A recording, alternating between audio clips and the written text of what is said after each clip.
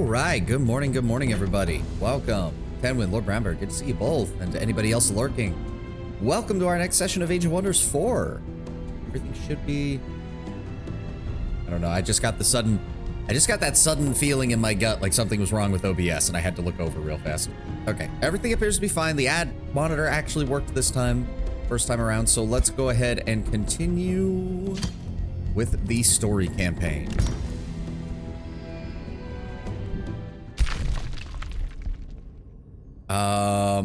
Oh, right. I was about to say, what the fuck's going on? Okay, right. That was my scout getting brutally murdered. Forgot about that. What were we doing? Could come down here and attack these guys. Wait. This isn't in anybody's territory, is it? No. Oh, Pirate Cove. Gonna have to be worried about that. Okay, so this actually... Oh, wow. Okay, so if you really wanted to, you could make a city here, do nothing but ground expansion, and build a city like right here and have it take all of the water provinces. Admittedly, that's what she's probably going to start doing, the little namby-pamby, ooh, we're so high and noble elves. We're the set things on fire and eat the corpses elves. Have you looked into the Ogrekin? I remember glancing at them at some point. I don't know, they didn't seem special to me. Like, they didn't seem bad. Maybe we can try them on the next one. Or we'll have to be continuing with the elves throughout the main story. I don't know. We'll figure something out. So, I already pretty much know we don't have the ability to handle this, because we didn't have the ability to handle the previous version. So, I say we go south and get us some more experience. Looks like we have some dwarves and some insect people who are set up shop here, as well as some dire penguins. We can deal with those guys. So you go ahead and march over here. And we'll take our main force and march on. There we go.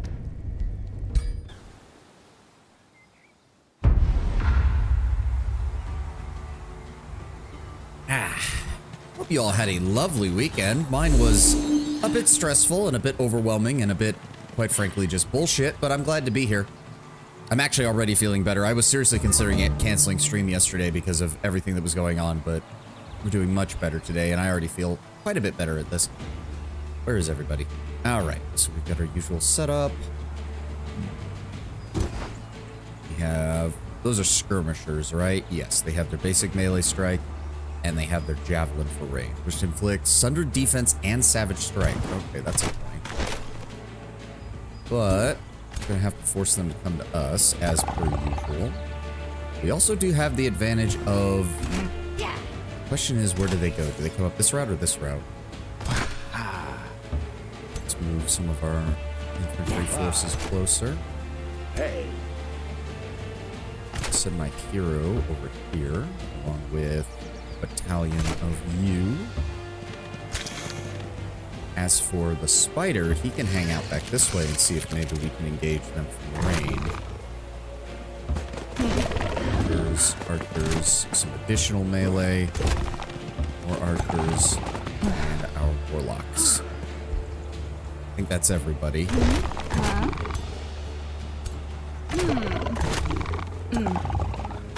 Just hold your positions, guys. Let them come to us. Plus, if they stay bunched up, I'll be able to hit them with ranged attacks pretty effectively. Oh, that's actually in range for them. That's annoying. Ah, but it's at the extreme end of their range, so they missed. Are you also going to miss? Nope, you actually hit me. Annoying. They're going to throw as well, obviously. Ow. Ow. It's fine. Oh, but that's foolish. Okay, so you disengaged your guys. That will make things much easier. Much easier. Just gonna go ahead and keep sending the spiders on a flanking mission.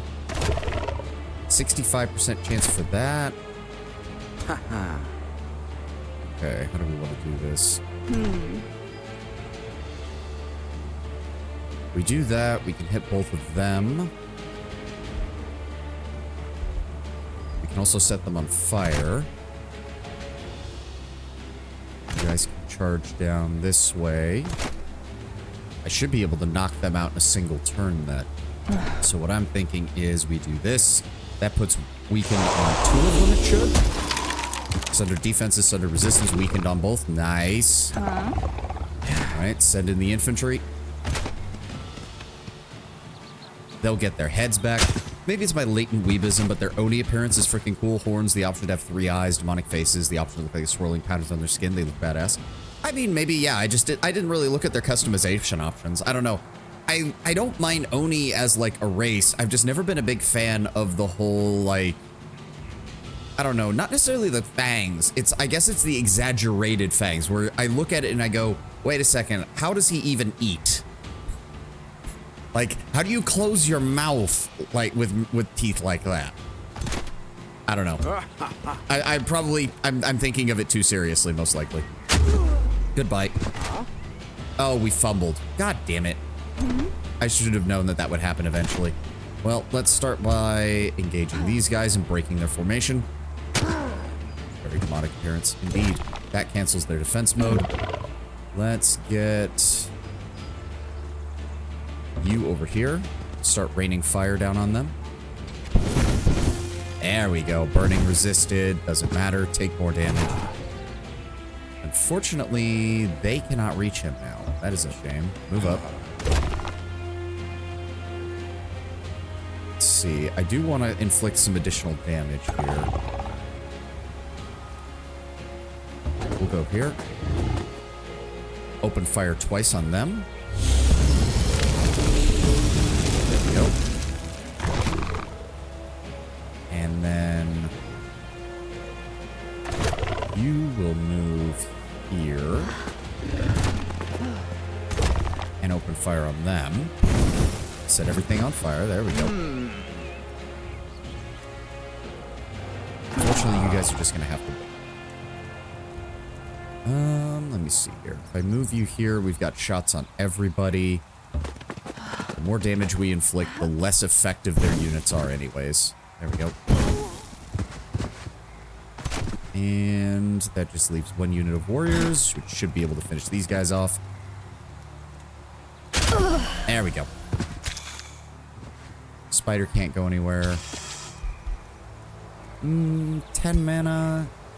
That'll massively reduce them. That'll massively reduce them.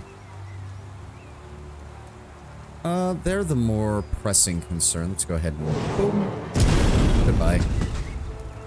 I think burning might actually kill them next turn then. He's gonna move. He's gonna try and shoot my poor little spiders and do practically nothing.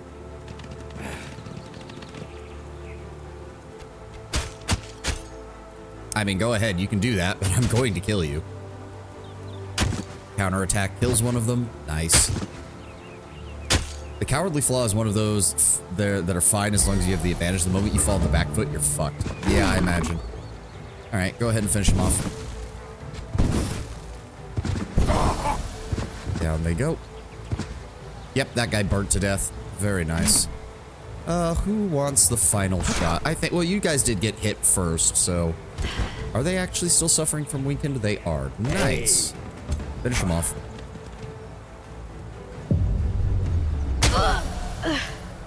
The raptors have such aura. Yeah, I know. Like, that's why I kind of wanted... I was kind of hoping my whole army would be on them, but I'm okay with the Dark Warriors not having them. Especially if you encounter an enemy with the Tome of the Doom Herald, which inherently is about morale damage. Yeah, I could see how that would be bad. Thank you for the food. Ooh, some production and... Bolt Bane. This unit is 30% harder to hit with physical range and magical attacks. Boy, I'm getting a feeling the game is very okay with not letting me get hit with arrow attacks. Look. You can remedy that weakness yourself by getting the Tome of Revelry. You're right. So that's not as good as the Volley Veil. Oh dear, hiccups. But we can go ahead and give it to this one. Just go ahead and make her harder to hit. Oh, good. We actually did level up. The additional experience is still good. Knight and Curse. Curse target unit inflicts 2 stacks of Sunder defense, 2 stacks of Sunder resistance, and 2 stacks of weaken for 3 turns. Oh, good. So even though she doesn't have a ranged attack, she still has a way of inflicting weakness. Nice. The ability on the far right. Raise undead. Friendly undead corpse is revived with... friendly undead corpse is revived with 60% of its total. Non-undead corpse is raised as a zombie. Okay. That's way more useful if you're actually playing with undead, because it allows the Death Knight to serve as a support caster, essentially.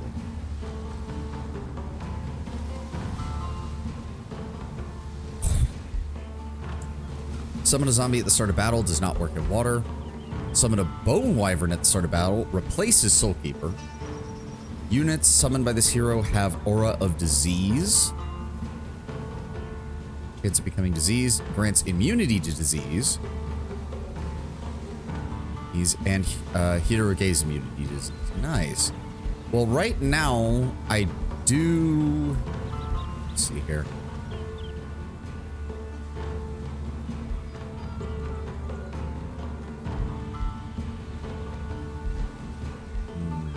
Frenzy gains a stack of strengthened.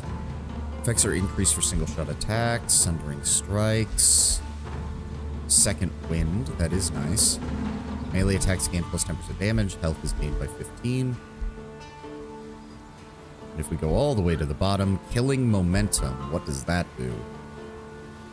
Unit regains 1 action point when killing another unit with a magic, melee, or physical ranged attack. Ooh, that's good. Works once per turn. But right now, we're going to grab Curse, because that will allow our Death Knight to assist in debuffing the enemy, which I quite like. Alright, Solasdom still needs more production. Let me see here. We've got the Ritual Pyre, which increases mana income and more mana adjacent per forester, which unfortunately this city does not have any forests near it, really. I think we have 1 forester, and that's it. That's unfortunate.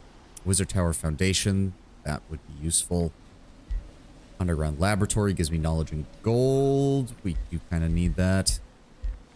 We can boost our mana production with the Shrine, which would be nice. The Shipyard also gives us gold. Library gives us knowledge. We do have a nice... oh, no, actually, our production is still absolute garbage. Give me the Stone Mason, then. We need more production. Okay. We'll deal with the Dire Penguins next, and then we'll start making our way back up north, and we'll need to figure out why there is a quest marker on this guy. Plasdom has low stability. Don't care. We're Dark Civilization. We don't give a shit. Hey, my scout found gold. Nice. Okay. Move you here. Yeah, that's what I thought. Water spirits. So wait, we have to engage them as a water fight? Really? Yeah, I didn't think so. I'm not dealing with this. I don't want to deal with water fights. Thank you for the free food. 64 gold, and padded shoes, which just straight up give you +3 defense. Which would be good, considering that as an elementalist, my ruler has no such. On the other hand, giving it to my Death Knight doubles down on her physical defense, which I feel is slightly better. Alright, so it's going to take us another turn to get out of here. There doesn't appear to be anything else down here that we have to worry about. I refuse. You cannot expect me to believe that with 3 tier 1 units and a single hero, she's going to be able to take a silver wonder. Do not play that game with the game.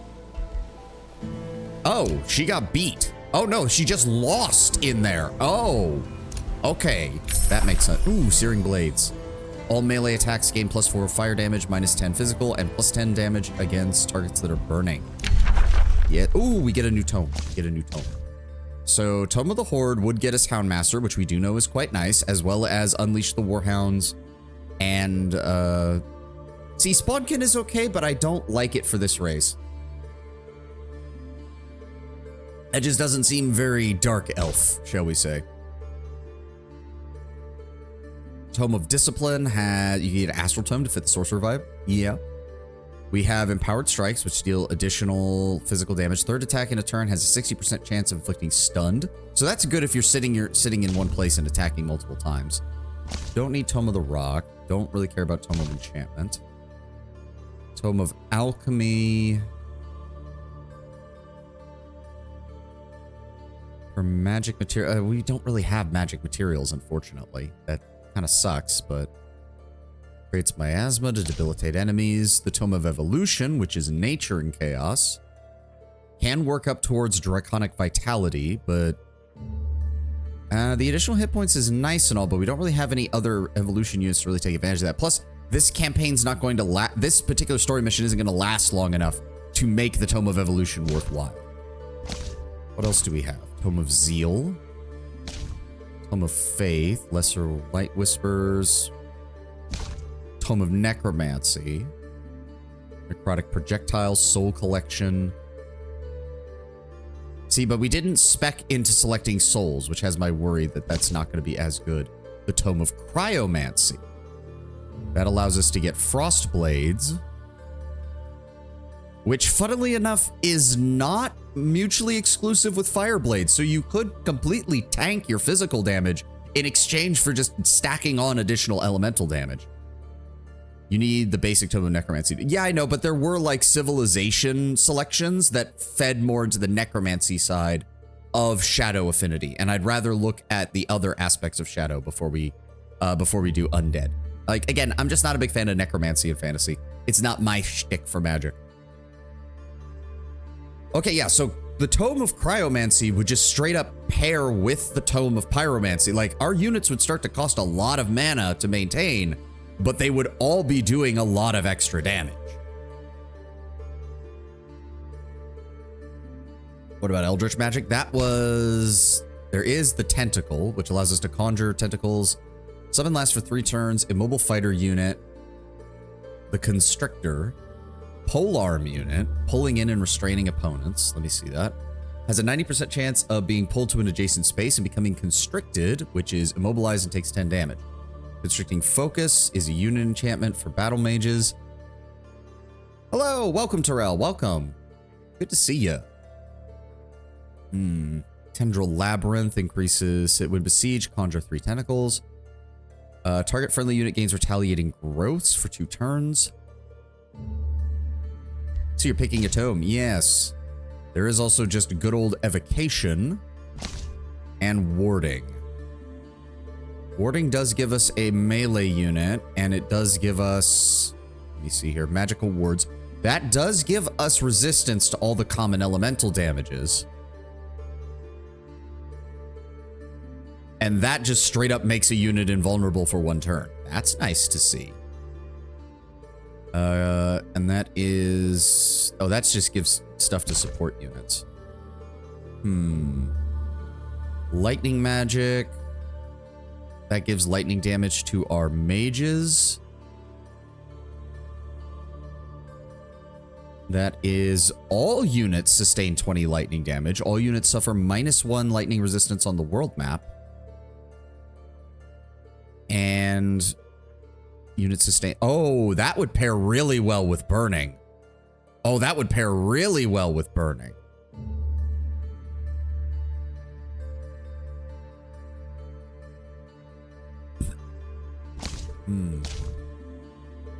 Because that is true. So slowed is countered by hasten, so it's not even, that is countered by burning. So yes, you wouldn't want to pair cryomancy and pyromancy. The debuffs would just counteract each other. But if we pair it with lightning, they don't counteract each other, and the enemy gets electrified and burned, which means they'll be taking additional damage every single turn. It also gets us the Evoker, who can increase, yeah, target enemy unit and 2 others within 3 dexes are dealt damage. Very nice. Very nice. Oh, we actually have some hard choices here. Because unfortunately, there really isn't anything else in the shadow area that I'm really interested in.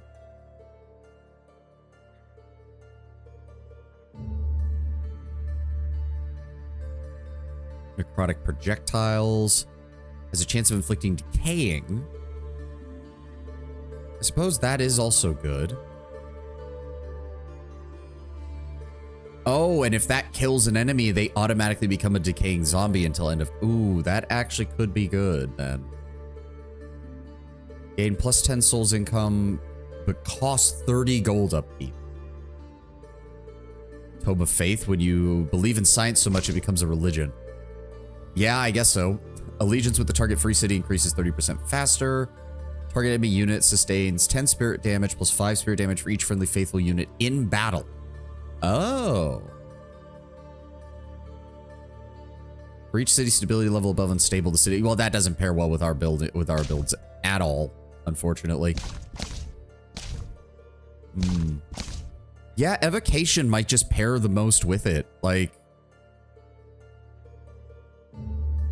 join the army of the dead. Sorry, Tano. As I said, I'm just not a big fan of necromancy. I'd much rather set everything on fire and electrocute it at the same time.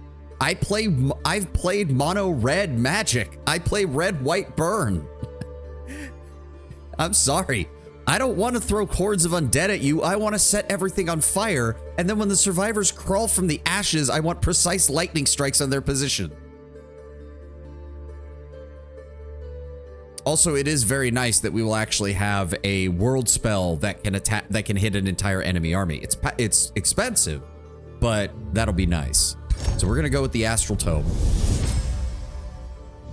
Just as you may effectively utilize the protective potential of magic, it follows that you can employ it in a more devastating fashion in order to visit harm onto your foes. The thunder and the fury of the skies is at your disposal if you prove yourself worthy. Its tempestuous, destructive force is a perfect tool for blasting apart your enemies. Yeah, let's go with the lightning blades right off the bat. Which also means searing blades. We're gonna need to see how much this is gonna cost us. But in the meantime, you are a magical basic bitch. Approved. I mean, again, Terrell, I play mono red and red white. You think that's an insult, but it's not. Be funny if the next time you get to choose cryomancy instead of the tier 2 tomb just to be a basic big mage. Fire, lightning, and ice. Well, again, unfortunately, the ice does directly conflict with the fire upgrades that we've given them, but lightning does not. Lightning just doubles down on the debuff damage that we deal to them. Also, that is Rainbow Clover, so we should definitely try getting that. How is our city going? 4 turns until we get that. 1 more turn, we get the Pyromancer. It's still kind of annoying that our other mages can get on the Raptors, but our Warlocks can't. Even though from the looks of it, the Warlocks aren't using anything special, but they're not allowed to be on... That doesn't make any sense to me, but okay. All right, go ahead and end turn. He is still over here in the corner, so we don't have to worry too much about him right now. And we do still need to deal with these cat people at some point. All right, we are heading back north, I think. Oh my god, why are there so many aquatic fucking enemies? I don't want to fight them. We should go clear them out, shouldn't we? The longer we wait, the worse it's gonna get for us. Right, give me that. No, give me that Pyromancer. He can start heading this way to meet up with us. We're gonna have to go deal with it, because the longer I wait... Yes, this infestation will become active in 3 to 6 turns. Yeah, we need to deal with this now. We need to deal with this now.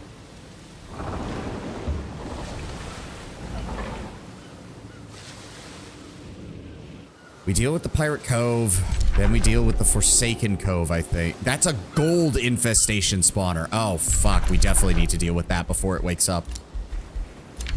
Negotiation succeeded. Pact of Vassalage, or Pact of Loyalty is gained.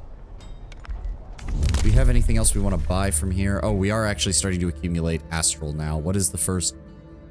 Casting a combat spell reduces the cost of all other combat spells types by 25% for 2 turns. Okay.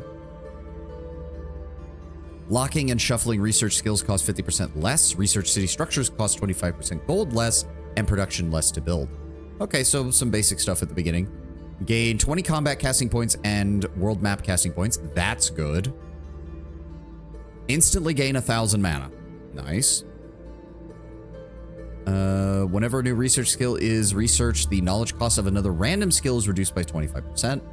Newly summoned or recruited magic origin units gain +1 rank. Astral Empire skill, whenever your unit gains rank, earn more knowledge. That's actually quite good. Immediately summon an army of magic origin units with low maintenance at your throne city. Okay. Research posts give additional knowledge. Conduits grant additional mana. Throne city gains +10 knowledge for each magic material your empire has access to. Immediately conjure a defended magic material near each city in your empire. Oh, that sounds really good. Units are restored to full HP and regain 50% of their movement points after using a teleporter if they've not yet regained any movement points this turn. Teleporters grant 15 mana income. Nice. And spells can now be cast on the first turn of combat, which, yes, can be insanely powerful given how the enemy will often be bunched up at the very beginning of the fight. They have magic in 2 hands, of course. Yeah, I mean, I know you're joking, but I don't think the game is, unfortunately, from the looks of it.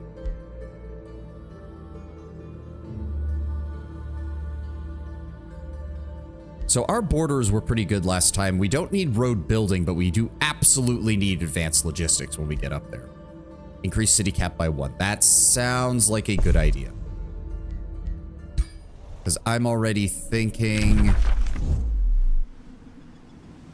Funnily enough, if she's not going to take these water provinces, setting up a city over here where this pirate cove is, like on this little strip of land that's actually accessible according to the map, might actually be somewhat good.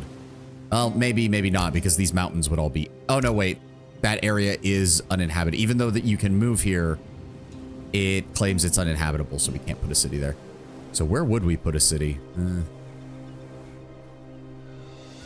Darkspire's there. Her city is here, so we don't want to be too close. Or Orculum is here. I mean, I suppose if we up our... With our city cap being high, we could go conquer Orculum. Although that puts us dangerously close to Yaka. And right now our economy is nowhere near as strong as it was when we were playing the Giant. It just isn't. We have a channeling tower, +10 mana and +3 mana per adjacent conduit. Counts as a conduit. Again, unfortunately, we just don't have enough. We just don't have enough for that.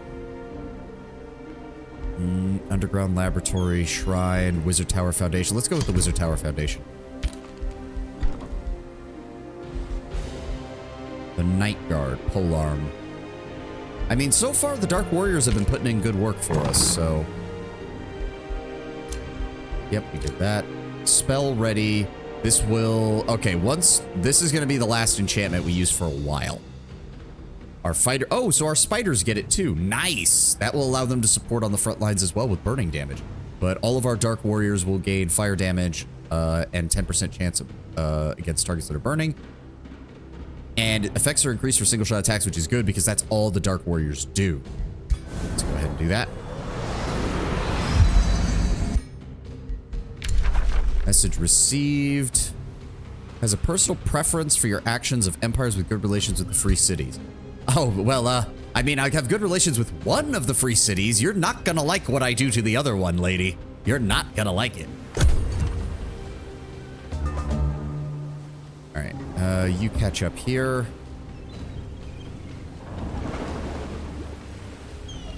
There we go. Move over here. Okay, so the Pirate Cove has not fully awakened. Next turn, when these guys can move in, we will be fine. Yeah, because they're just a little too far away to assist us. In the meantime, our Pyromancer can just keep on keeping on. Just keep walking this way. And then, yeah, once we've cleared this out, we'll take our full 2-stack units, and we'll clear out both the Marauder Guard here and the Forsaken Cove up here.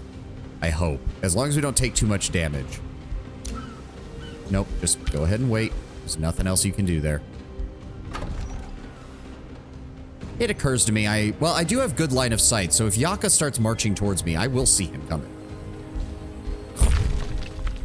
Maybe we should build an underground city. That might be interesting.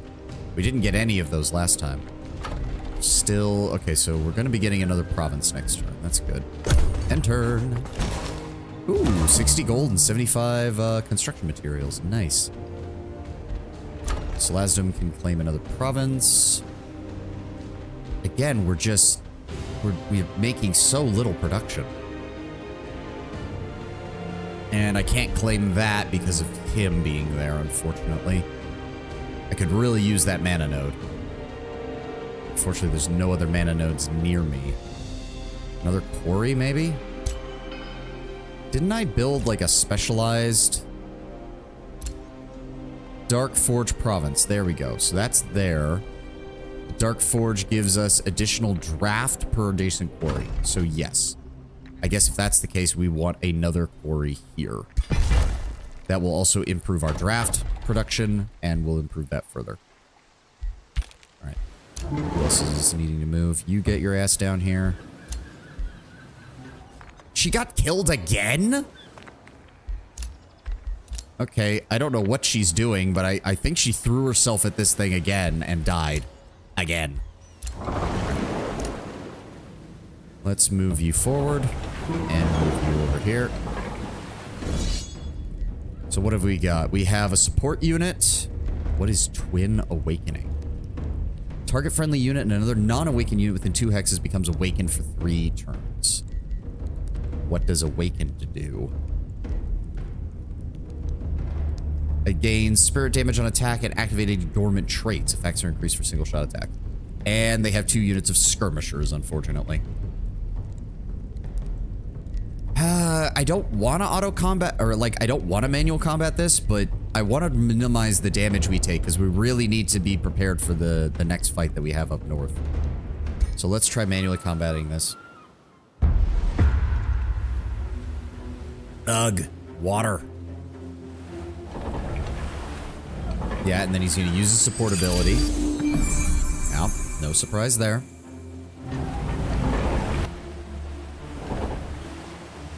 I do like that the warlocks have a giant, like, eldritch stone floating on their ship to simulate where they're going to be attacked. It's so wet. Okay. So, quite frankly, again, we have the range on this. I would rather fall back and, again, force them to engage us.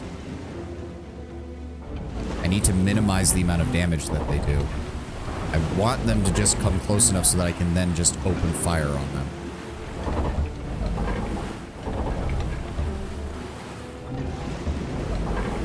Send my hero over here, send my dark warriors over here. That is going to be close enough. Fall back slightly. There we go.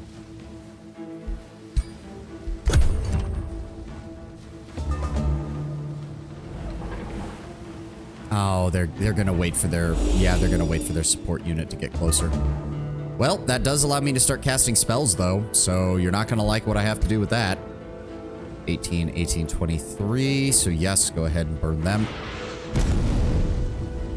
Get set on fire. End turn. Force them to come to us. Force them to come to us. Yeah, okay. I'm hoping that he has to try and hit us at maximum range. Yes. Oh, the net worked. Fuck. Well, at least I have a hero over here to deal with that. Ah, they both got immobilized. Fuck you.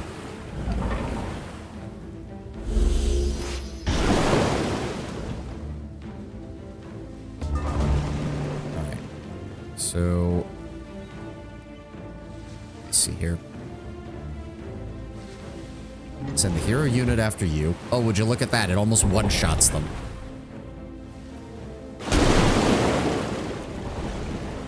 And then move you over here. That should finish them off. There we go.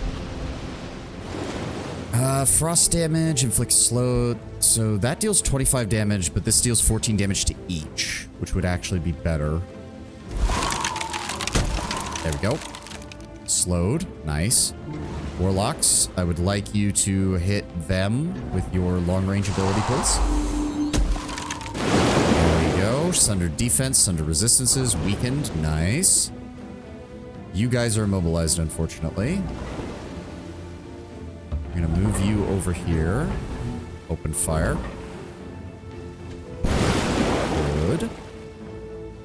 Then the spiders are going to come in and attack on the flank.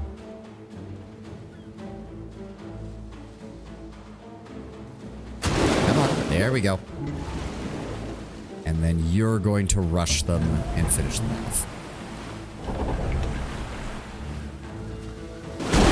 There we go. Ooh, 50 damage on that. Good shot. All right, so we're going to move you over here. And open fire. Grazed, weakened, that's fine. As long as they get weakened, we're good. We're going to get 2 shots on them. Even if we graze, we should be good. Nope, we got it full powered on both. They're down. Okay. That was still more damage than I would have liked, but probably less than the auto-resolve would have given us. Flankers Band of the Killer. 25% damage when flanking, 63 gold, and a Dawn Defender. Okay. Oh, right, because we cleared out a... I forgot we had the Chaos ability that clears them out. It's a tier 1 shielded cavalry. Shield of Light. While awakened, this unit gains the Shield of Light, increasing its defenses and resistance. You could just disband it. Yeah. How does it even... Why is it at -2? Fucking... Yeah, this thing is not very good. This thing's not very good at all. It's worth 8 gold and 3 upkeep a turn. Like, the spider's still useful as a flanking unit, and it has the potential to evolve if we keep it alive long enough, but that's just not very good. Okay. Well, we are still in neutral territory, so we are going to recover a little bit of health. Also, damn, I didn't even realize that my Dark Warriors are already champions. Oh, unit gains the sprint ability. Ooh, nice. That'll be perfect for them. And then what do they get at the max level? They get another 10% damage, additional defenses, and another 10 health. Nice. They are the champion.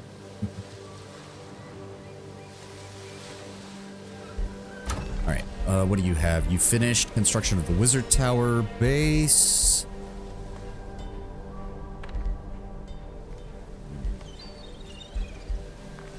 I don't think this game's going to go on long enough to warrant an item forge, so I would much... Honestly, get me the shrine. We need to get that mana production back into the 30s and 40s. How are you doing? Pact of Vassalage in 6 turns. Do I have anything that I want to spend this on right now? Whispering Stone. Not really. No. What is the next level there? Gain 3 gold per unit tier of units killed in combat. That's not bad. That means that on top of the cannibalism stuff, we get food, mana, and gold whenever we fight somebody. That's pretty good. We also don't have many magic origin creatures right now, so that's not that good. Crypt Blade. That would be... Okay, that would be good on the Death Knight. That would be good on the Death Knight. Alright, alright. Yeah, mark all is seen. And the other one we also want, yes, advanced sensing we're going to want as well.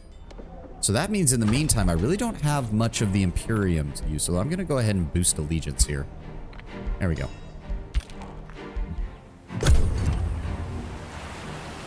My scout is still wandering around over here, and I have no idea where he's going. Alright, so what I want is you to move here, pick him up, and keep heading north.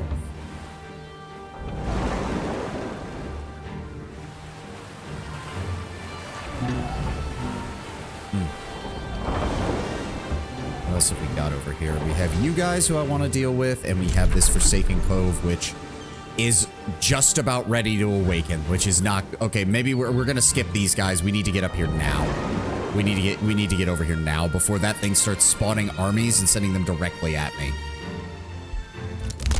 New Empire development skill. Oh, we just got this. Yes, go ahead with battlefield looting.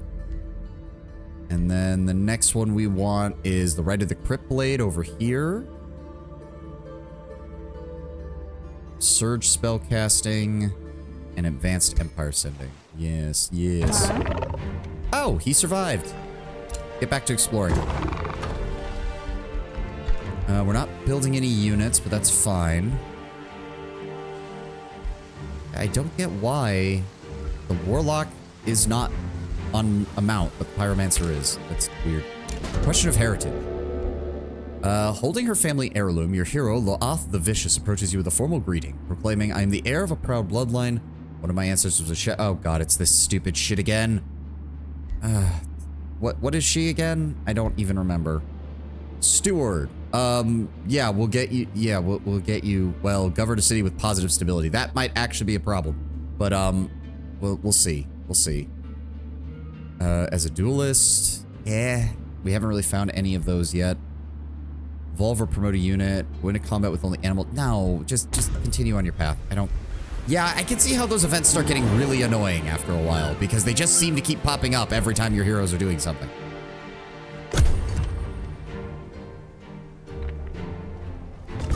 Okay, Yaka moved. Still no sign of him here, and his city is still fairly small, so we're gonna hope that that's a good thing. Lightning blades! Yes! Good. Or a column is sending a war party to your domain. Fuck! Okay, well, he's a long ways off. We'll deal with these guys and march back to our city. That's our best bet, honestly. How powerful are you right now? Nah, ooh, okay, Bone Wyverns. That is a bit disconcerting, but we will be able to take you on next turn. And maybe that'll mean we get something really nice from this place. Select new research.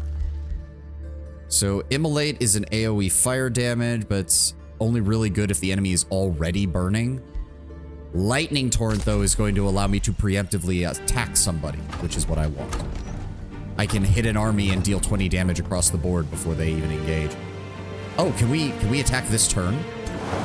Because I think they're close enough to reinforce. Yes. All right, let's do it. Oh boy. Phantasm War. This is going to be on the water again. I'm going to auto-combat this. Allow the AI to use spells. Yes. Okay, we took some heavy damage on one of our Dark Warriors, but otherwise we're fine. We got 27 gold, 6... Oh, because they're undead, we don't really get that many supplies from them. That's a shame. There we go. A Frost Great Axe, which we can use on the Death Knight. A Banshee, a Tier 3 Battle Mage unit. 125 gold and a Wand of Resurrection. Brings target allied unit back to life with 75% of its total hit points. Can only be used once per battle. Thank you, game. Ooh. So they have... Okay, so don't forget to check what abilities... Yeah, I'm looking right now. Oh, they are... That is some high fucking upkeep. Oh, shit. Part of the Tomb of the Doom Herald. So, cool bolts, dealing additional damage to units with high morale. Or low morale, sorry. Wail of the Banshee. Enemy units within a 2x radius have their morale reduced and become weakened. It can phase. It has a defense mode. It is heartless. 50% modifier to morale damage. Melee Mage can use magic and support abilities while engaged in melee and can pass through obstacles.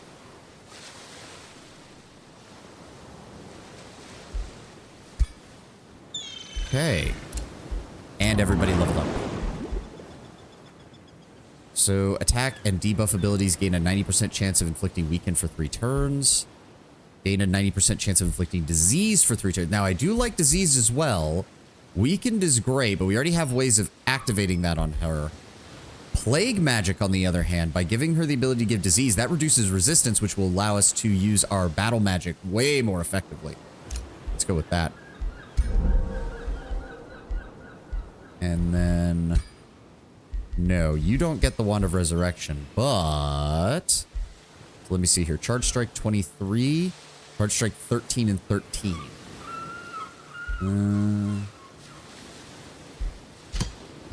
Oh. But I do like the look of it, so we're gonna do that. Yeah. Yeah. The ruler also leveled up. Let me see here.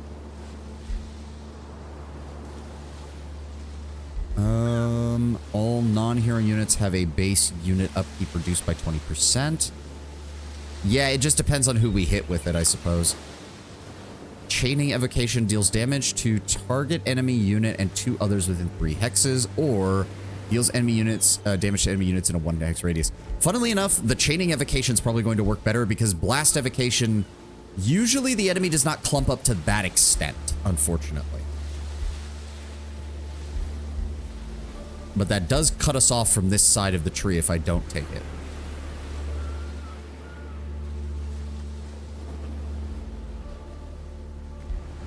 And that's the only problem. 90% chance of inflicting a sundered resistance stack for 3 turns. That is pretty good, though.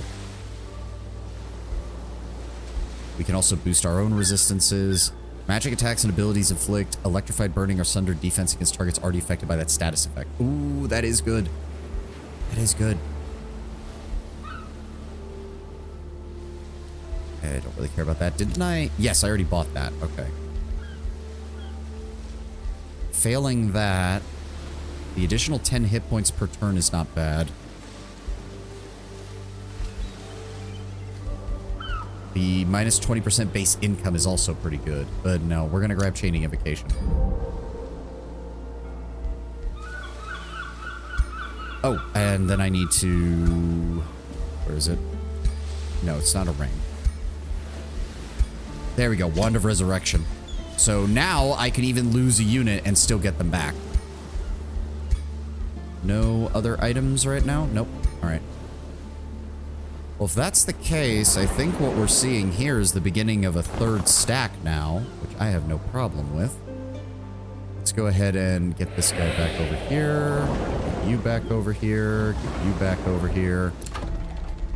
Okay, well, if the enemy's coming my way, let's go with...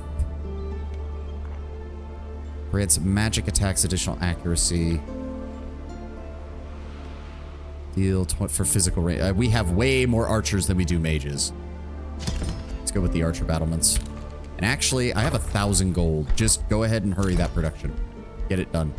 And then get me a mana obelisk started next because we're gonna need it. Our mana income is now far too low.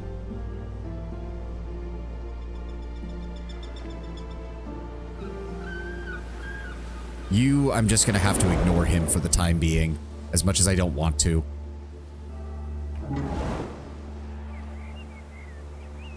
Okay.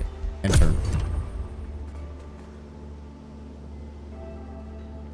I was about to say, game. What was going on there?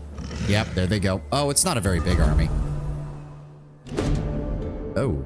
The newly forged pact with Darkspire seals the reunification of the Fae. We were fools to fear the magic you wield. A spell can harm or kill, but it can also protect. The Dark Fae will need your powers to survive in this dangerous world. We are proud to once more call you our Empress. Darkspire offers up all it has to give so that the Dark Fae may stand together once more. All cities of the Dark Fae gain 32 Empire stability for 6 turns. All free cities of the Dark Fae gain plus 300 relations. Muster your finest soldiers. You gain a Dark Knight, a Shock Cavalry unit. Interesting. Interesting. The people of Salazdom deserve a feast in honor of this occasion. Donate to my treasury. We will prosper together. Honestly, the Dark Knight sounds really cool. I want that. Yes, muster your finest soldiery. Okay, so he gets a lance and gets cavalry. I see how it is. But this is just a straight up upgrade compared to our dark soldiers. Dark whatever they're called. Because they also get searing blades as well.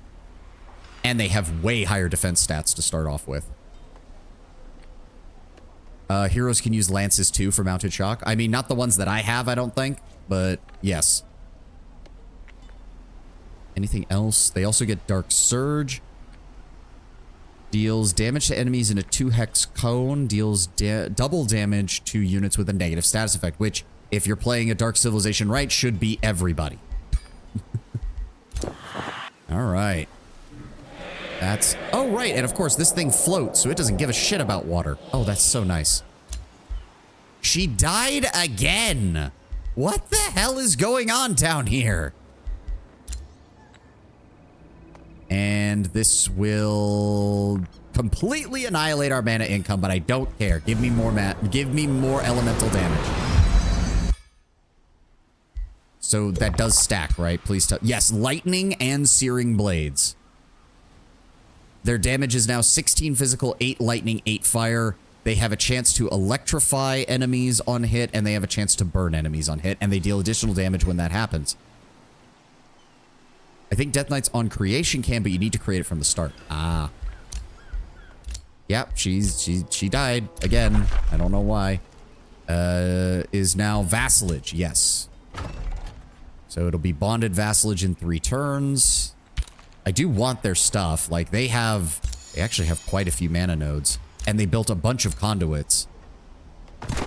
Like that will handle, like, hold on, what is that? So that's 15, 25, 40. Yeah, that would single-handedly completely rejuvenate our mana income. Like that would completely change it around again. All right, let's get moving. We don't have time to waste. They're coming for us. I don't care if the army's small. I still don't want to risk anything. Also, they're sending a hero, which means we can kill them.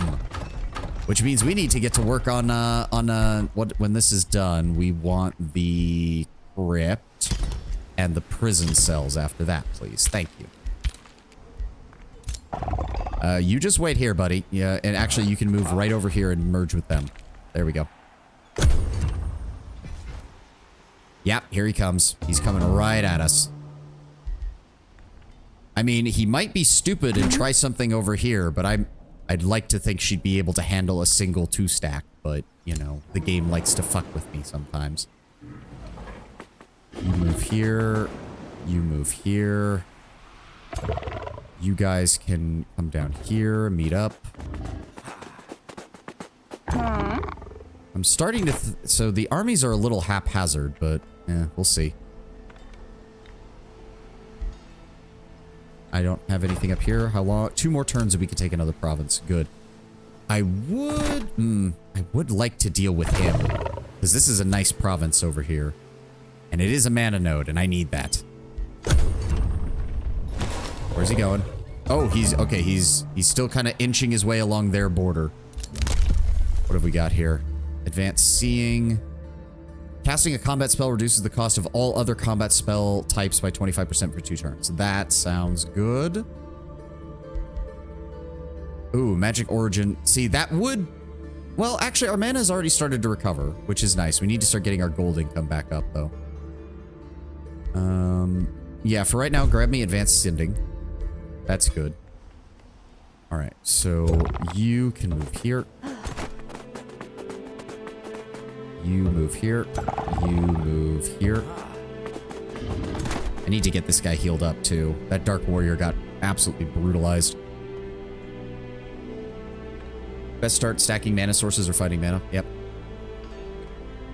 Hey, Diamond, welcome. Sorry I didn't catch you when you first showed up. Welcome, welcome, man. A new rally has started. We can get Night Guard. We can get Night Guard from them. For 80 gold, that's actually not bad. That would also kill our mana income right now. Wow, wait, the Gargoyle is a tier 2. It's only a tier 2 unit, but it has an upkeep of 18 mana. Fuck. Oh, because it also probably benefits from the, yeah, its standard upkeep is probably closer to a 10, but with all the benefits that I really can't afford to be taking in more of those. Yep. I guess I should be glad that the Banshee counts as a mage unit rather than a melee unit, or it would have even higher mana upkeep cost. Good lord. The Gargoyle is kind of bad. Yeah, I mean, I can see why it would have one advantage, is that it's a fairly cheap flying magic unit. So if you built like a whole stack of them, you could use them to harass people like over the water, because you'd be able to attack and then retreat very easily. But other than that, I can't really see a reason for them. Let's see if I can coax him into getting closer. All right, we've got the crypts going. We actually have a lot of gold. Go ahead and hurry up the production of that. Thank you. You wait right there. Are you gonna be... yeah, apparently you were. Oh, that was somebody's army. Didn't really catch what it was. There's still a lot of random enemies out here. Yeah, there we go. Ah, I really want that province. Again, our quarries are just... I mean, the Dark Forge is kind of the most important, so... let's just build another quarry, I guess. And that's going to be it for the Dark Forge, because that's... Yeah, Quarry, Forester. Yeah, that's about the best we can do with that. Still. Oh, we can get a new hero. Let's see here. See, I just... That's not going to happen. Why route an enemy unit when I could kill them? Duelist, Industrious Governor. We do have the money for this. We have a Ranger. That's different. Agricultural Governor. Fortifying Governor. We don't really have one. Well, actually, hold on. Each conduit gains +5 mana. Each conduit... Well, I mean, we're rarely going to get them above level 1, unfortunately. If we take this guy... and then we put him in charge of Dark Spire when we take it over, because it already has like 3 conduits. That'll almost double its mana production. What is he, a defender? I don't really want that. Spellblade, Ritualist, Ranger.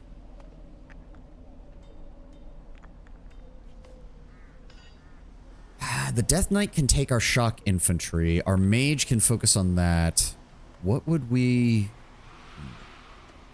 Then I guess this guy could work with our frontliner? No. I just don't know what to... Yeah, well, we'll take Defender, fine.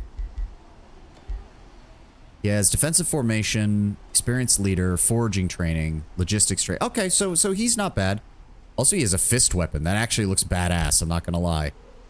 Summon Slaying Flamebringer. Magic Origin Slayer. What? Disables mount? Oh, that's kind of bullshit. It would be so cool to punch people while riding a raptor. Screw it. I'll take it.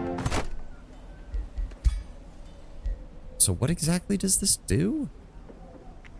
Combo. Third attack in a turn deals an extra 60% damage to the target and adjacent enemies. Okay. So wait, what does... Let me see his chart. What exactly... So he has taken no skills here. He does have his signature skill. Let's go with Chaos again. That's fine by me. And we'll grab him the Burning Blades, because that's also still good. Fist weapons on a mount aren't convenient. Says you. When entering defensive mode, this unit and all adjacent allies receive a +2 to defense. This and adjacent friendly units gain +1 to resistance. Adjacent friendly units deal 10% more damage. Okay, so he is just a straight up frontline buffer and a... Yeah, he can taunt enemies to draw them in, which is nice. Pushing attack, warding bond, stunning bash. Okay, so he can just become a pure frontline support character. And he does eventually get weakened, which is nice. With a non-physical attack, they gain bolster resistance and status protection, +1 defense, +5 evasion, +1 resistance, +2 status resistance. Okay, yeah.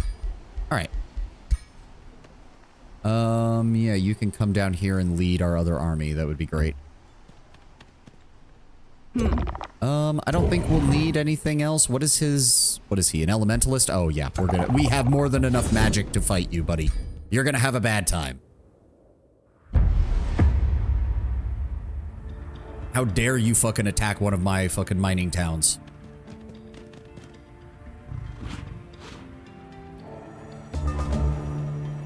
Alright, so I kind of have... Yeah, he's not even gonna be able to reach us, I don't think.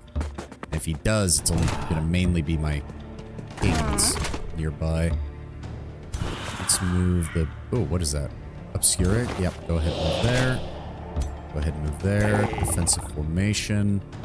Let's move you guys out on the flanks.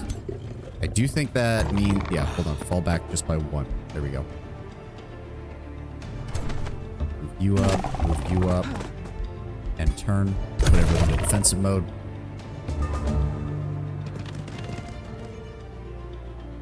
Really? He's not going to... Okay. That's fine by me. That's fine by me. Let me see here.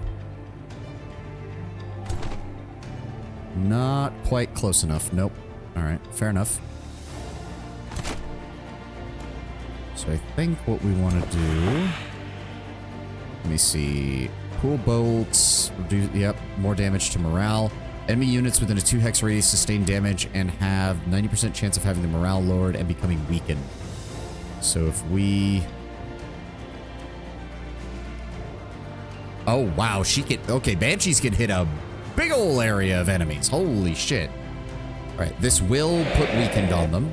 Oh, they had to... Wait, why did they move? Okay, so I guess they had to. All right, that's fine. That's fine. Oh, wow. Critical hit. Nice job. And then they are already weakened. So I actually... Let me see here. Hold on. That uses most of our movement, unfortunately. Oh, but I can use this from here. There we go. Get shot, weakened, burning. Nice, nice.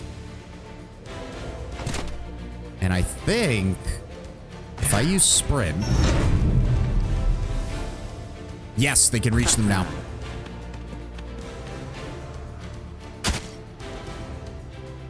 Yeah, you got the attack off first. That's fine. We're going to hit you hard. Which also means if I use sprint on them, there's absolutely no way to escape the renewable energy conversation. Wait, what?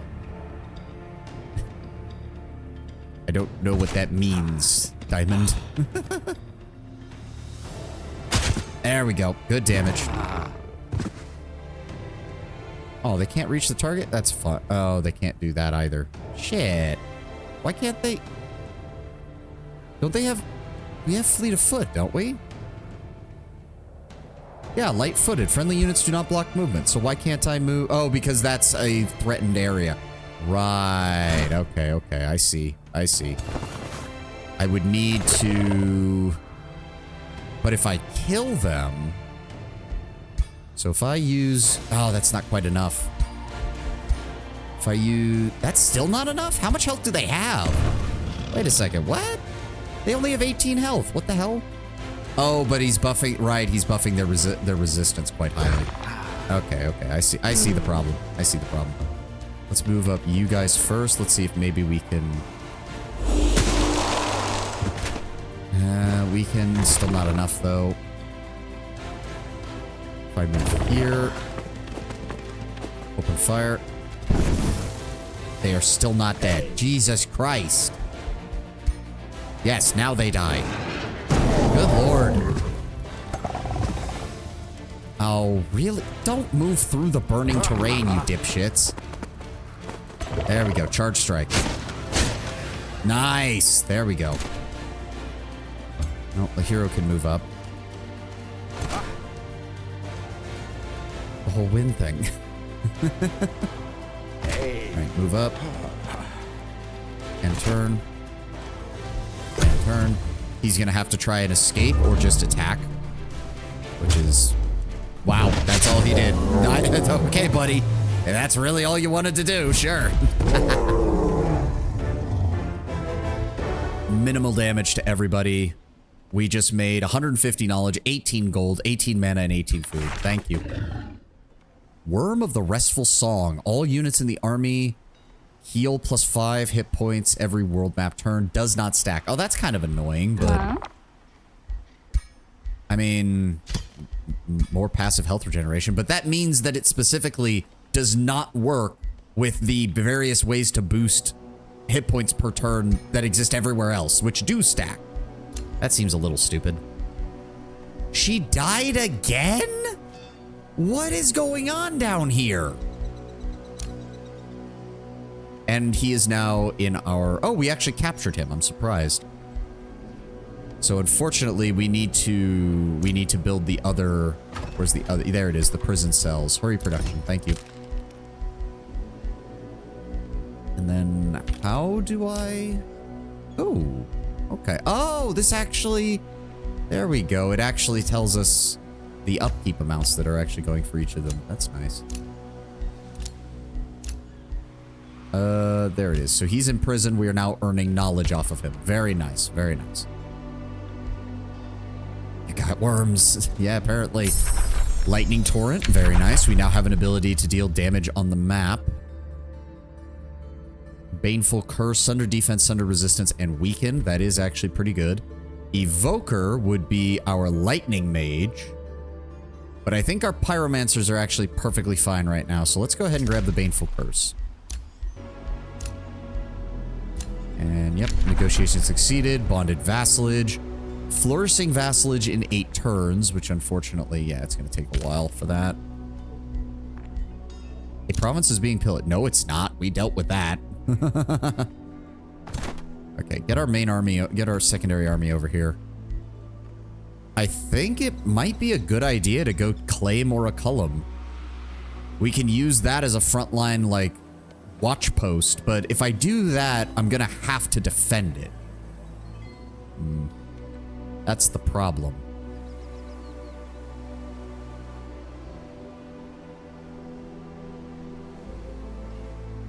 I kind of want to go... I want to deal with this. I want the Fey Fountain at some point. It gives plus 20 food and plus 5 of that. Plus 2 city stability per farm and forester in the city domain. Friendly units are healed for 30 hit points at the end of each strategic turn. That's really good.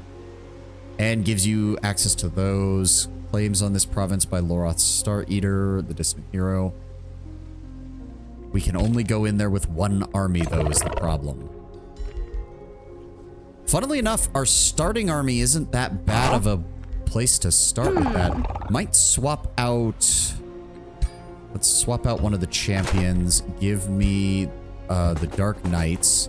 They're just a faster version of the Dark Warriors, basically. Put you in there. Pyromancers, they get Flame Strike. Unfortunately, the Warlocks still have the better AoE because Sundering Curse inflicting 2 stacks of 3 different weak debuffs is really good. So, Warlock, Hero, Dark Knight, 2 Dark Warriors, and a Pursuer. I think that should be good. We don't have much of a front line, but we don't necessarily need it if we do enough damage. Let's move over here. Let's move over here. They'll be fully healed next turn, and then we can try our luck with the Fey Fountain. How long until... It'll be 5 turns, so...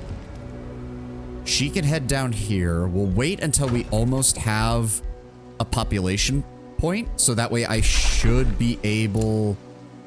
Oh, I'm not going to be able to, because it's not aligned with my border yet. But hers isn't either, so she can't grab it either. So yeah, that'll be fine then. We'll go and deal with that. Just wait there to get your healing fully done. You guys, on the other hand, are going to be heading over here to deal with this asshole.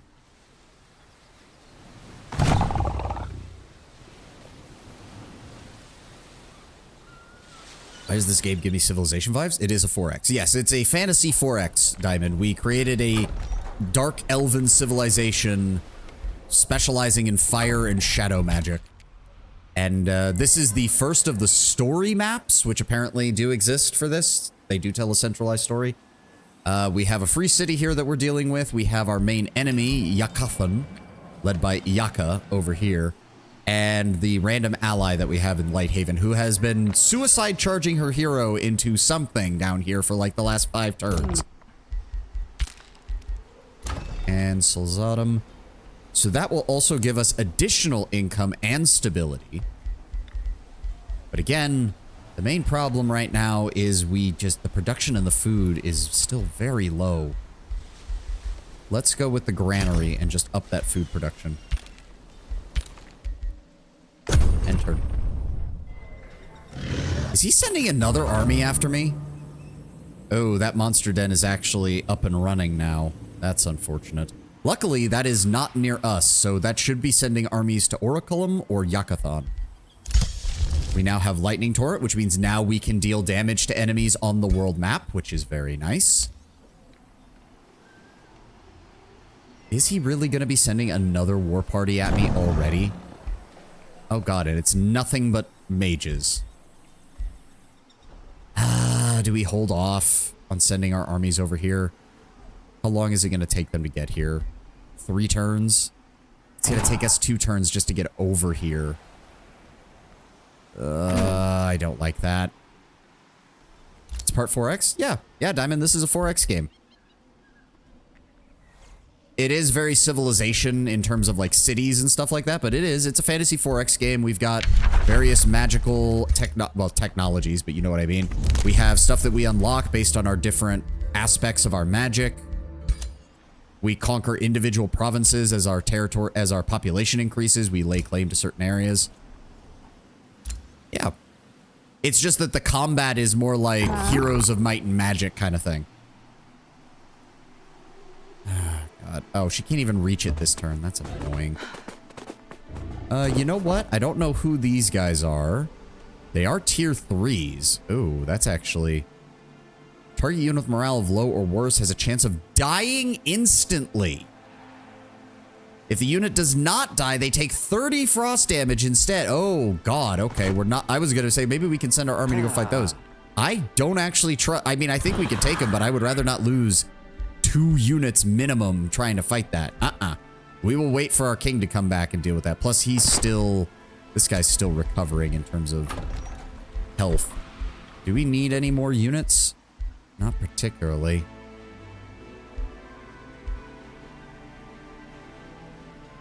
Night Guard, Pursuer, Outrider. No. We're good on that front. Rulers in the Void, again. Free cities, we're on good relations with. We're on bad relations with. Yep. The Mended Torchbearers, the Dark Fae, and the Firebrand Predators. So wait, then what species does Yaka have? Oh, he has the... Oh, so... Okay, he starts with these guys. He starts with the same species. Okay. So that means he's probably... Yes, he already has them. He already has them as a vassalage. Kingdom Come Back, Kingdom Come Deliverance much. I mean, eventually I'd like to play Kingdom Come Deliverance. But our Empress Queen or whatever of the Fae is out here with her army. We'll be dealing with Fae Fount next turn. You guys stay there. Oh, wait. No. I didn't want you to move. You're still healing, you pieces of shit. Just stay here. No, do not continue on your path forward. Just guard. Stop moving. So we gotta purge the cats. Yeah, we're gonna have to clear them. I thought maybe they were acting as a buffer with Yaka, but I should have known that he would get them as vassalage. Yeah, theirs is allegiance. We need to deal with them then. We need to deal with them, take their city, and use that as a front line against him. Oh, that was a big army. Yeah, I think they're coming our way. I don't know where my scout is going. Baneful Curse has now been completed. Lightning Focus adds lightning damage to our battle mages and gives them a 30% chance of inflicting Electrified. Yes. Give me. All right, you fall back. Your guy is still injured. Let him heal. All right, we're going to go ahead and make a quick save here in case everything goes to hell. Too bad the underground on this map is underdeveloped. You could have gone full drow. Yeah. All right. Let's move on to the Fae Fount. Explore. Okay, 3 tier 3 units, 2 winter fairies, and a nymph. The nymph can seduce, so that means we need to prioritize them as a target. And they can also give regeneration to nearby allies. The winter fae, by contrast, has frost bolts and the hindering blizzard, so we don't want to bunch up too much.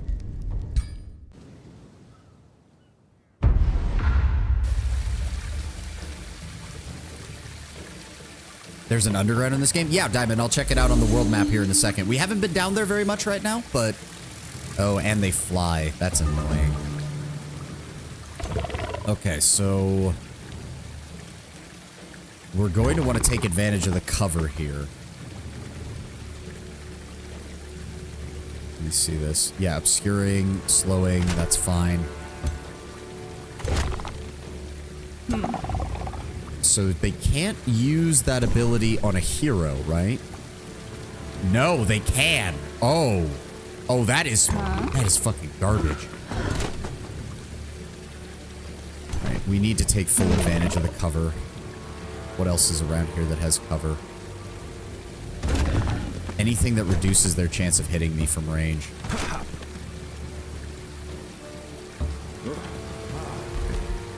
That's the end of our turn.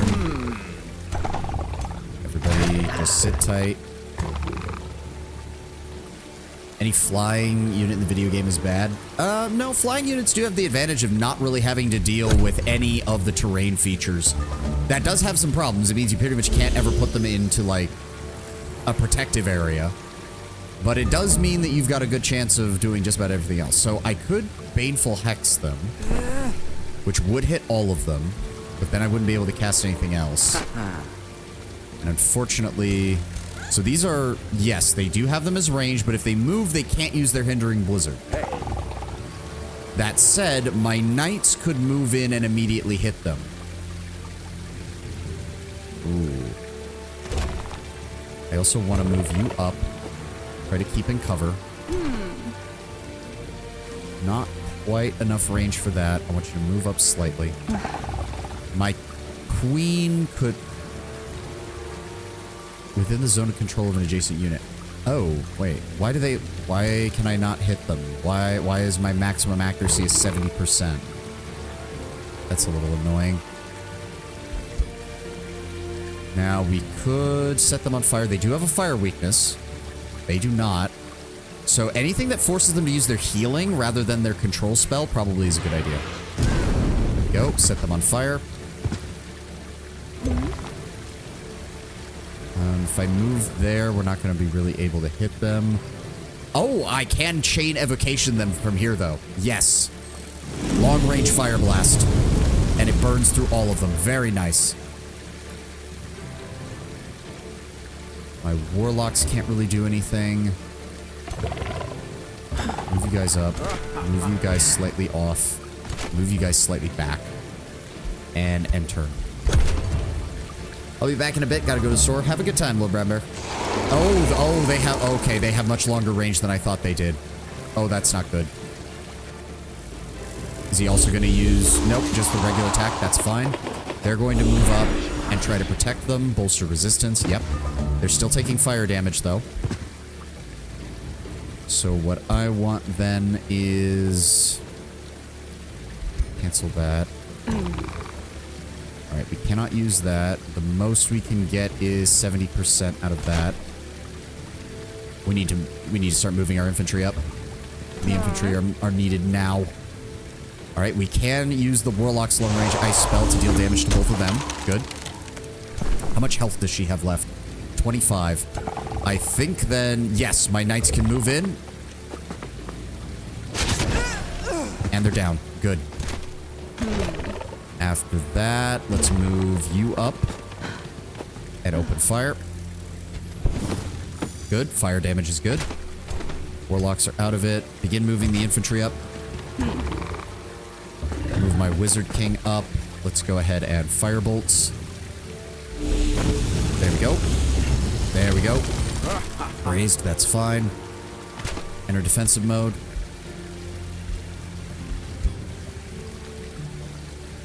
No. That's not going to do enough damage. Let's go with Ignite. They have been weakened. Let's go ahead and use that on them. There we go. And enter. 40k fan. I mean, pretty much everybody who's been a regular in my chat, Diamond, got their start when I was playing Rogue Trader last year. So, yeah. Why is that? Oh, that area's on fire. That's why. I want you to move up, open fire on them. We will be doing another playthrough of Rogue Trader eventually. Once all the DLC is out, I'm going to be doing a second playthrough of that game. Oh, good. And then you can charge them. Finish them off. There we go. Get your health back. And then you can charge them and finish them off. God, that was so much easier than the fucking tier 2 fight that we went through in the last game. Oh, they don't... Really? We can't eat the sprites? We can't eat the fairies? That's a shame. All right, battle 1. So it has been cleared, and when annexed, it will give us additional Imperium and food, as well as city stability per farm and forester. Now we just need to get our provinces over here. I could spend 45 Imperium, which is only 1 turn of it, and get a population right now. And then we're going to go ahead and grab the fish farm over here. And then next time, we will be able to grab this. I was in a Reddit thread discussing the Empire from Star Wars Over 40k. People discussing warp jumps versus hyperspeed Imperial cruisers versus Star Destroyers. There is an entire YouTube channel devoted to a fan fiction that is all about a minor Imperial Crusade fleet ending up in the Star Wars universe. And it's quite good. It's quite good. He doesn't pull any punches on either side. Namely that Space Marines would be terrifying, but also that standard armaments in the Star Wars universe are actually really powerful. Don't forget to play Inquisitor Martyr or Gothic Armada 1 and 2. I've seriously considered doing Gothic Armada 1 and 2 at some point. I have a lot of CRPGs and strategy games on my back burner diamond that I've been trying to walk through this last year or so. It's definitely on the list, but it's a long list, unfortunately. Well, I say unfortunately, but really. Okay, so this area does count as our territory when we're healing, though, so that's good. I understand. Yeah, no, it happens. Does Gothic Armada 2 still work? I heard it was broken. I did not know that. We'll find out, I guess. Okay, so you they are sending another army, aren't they? I don't like this. Oh, right, I did say, but yes, there is oh wow, our scout actually came down here and is actually exploring down here. That's nice. There are entrances into the underworld, or into the underground down here. You can set up your own cities down here. You can expand down here. They have their own resources and everything. They have their own enemies as well that you have to deal with. And you have to excavate to clear out part of these areas. So like some of these caverns will start off separated from one another, and you have to unlock the ability to excavate in order to interconnect everything. Also, that is a lot of fucking resource deposits right next to an ancient wonder. Ooh, that is a +20 to draft. That is nice. What else does that give? 2 knowledge per quarry. Can be set as a unit deploy location. Adds the Brewer Ogre and Butcher Ogre to your Rally of Lieges. Nice. So, if we go this way, I would like to use my ruler to go deal with them. Oh shit, my Dark Warriors are maxed out now. As is my Pursuer. Nice! What did the Pursuer get, now that I think about it? Eagle Eye. +1 range on physical damage, or physical attacks. Nice. Funny when you realize the average Star Destroyer is like half the size of the most common cruiser in the Imperium. Yeah, I know. I know. That's when you get into the scale argument and everything goes crazy when you do that. Okay, so you know what? We're gonna have you hold over here, along with you. That army's gonna be coming towards us, I think. But once we're done, I'm definitely thinking we need to... let me see here. Go ahead and get me... That's 12 upkeep. That's 12 upkeep plus 6 mana. Get me... the melee... So yeah, the polar... Oh! Plus 40% damage to cavalry and large target units. Oh, good to know. Good to know. For the Emperor and Sanguinius. Ah, yes, Blood Angels. I do like Blood Angels. Not my army of choice, but I do appreciate them. I play the other Angels. I play Dark Angels. But I appreciate the Blood Angels. I really do. I still feel sorry for how the Sanguinary Guard redo came out. That is such a... It's so weird as well, because fucking Dark Angels got the Inner Circle Companions, which is one of the best looking Primaris models Games Workshop has released. And then less than a year later, they released the Sanguinary Guard, and it's such a goddamn downgrade. I feel so... I'm going to go ahead and build another Pyromancer. We're going to attach it to that army. L. Johnson. Yep. The Lion. The problem is that city ruin Let me see. Removes the structure allowing you to build an outpost in this province or annex this province. So yeah, the city ruins basically block you from doing that, which... Unfortunately, the city ruins are so close to Darkspire, what's the point of grabbing them? I suppose, actually, now that I think about it, what I could do is take the city ruins here, because there's a lot of good forestry land here. Turn that into like a forestry production center, and then just burn Orichalcum to the ground and kill them all. That is something we could do. Ugh. Alright, and turn. Where are you going, buddy? Yeah, he's coming my way. My scout is still wandering around over here. Kill them all, let the Astral Sea sort them out, basically. She died again! What is... Oh, Yaka's just down here killing people. Oh. Oh, that explains things, I guess.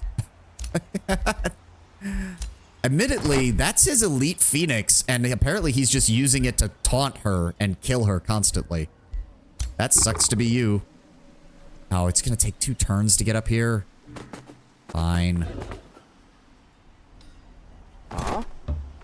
Deploy you guys on the front here. At least she has a small army ready to go. 5 more turns for the bonded vassalage. We're still working on the pyromancer and that. I kind of want to...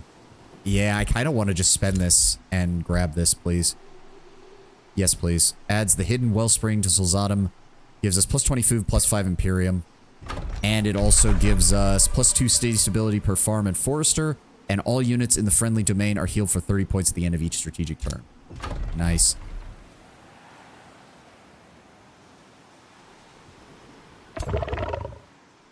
There we go. And that keeps these guys from grabbing shit. Help me? No, why not? We're allies. I never said that. You just came here and insisted that we were. Meanwhile, I eat people. Yeah. I mean, if Yaka's gonna have one of his armies just out here with no support, I'll go in there and kill it. He's got a Death Knight hero champion and he's got the Phoenix, but that's all that he's got. I could throw my army against that and kill him pretty good. We just need to deal with Orichalcum's attack force first. He doesn't have another hero, though, which is quite good. All he's got is his Spellblade Governor. Yeah, we could probably deal with that next, over the course of the next few turns. End your guys' turn, end your guys' turn. We're still working on Lightning Focus. Lightning Torrent is still here. I could use that right when they show up to really blast their asses. That would be nice.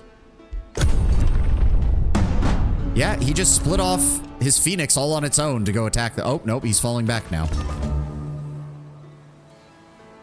Okay, we are at the 30-day. The granary is now produced. That is good. It'll only be 4 turns until we get another unit of population. What else do we have here? We can get the blacksmith, which will give us a draft bonus, which would be nice. We do this and we unlock Dark Knights, which would be interesting. More Imperium income isn't bad. Yeah, the Ritual Pyre just doesn't work very well for this one.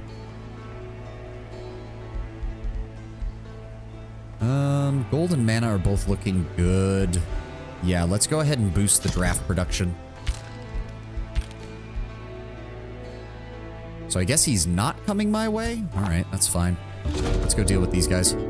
As your troops approach the band of mercenary guard... Oh, another group of mercenaries who are like, wait, don't attack.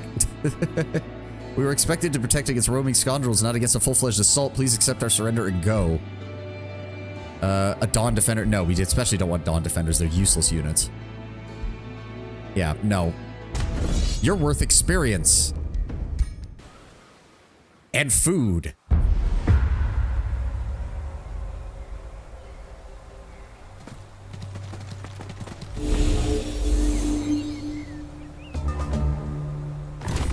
Okay, so they do have quite the mobility on them. However, my guys can run in and do quite the damage. So that would hit both of them. They do have fire resistance and status resistance, unfortunately. So if I move here... Really? That's going to use all of my movement, isn't it? We only get a 65% chance on that.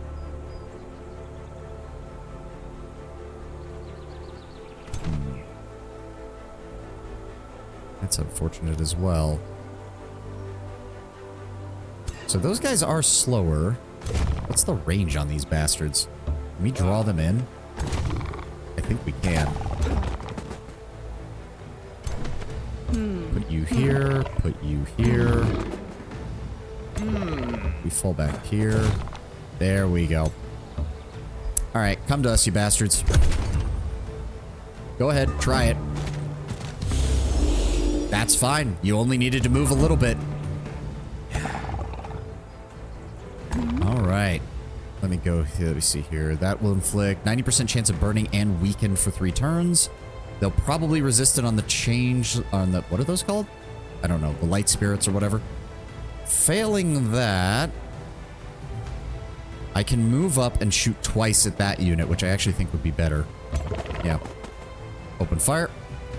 There we go. Weakened and burning. Weakened and burning. Nice. Which then means my knights can come in. Actually, first, let's send my archers up and have them open fire. Set them on fire even more. Good. And we can then cast that on them. Good. That did inflict thunder defense. Nice, which means my infantry can move up and lock them down. Oh, good, good, good, good. And then my cavalry can move up. Oh, those Dark Riders are so... Here I was being like, wow, my basic infantry are really solid, and then we get the Dark Knights, and they're literally just my infantry, but even better. Do we want to use mana on a... Yes, because I would like to reduce the amount of damage that we do. Oh, we can't use that on both of them. They're not close enough. You're already burning. So are you, but this kills you. They're cooler because they ride raptors. Yes, they are. That should be it. End turn. Yep. Is he going to try and run? Yep. Get stabbed. God, the Dark Knights do so much damage. And we've got food from that. Butcher the lizards and sell their meat at the market. Ring of the Inspiring Killer. Unit grants double morale bonus to itself and its allies when killing an enemy. Okay, and 70 mana. Nice. That also frees up this province, which will be great for improving our mana income. Although I might actually make it a research post, because when we do end up getting Darkspire, as I said, they have a lot of mana production. Alright, you need to get back over here. Really? You'll be able to get there in 1 turn, even through the water? I have a feeling that that game's lying to me. Alright, we'll have another Pyromancer in 1 turn. Still don't know what this army is doing. So, how are my scouts going right now? Really? They left the underground again? We have so much of the underground we haven't explored yet. I don't know what my scouts are doing. They're just kind of wandering around now. Oh god, there's dire penguins out there. We need to deal with that. And we know that there's a group of enemies right there, I'm pretty sure. Oh, Light Haven is under siege. That's actually really bad. Shit. Maybe I should get down here. Fuck. We do not need it. Like, surely she didn't leave her entire army just... No, she did. She did. She doesn't have an army. Oh, fuck. That's not good. Because you're Austrian? Why does that matter? Are you gonna take it? Very sure. If you're Austrian, did you get in? Not. Fuck. Okay, we might need to start heading south then. Fuck. Okay. Shit balls. Hurry that recruitment. Here, grab that Pyromancer, shove him in the other army. Alright, I need you guys to start moving. We don't have a choice. As for the home city, just go ahead and produce a couple of Dark Warriors for defense. Fuck. I did not realize that she was actually under siege by him. That's not good.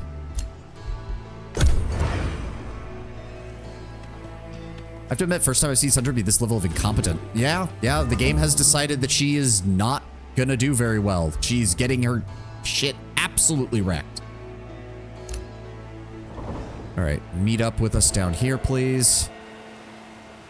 Faster, faster. We need to move faster. Good lord. All right. I don't even know if I have the ability to move into her territory, now that I think about it. I don't think she did. And she's in the void, so it doesn't matter. We can't even ask to come in and help. Oh, dear. Well, sucks to be her, I guess. She's getting her ass absolutely handed to her. So that's why she was literally just suiciding herself into the enemy stacks over and over and over again. Why? Yep, she died.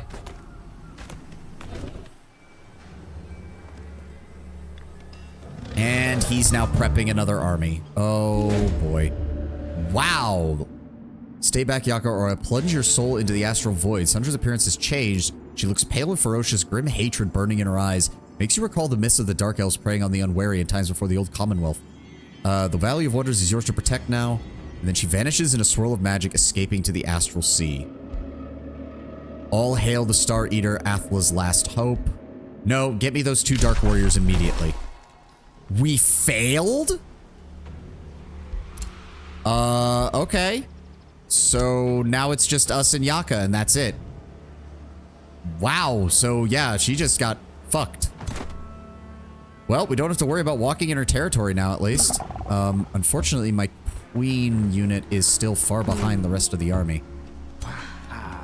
That's unfortunate. We need to get down. If he's down here, we might be able to take, because he should have used most of his units to fight her. We might have a chance. You guys just stay right here. You are my defense force in case anything starts coming towards us. Blacksmith is done. Let's go ahead and grab... We're low on a lot of things again. Let's go ahead and grab the shipyard for some additional gold income. Oh yeah, the gold income's really low. Spells ready to cast. Lightning Torrent. Yes, I am aware, game. We have all of this. We're still working on getting Lightning Focus for our mages. Yep, good to know. And turn. Oh my god. Okay, this is... He's got a lot... How does... Okay, I'm assuming this is just the AI cheating, where it's like... The AI doesn't have to give a shit about upkeep, so he just builds units constantly. Which is aggravating. I don't like it when games try to use that as a system of so-called balance. Alright, get down here. Move faster. Yeah, also the Dark Knights just have more movement. Like, they're able to move so much faster. Or Callum is sending another war party. God damn it. Okay, I told you guys to just guard. Stop trying to ask me for orders. Can we get a visual on him? He is here. Both him and his Phoenix are massively damaged. Okay. We might be able to take them then. We've got Lightning Focus. Start new research. Oh, new scroll. New tomes. New tomes. Summoning Revelry, which we do know will help our morale issues. Getting rid of that Phoenix would be good. Yep. The Scald is not of our race, though, so they don't get any of our racial advantages. We do get Blood Fury weapons as a unit enhancement, which increases melee and physical damage by +1, gains +5 morale and +1 strengthened when they kill a unit. Reveler's Heart, which is morale, and Revels of Blood, which is attacking units gain 10 morale, defending units lose 10 morale. The Tome of Mayhem gives us the Mark of Misfortune, which allows us to inflict misfortune on enemies, increasing their fumble chance and taking 8 physical damage when they do fumble. So Confusion. Incite Revolution. Lose a border province and the population is lost. Spawn a brigand camp on land provinces and a pirate cove on coastal provinces. Ooh. The Tome of Shades. Doesn't really sound that interesting. Artificing, no. Not constructs, no. The wind does sound interesting, though. Because favorable winds and the Zephyr Archers are actually an interesting combination. The favorable winds just because it allows our units to move half again as far as they did. But what else do we have? Tome of the Fey Mist, Tome of the Blade. I'm not really looking for nature spells. What else do we have? Not Order either. We've got Tome of Souls, which again, that's the Summon Banshee, Bone Horror Reanimation. Specializes in buffs and healings for undead units, which we don't really have. Tome of the Doom Herald allows us to summon those corrupt souls that we saw. Target enemy army gains 3 demoralized for 1 turn. More demoralization. Cruel Weaponry, which grants units 30% damage against morale of low or worse. The Tome of Scrying. Scry enemy, summon Watcher. Guided Projectiles. Affects battle mages, ranged units, skirmishers, and support units. Fire 1 hex further without the long accuracy penalty. Long range accuracy penalty. Ignore accuracy penalties from the obscuring condition caused by units that are in the way of certain terrain. The Tower of True Sight and the Mental Mark. Summoning, no. I'm not really sold on a lot of these. Tome of Shadows is material and shade. So that gives us Revelry's really fun. I mean, I don't know. I'm not really seeing how. I'm not really seeing it. Part of the Revels deals fire damage. Song of Carnage gives this unit and adjacent friendly units gain 2 strength and 2 fortune. This unit and adjacent friendly units gain 3 rally and 2 regeneration. Remember that morale bonuses equals critical strikes. Okay, okay. Does it give us a building? It does. The Carnival of Flesh. +7 food, +7 draft, and for each adjacent farm gives 3 food and 3 drafts and counts as a farm. There's shadows. Stealthy skirmisher units that specialize in finishing off weakened enemies. Yeah, so they deal additional damage as long as the enemy is damaged, and they can throw their daggers. Chance of inflicting blind. That's not bad. Hey, thank you for the follow. Tragic Heroine is now aboard. Welcome, welcome, Tragic Heroine. Welcome. Oh, thank you. Thank you very much. Yeah. The Artemis group was the guys who made it. They did a very, very good job. Well, since we got a new person here, I may as well show off a bit since I usually have these off.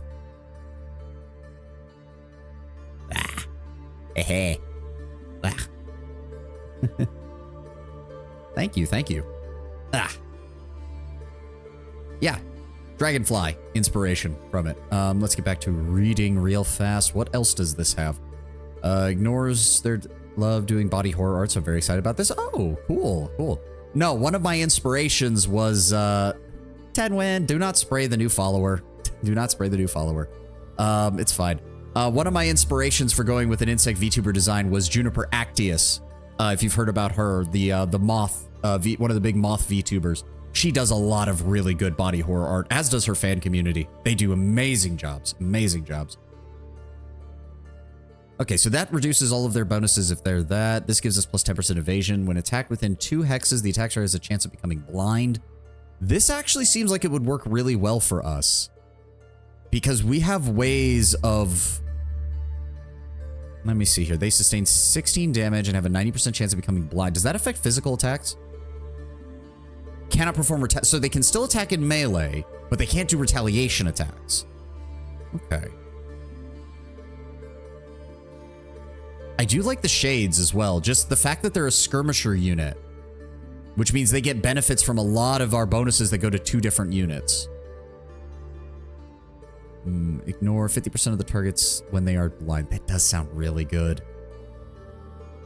Yeah, we're going to go with Tome of Shades. We don't really care about the material aspect. What we care about is the fact that it goes with our shade ability. Knows that swift execution yields the cleanest results. Factor in that most beings, including your target, are blind in the dark, and your course of action is obvious. Exploit that vulnerability and maximize your efficiency. Move through the shadows, cloak yourself in darkness, and ensure your target never sees when or where the fatal blow will fall. We're gonna grab the shades first. I think that'll be a good option. Okay. They already moved. They already moved. God damn it. It's gonna take her 2 turns to get down here. Luckily, he seems to be wanting to stay here because I think he's burning the city to the ground. He is level 8, which is a problem, but he's so low on health. He only has 14 health, and the Phoenix only has 30 health. We have got to get down here and kill him. We've got to get down here and kill him. Do you have a ref sheet I can retweet? I do. It's somewhere in my Twitter timeline. I think it's been a while, unfortunately.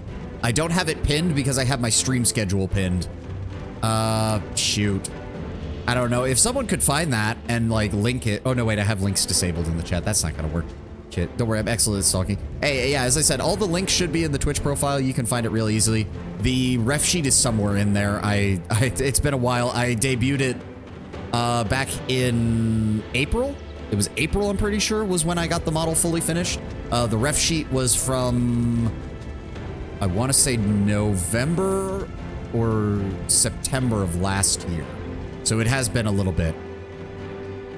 It has been a little bit, unfortunately. All right, let's go ahead and end turn. Yeah, he's going to be moving towards us again. Found it? Nice. Yeah, he's going to be oh, he's sending both of these, isn't he? Another hero. Okay, okay. You can send another hero, buddy. God damn it. All right, we can grab another province. Let's grab this. We need the research post and the mana node. There we go. That connects all of this. Unfortunately, we need this province in order to get a road that connects the two. Shipyard is done. That gets us a little bit more money. Fishmonger gives us additional food. The Masonic Hall gives us additional production. Oh, that gives us knowledge and gold. That's actually good. Let's go ahead and grab that. Okay. Son of a... Can we take him with just our 2 forward armies? I think we can. He's very low on health. Let's do it. We're gonna take the chance. Manual combat. You could feasibly take him with the world map spell. Oh, yeah, well, should have thought of that. Oh, well. He can't cast spells on his first turn, I don't... Okay, if you want to move that close. Or he is? Ow! Okay, I can see why he's a bit of a problem. I would appreciate it if you just charged him and killed him, please. Get fucked. Alright, that makes things a lot... Why can't we shoot this guy? Alright, move up. Open fire. Yep, grazed. Of course, he resisted the ability. That's fine.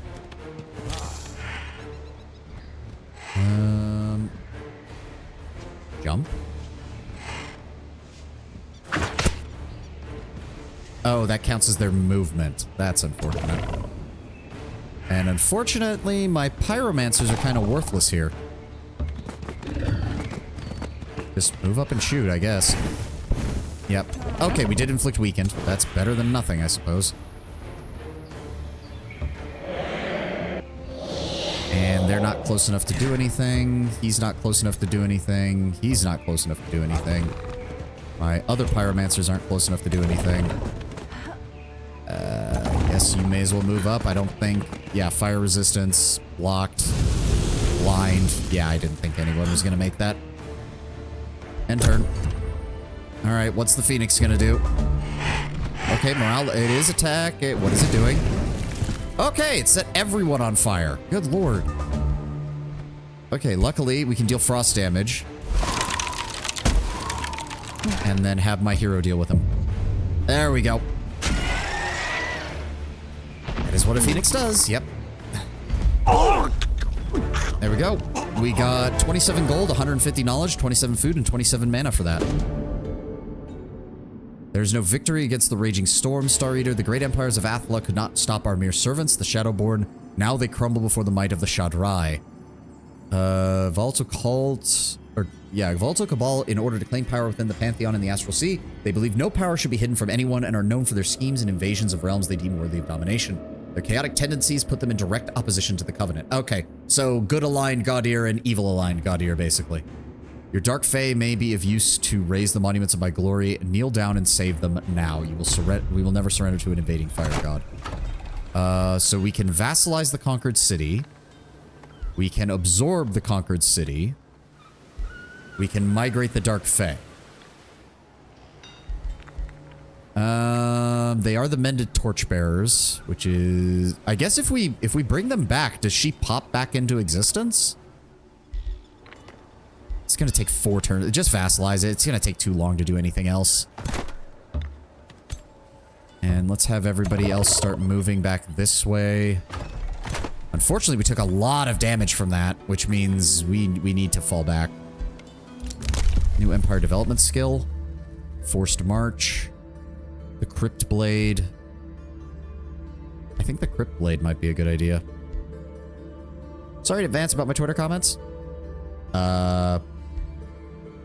It's okay. I mean, as long as you're not threatening me or anything, I think we'll be fine. It's fine. No, that doesn't really help. Wait, can I give this? Who can I even give this to?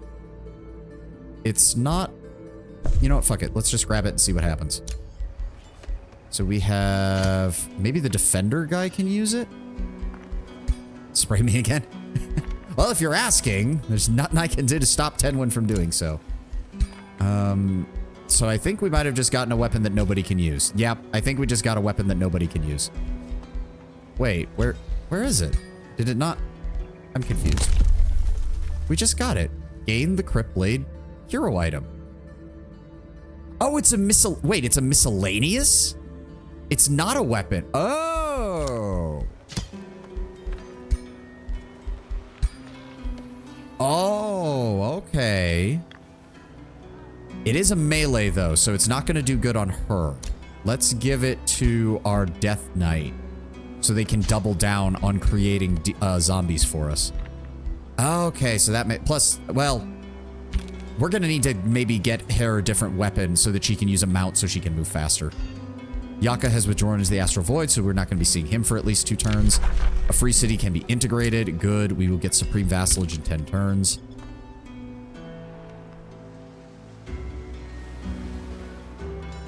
The funny thing is that there's really... The only place I'd really be able to establish a city would be somewhere over here.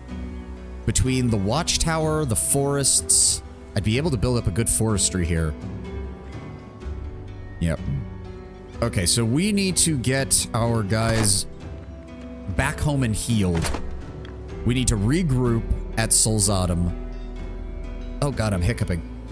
And then we need to deal with Orichalum as quickly as possible. So at least he lost his Phoenix, so he lost his high-end unit. Everything else he's got is pretty much just tier 1s and tier 2s. The problem is that when he comes back, he's still going to be a pain in the ass to deal with. So we do definitely need to deal with this whole Tower of Destinies thing. Which means I need... Again, we need to rally our forces. I mean, maybe we could try. We do have a pretty solid force here under her. We could at least look, I guess. Yeah, you know what? Send our ruler over towards the Tower of Destinies. Yaka's a bit of a pathetic Gaudir. I mean, yes, I'm not surprised by that. You guys, I need you to start making your way back up here. There shouldn't be anything within 2 turns that can threaten our vassalization of the city. Oh, he's already starting to move out. There's his other hero. Oh god, there's a lot of them. Yeah, they're starting to enter our territory now. We need to get back up here and deal with this. I want to check out the Tower of Destinies because if this is supposed to be like a basic area, we might be able to find a way to get around it. I don't know. I've never heard of this game, what it's about. So it's a 4X strategy game, tragic, but it's almost like a civilization game, but for fantasy races. So you get the ability to build your own faction, what their culture is, what type of magic they like to use, what their preferred like attitude is towards people. So in this particular game, we went with some dark elves who are cannibals. I don't know if there's a way to actually look at the traits that we have to start with. There we go, Dark Fae. So we're light-footed, so we can move better on the battlefield. Adaptable for better experience. We get more raptor mounts for people. Our guys are also cowards. They're a dark culture, which means they get additional knowledge from captured enemies. They specialize in inflicting negative status effects on their enemies. They're ritual cannibals, so we eat our enemies when we beat them. And they're devious watchers, so our scout units have camouflage, and we have better vision range to track our enemies. And then we also have our various magical effects that we get over the course of the game. That you get basically as research. And then there's also this. Summon an army. No, we don't need that. I was not really impressed with this skill, so I don't think we're going to waste any of our Imperium on it. We are working our way towards advanced logistics, though. That is going to be the big one that we desperately need. Magic origin base unit upkeep is reduced by 20%. We love eating our enemies. I mean, it's a nice little bonus. It literally provides more food for our city every time we kill enemies, which I am totally down for. If I'm not going to be spending any Imperium right now, let's just go ahead and attract population. That way we can grab... As much as I'd love to boost knowledge... I meant IRL. I mean, maybe. It's not the worst idea. Certainly not the worst idea. Ah, God, we need more quarries. I don't want to waste research posts over there. Oh, those are fishing grounds, so we still get food from that. Fish farm, quarry, fish farm, quarry. The dredger quarries really are not worth that much. Let's go with the forester. Because that works with the Fey Fountain, right? Yes, 2 city stability per forester. Oh, and the ad is in progress. Okay, so as usual, especially since we've got new people here, I'm going to go ahead and take a quick break, refill my water while the ad's playing, and we'll pick up in about 2 minutes.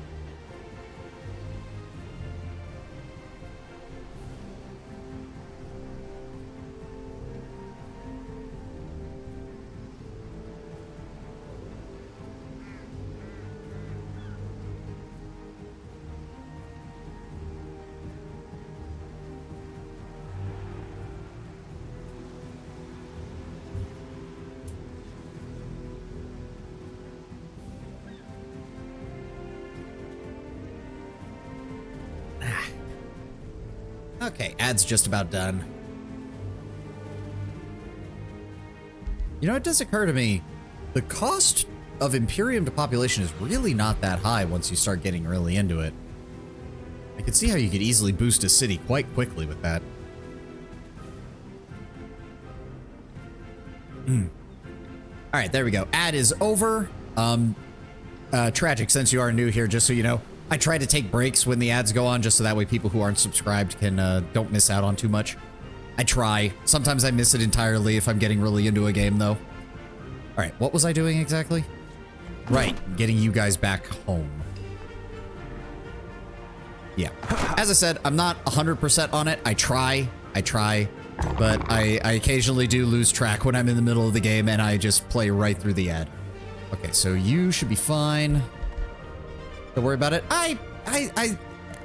As somebody who can't afford a subscription to every single streamer that I'd like to, even I get annoyed with the ads sometimes. So I try to at least make it so that we don't. One more turdism. Yeah, we're kind of at that. At least for this game, especially. Oh god, yeah, he's definitely. Okay, so he is fighting. He actually lost a unit there. Interesting. He's dealing with an infestation over there. He's making his way towards Solzatum. So all the more reason to get the hell back over there. Oh no, that's the wrong. That was the wrong army. I wanted you to go down here. Ugh. It is one of the current big fours. Yeah, the big 4Xs. Yeah. What else do we do? Solzatum has produced the underground laboratory. Good. Armory, Caltrop stash. The mint gives plus 20 gold income. That would be nice. +1 province annexation range unlocks the Spelljammer. Gives us access to the... It does give us access to the Dark Knight, which would be nice. I almost wish I could just upgrade... I kind of just wish I could upgrade my Dark Warriors to Dark Knights. Like, that would be really cool if it would let us do that. Even if they, like, lost a point of their rank, that would still make them really good. Alright, what have we got so far? Speeds up research of new skills and tomes. More production. We really need more production. The estate hall gives more food. Let's go with the Masonic hall. We need more production. We need more production. We need more gold. City was released as a vassal. Yep, there we go. They will be a minor tributary in 21 turns because they really don't like us. They like that we're at war with Yaka, though. And luckily, he does spawn... He spawns with a fucking elite army. Okay, don't lose those guys. Jesus Christ. More VTubers need body horror. I mean, to be fair, there's a lot of VTubers who I've seen who are into body horror even when it's not reflected in their model. Like, for example, Iron Mouse is just about the sweetest fucking person I can imagine. But she has shown some of her own personal artwork that she's done on stream, and it is body horror personified. I actually just made a tweet the other day asking who'd be down for me to do body horror for them. I mean, if I'm never going to say no if somebody does fan art of me. That's absolutely not. Oh, what is going on now? Your hero, Fenavir Night Court, stands before you. He puffs out his chest and tilts his head. By omission or by prejudice, I find myself far less than what I could be. Oh, this is the stupid... I don't care. I don't care about your ambitions. I don't care about your renown. These events are annoying. Okay, he's rebuilding down here. Seriously, keep those guys alive. He has tier 4 shock units that are almost ready to level up. Like, good lord, do not lose those, my dude. I don't need you to do anything. Just stay down here and don't go anywhere. Don't go running off to the other side of the map to try and fight Yaka. Right, he's definitely making his way down there. We've got to get... Okay, I can't afford to send my queen after that. Then she needs to get moving up here. We need to I need to reorganize my armies too. I need to reorganize it so that preferably she has all cavalry in her force, which means probably swapping out the Warlock for a Pyromancer and swapping out the Dark Warriors for a full complement of Dark Knights when we get the chance. Except we don't have any. Yeah, that's our only Dark Knight unit. Shit. That's annoying. Because the Dark Knights are just straight up better. But no, going back to Tragic's point about, there do seem to be a lot of VTubers who don't mind body horror, just not necessarily in their models. Because again, like Iron Mouse seems to like body horror, but she doesn't do it in any of her models, aside from that one where she had a demonic eye in her chest, which looked a little wonky. As in, it looked like a little, like, disgusting / disturbing. Not that the actual model was wonky. The actual model was gorgeous as fucking usual for Iron Mouse. On some level, the model needs to be appealing. I mean, you say that, but there are specifically... Let's see, Merryweather has his fat bastard model that he does specifically to look ugly. And then there was a guy who showed up at Takahata's VTuber bar at some point, which was Crimbo, I think his name is, who also does like a fat, disgusting bastard model. And there are people who have leaned into it, Tenwin, is all I'm saying. It has not been completely unheard of. Body horror is appealing. It can be appealing. Sometimes it can be a bit much. Sometimes it can be a bit much. And some artists can't do it, quite frankly. Not saying that they can't try. I mean, I don't have an artistic bone in my body, so I should not be trying to make those kind of comparisons. But there are some people's art styles that just don't lean into it very well. If you don't do body horror right, it either looks very, very just wrong, or it sometimes comes off as comedic. And that is the last thing you want if that's what you're actually going for. Why does he keep splitting his armies like that? Wait, who moved down there? Oh, Darkspire, are you actually doing something, or are you just being annoying? The aesthetic of annihilation. That is one hell of a way to put it. Well, I can't wait to see. I'll have to check out your, if you got your art posted anywhere, I'd love to check it out at some point. I'm going to be on stream for the next 4 hours, unfortunately, so. Ooh, spells ready to cast. Lightning Focus. So that does take a turn to cast. Don't worry, you'll see me in your notifications. I will have to check it out. Thank you for the heads up. Yes, let's go ahead and give all of our battle mages additional lightning damage, please and thank you. Hey. All right, you guys still can't move, unfortunately. Oh. I really need Dark Knights as opposed to Dark Warriors. They're so much better. I haven't really promoted much of my Dark Art because it's a couple of years old. I'm trying to do better. Oh, I'm not an artist myself, but I understand the feeling. I followed enough artists, and I know an artist in real life who's had the exact same thoughts. Artists always do be getting like that. You also have to be careful because you get weirdos on places like Twitter who see dark artwork and they immediately are like, oh my god, this person must be deranged. Because people are stupid on the internet. What else is new? No, but I'm just working on my own ref sheet. Nice, nice. I am always impressed by anyone who's able to do their own artwork for like VTuber models and characters and stuff. That asshole's gonna be, can we get to him? Not quite. Son of a bitch. He doesn't even have that many units. I'm pretty sure I could kill him with just this force right here. I don't care about those. The problem is forced march is just... Yeah, no, and they become exhausted for 2 turns. Yeah, no, that's just not worth it. You have to have the trait that lets you use that without taking damage that make it even close to worthwhile. I'm not really interested in locking and shuffling magical abilities, so no, none of these are really that valuable. So if that's the case, I would much rather just attract another point of population and then just go ahead and give me these fishing grounds. Nautical research post plus fishing grounds. Decided not to make a live 2D yet, though, maybe later. I did start with a PNG, which is not a bad place to start as well if you just want to get into streaming. I mainly do design commissions for VTubers. Ah, nice. I did start with a PNG, which was literally just from the ref sheet, just the open and closed mouth. So when I wasn't talking, it was the closed mouth, the close-up of the head. And when I was talking, it was the open mouth. That got me through a couple of months of that. I've been here since November 2020. As a VTuber? Nice. Nice. I didn't really get into... God, when did I get into it? Probably not until about late 2021, early 2022. I'm trying to remember what it was. It was Iron... Well, it's weird. Like, I kind of vaguely knew that VTubers existed thanks to a video by Giguk from the Trash Taste podcast, because he put a clip of Fubuki from HoloLive in one of his videos, and it's her doing the Scatman stuff, where she's... Because she speaks Japanese, she doesn't speak much English.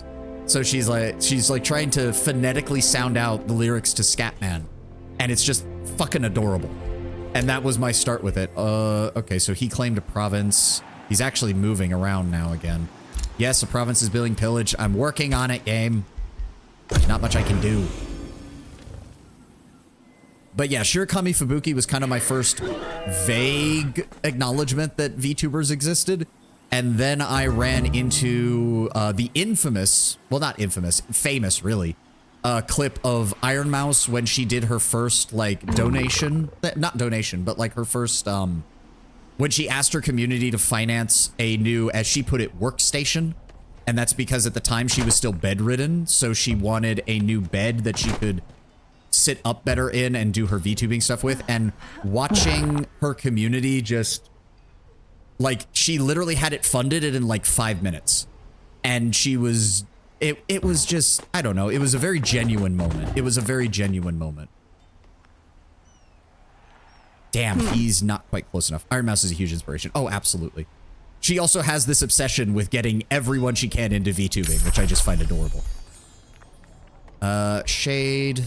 Okay, so we do have those guys now. Summon Lesser Storm Spirit, don't care. Rending Shadows has a 90% chance of becoming blind. Immolate does deal additional damage and is a bit cheaper. That is a very expensive spell. Let's actually go with Immolate for right now. And we can grab Lightning Focus. Let's see, this will take 10 out of our mana income, but we are still doing okay there. Gives all of our spellcasters +2 lightning damage and a 30% chance of inflicting electrified for more damage over time. Now my pyromancers are throwing electrified fire. Don't ask me how that works. Okay, so I can wait the extra turn, or I could just have my queen engage alongside her knights and soldiers. The other armies will come in as reinforcements. Yes, there we go. Sweet. That works. Manual combat.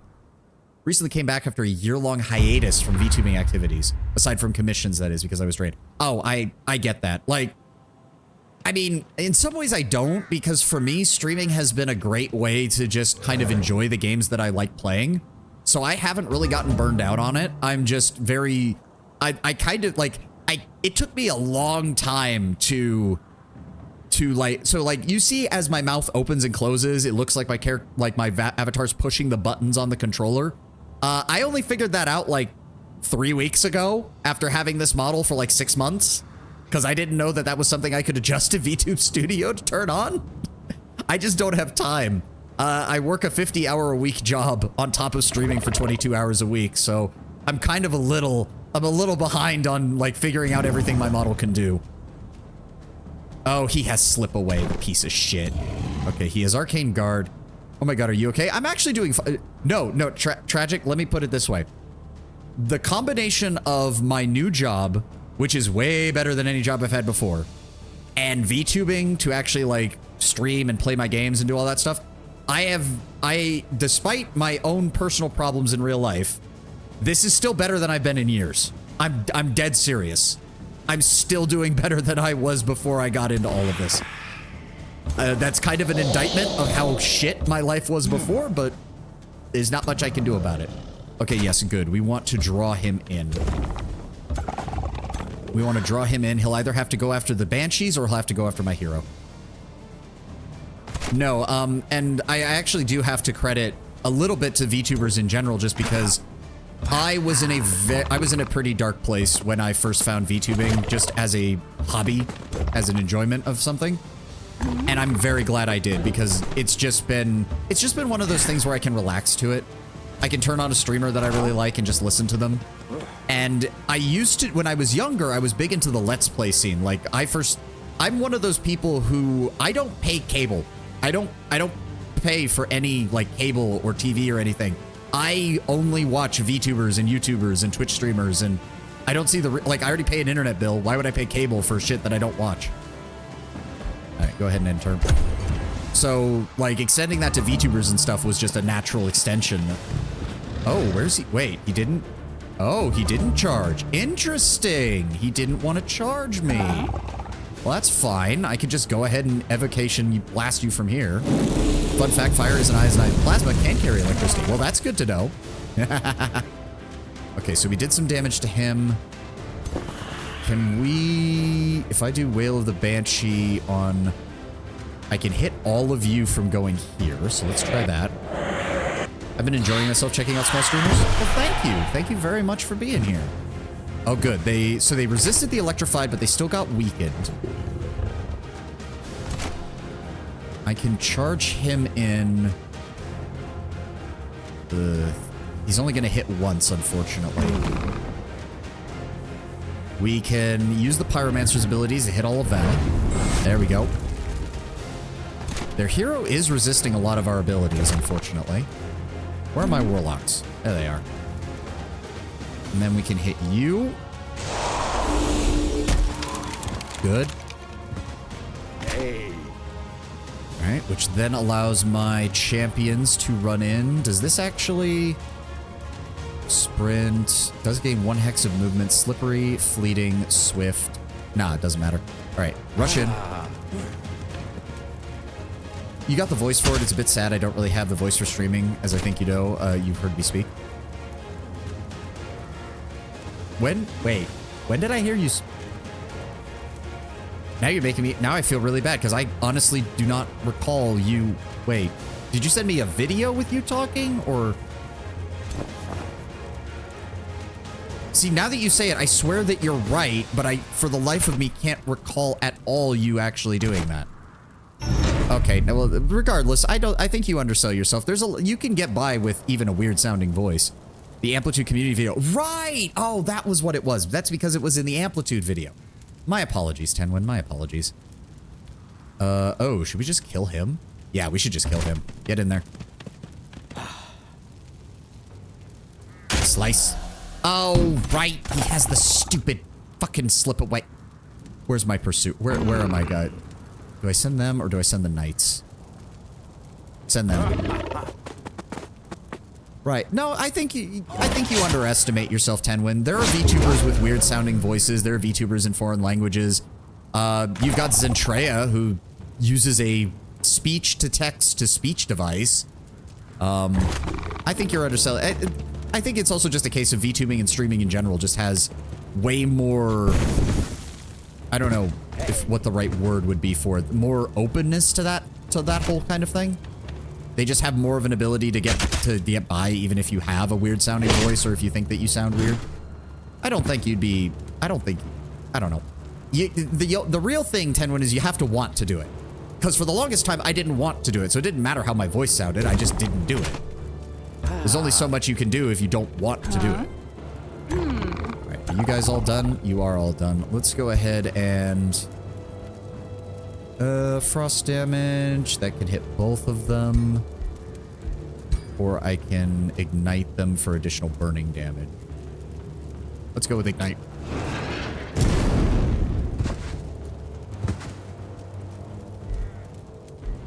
There we go. And turn. But yeah. But no, thank you for being here again, Tragic. Thank you. Ooh, get punched. That whole dissonance thing. What does that do again? I mean, you guys can try to stab my hero, but it's not really gonna matter. You guys are still on fire. Yeah, you just took 20 fire damage. Nice going. And multiple lightning points of damage. So let's go ahead and finish you off. Ow, you dick. Oh, okay. Roundhouse kick. And they can engage them from a distance. Get zapped. Very nice. There we go. Thank you for the food and the gold. And the knowledge. Oh, right. That means that's another hero that we just threw into the prison, isn't it? Oh, this is the Ring of the Killer Tier 2. Because we've seen Ring of the Killer, which gives the Inspiring Killer thing, but this one also gives Slip Away. Ooh, nice. Thank you. All right, have them rejoin the main force. We're all good. Everybody is healing. Everybody is actually full health almost. Technically, you are doing a lot of frost, fire, and electricity damage. A lot of your abilities does inherit frost damage because of dark. Yes, but they don't do the frost effect, which is, I think, freezing, because we don't have the magic for that. So that is still an upgrade because the fire and ice damage don't counter each other out. It's just the effects. And I would much rather have burning over frozen because burning and electricity and the electrify ability are stacking the damage over time bonuses on both of them, which I very much appreciate. Scorpio Glaive Star has now been captured. That's another 2 knowledge. And in fact, I'm pretty sure if we get the interrogation dungeon, that will double the knowledge income per hero, which would be very nice. Unfortunately, our gold is actually quite low, and I think the mint and the stronghold are the only things that are really letting us build that.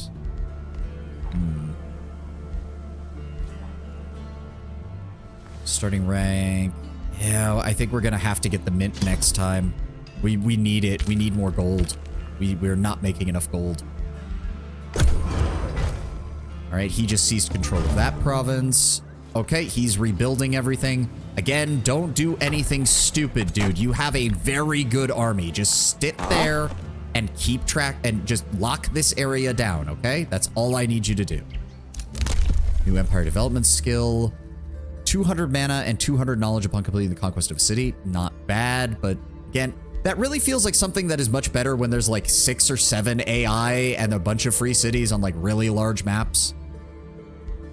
I would rather wait. None of these skills really are speaking to me at all. I think what I'd much rather do is use my Imperium to grow my city even more.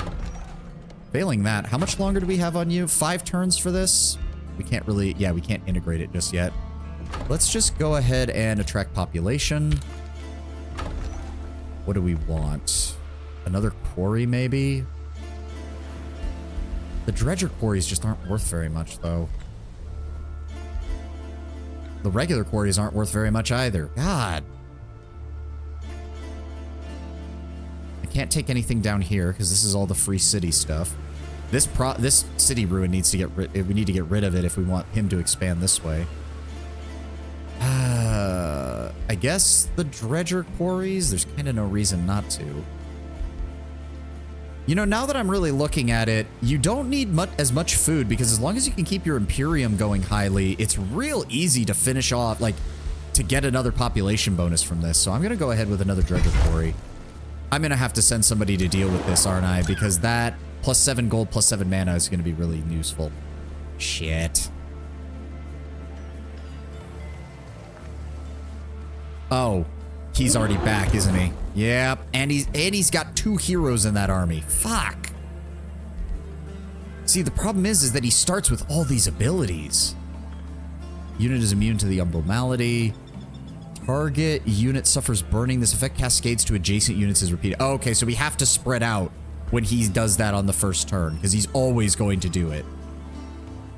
He is still fairly weak. Like, he takes a lot of damage in his auto-resolve. Every time he does an auto-resolve, he takes a lot of damage because he's a frontline combatant. All right, we picked up Immolate. Shade Network gives income plus 10 knowledge for each non-owned city that shares a border with the city. Not that useful, honestly. I'm going to go ahead and shuffle the research. Oh, this isn't much better either. That does allow... So that would work for non-dark units. I think that covers... Yeah, the Banshee and the Pyromancers and the Hunter Spiders. Okay, yeah, we're going to go ahead and grab that. I said we're going to go ahead and grab that. Thank you, game. Okay, so what do we want to do now is the question. City gains the ability to convert production into knowledge in the structure hue, adds lesser light and light spirit to the rally of lieges. Yaka is on his way. Yeah, I see that. Luckily, it looks like he's about to waste his time killing my allied city's army. Honestly, at this rate, I don't even know if I want to annex her because her armies are actually they're running interference kind of pretty decently. My economy is just not strong enough to support much larger of a force than this. And I really need to get to tier 3 so I can get those Dark Knights and start replacing my Dark Warriors with them. Ooh. I'm wondering if we should move out this way and try to clear some of this before he does. Like, he's too close right now for me to try and take Oraculum because that army plus his is going to be a right problem. I think we move down to the Tower of Destinies and see if maybe we can deal with that.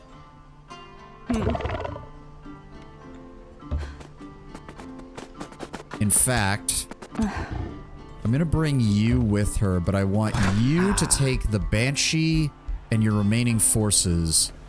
Go grab those 2 Dark Warriors. I want you to head over here and deal with this guy. Just clear that out so that way we don't have to worry about anything else in this water here. And we can get it managed all on its own. Funnily enough, if I do annex Lighthaven, what I would want to do is make it so that Lighthaven takes nothing but water provinces and then build a Mariners Guild here. That would be way more powerful. Alright, she can't move much further. Let's just move down to the Tower of Destinies. I want to see if maybe we can do something with that. I'm assuming if we take this, it'll give us some kind of bonus against him, but then the quest did end, so I don't actually know. Yeah, we only have the Fire and Sand one. Oh, so we might actually not actually get anything for this. That'd be kind of annoying. We also can't really annex it, so we can't get full advantage of it either. Or a column is too close. That's annoying. The thing is, I mean, she is giving me a lot. She does make a lot of mana. Beyond getting the dungeon reward. Yeah. I mean, like, it's a gold, yes, but the game was like, you should just go here and deal with that when it was like at turn 3. So I can't imagine that it won't at least try. Or that it's not at least doable. House of Omens, Prophetic Observatory. Counts as a research post. Weird that it has the same effect as the other one. We have the Fey Fountain. The Pavilion of Prophecies also does the exact same thing. The Spring of Youth gives more city stability as well as 30 hit point recovery in the domain.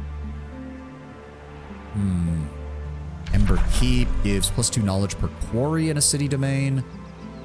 And then there's down here, which we still haven't explored that much. Where is my scout? Where did he go? Oh, okay. How the fuck did you get back here? How the hell did he... This whole area is cut off by uninhabited... Did he cross the mountains? Yeah, he did. Okay. Dude is... I mean, that would be a pain in the ass to get to, and I don't even know why you would. It would be a really... Well, I say it would be a really secure city location, but it actually wouldn't be because you wouldn't be able to build much. The problem is we have to deal with Oraculum. If we don't deal with Oraculum, trying to cross through to get to Yakathon is going to be too much of a problem.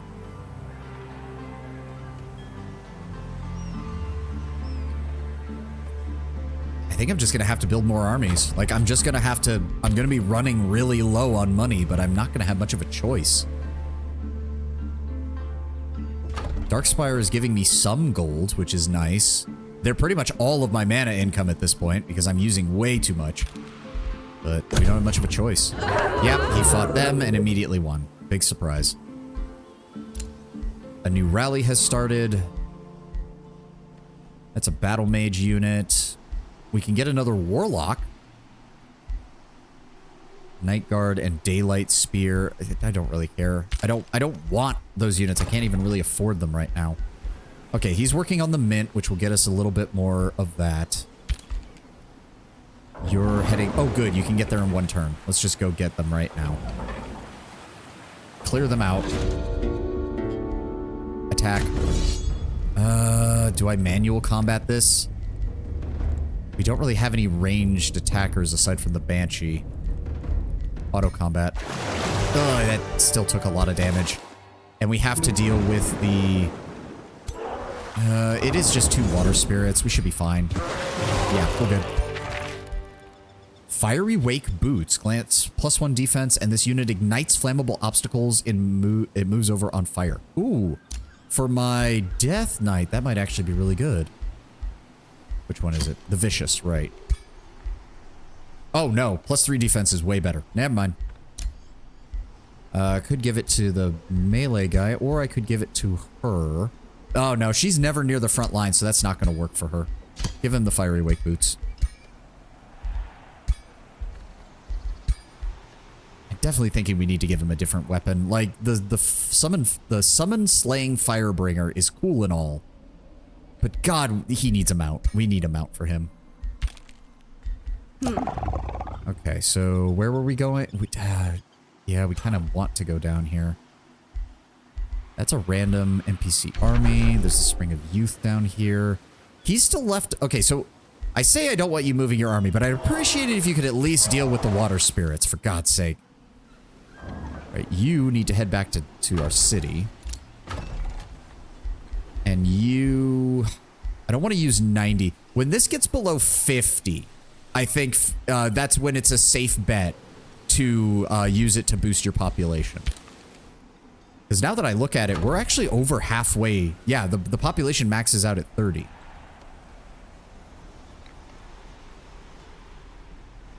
It requires population upkeep. Yeah, so you do need some food because your population is always going to consume a certain amount of it. But once you get to 30, there's kind of no reason not to just convert most of your food production to something else. Oh, that's also why. That's why.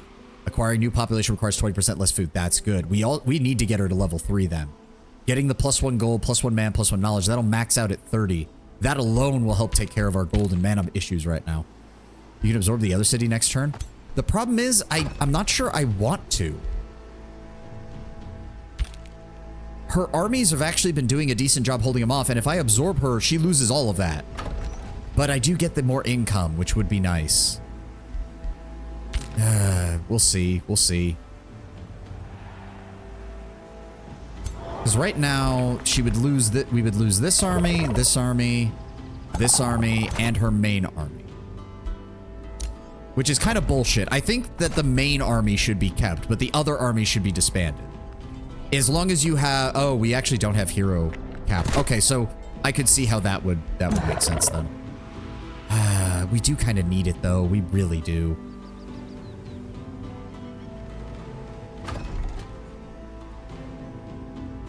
It would also connect our road systems, which would allow us to move through this area a lot faster. Shame. No, I think you're right. I'm gonna need it. I'm going to need it. We need more production. We need more mana. I think we're good on the damage front. We just need more units, which means really I need tier 3 so that I can get those Dark Knights. Yeah, I'm gonna go ahead and just put that in the queue. Overlord Tower provides mana income and draft and prevents provinces breaking off due to low city stability. Which is good because while we are avoiding most of the negative problems, I think that can still happen if we're not careful.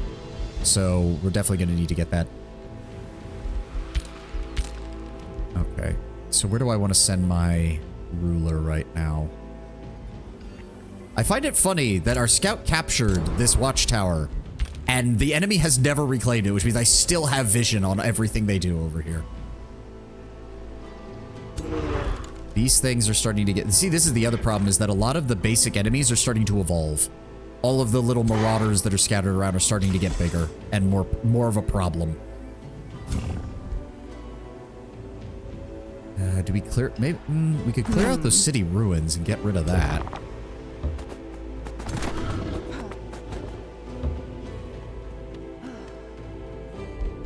How do I...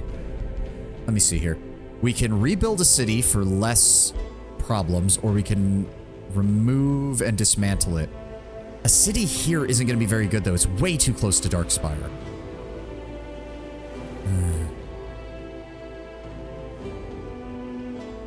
And I don't know if I could defend it, is the problem. It would not have very good it would not have very good abilities, and we have to get to Oraculum. I'm just gonna leave it, because it doesn't look like the AI cares much about stuff like this. I'm just gonna leave it. I'm not sure what else we can do down here, though. That was kind of a waste. What do we got? Brand of Wrath. Starting research. Yes, I want Living Shadow Blades. New Empire Development skill. Pillaging a province takes one less turn and yields 20% more rewards. Pillaging units are healed by 20%. Gain 1 siege slot. I want to save for this. 10 more turns and we can get advanced logistics, which will make moving around our areas a lot easier. I guess, yeah, we're gonna... I guess we integrate them. Once integrated, the special units of the city remain available through the Rally of Lieges. The city keeps contributing +2 recruitment points. Let's do it. Yep, the Dark Fae have accepted you as the Empress and become a new age under your government. From this day forward, you direct Darkspire's development. The Dark Fae merely produce what you request. Yep. There we go. Darkspire, level 9. Decent production, decent food, massive. There we go. Our gold and our mana income just skyrocketed. Let's go ahead and give him that because as an arcane governor, he's going to further improve our mana. There we go. No, yes, that's what I want. Thank you. And then, oof. Unfortunately, they don't have much of their stuff boosted, and a lot of this stuff costs way too much money, right? Well, not too much, but go ahead and grab the mint while we're here.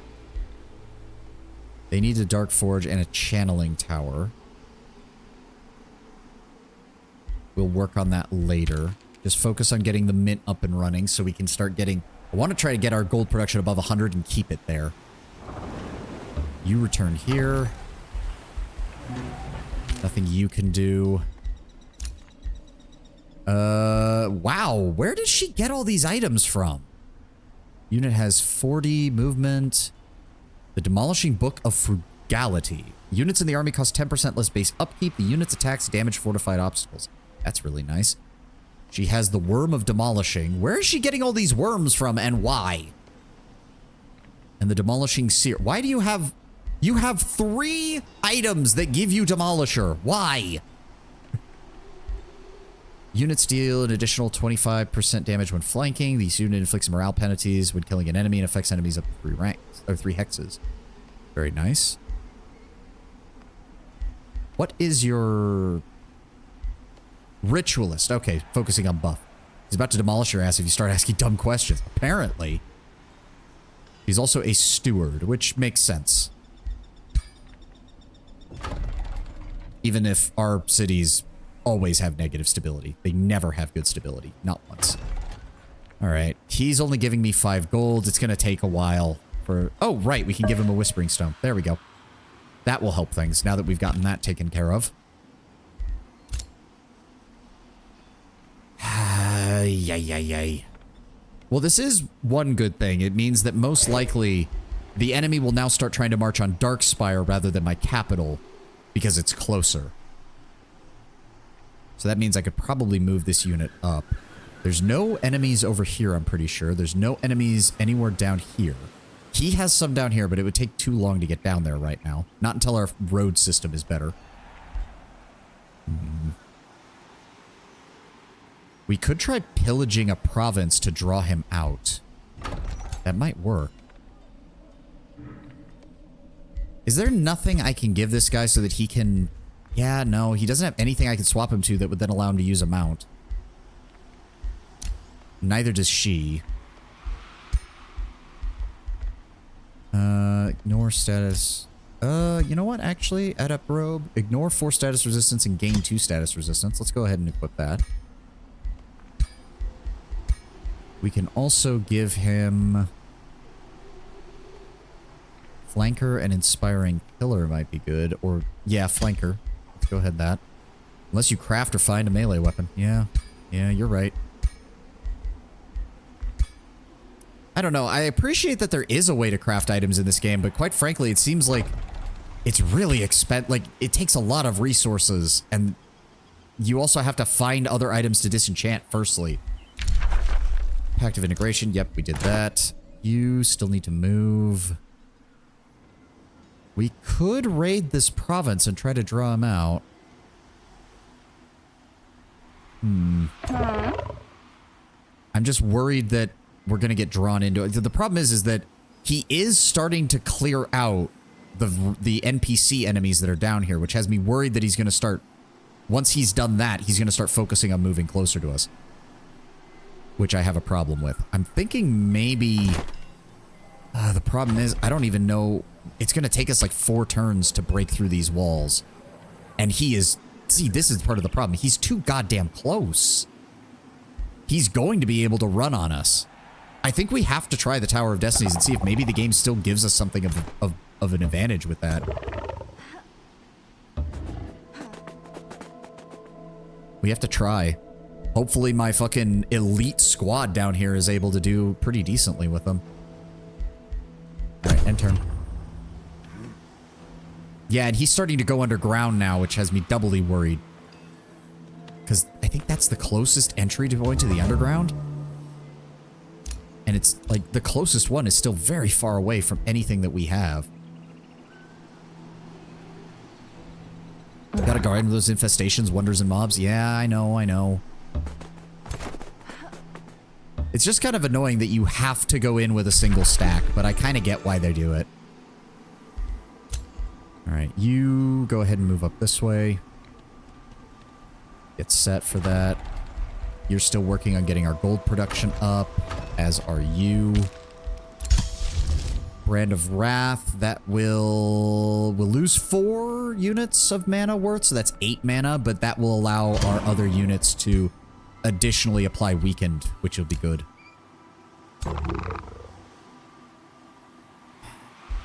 See, this is just... Maybe building a city in the underground would be a good idea. I think he's doing exactly that. Son of a bitch.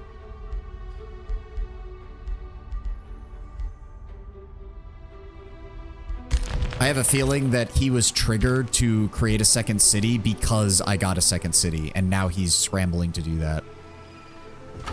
See, your population isn't even that bad. I get that you don't like me because of our differing alignments, but still. Okay, so he did give us some more. He is feeling better about that now, so we are getting a little bit more gold, a little bit more mana, and some knowledge. That's good. Yes, I don't care about the low stability. That's why we're playing a dark culture. I don't have to care about the stability. It doesn't matter. This should be down within another turn or two, and then we can use that to grab this, which will give us another bit of gold and mana. End turn. Whoa, why do I have line of sight on his capital? See, how is he able to afford all this with his meager-sized fucking economy? I don't understand. You've neglected your populace. Oh, wait, what? They're rioting in the streets. The sounds of shouting and breaking glass echo through the city. You and your so-called lords and ladies sit in luxury while we toil in the mud. You've denied us every chance of comfort no more. The rioting citizens are affected by city stability and advance some form of succor. Have your mages distract them, lose a shit ton of mana, but we gain city stability. Round them up and execute them. and it's not like anybody's left on this map to care. Okay, let's do it. Nothing of value was lost, and that handled our problems. Yay. You still get benefits from high stability. Yes, but we don't suffer most of the problems for low stability is the point. Which means I don't really have to manage it as much. Darkspire can annex a new province. We need to clear that out at some point. That's more of our territory. What is this? Build a hut. Why would you build a hut when you could... Oh, because... Oh, it's a snowy province. That's why. Well, right now, your food production's actually the lowest. God, the farm doesn't... Yeah, if you don't have a governor for it, you really don't get much out of that, do you? Shit. Well, let's go this way. Go ahead and get a forester going. Alright, let's have you move into the tower. Hold on, I want you to move up just in case. You know, you can't help, but still. Let's go ahead and quick save. You don't got the trait to make a snow farm. Yeah. And then we're going to... There we go. Explore. As you approach the Tower of Destinies, a grand hall with ornate columns at its center opens up before you.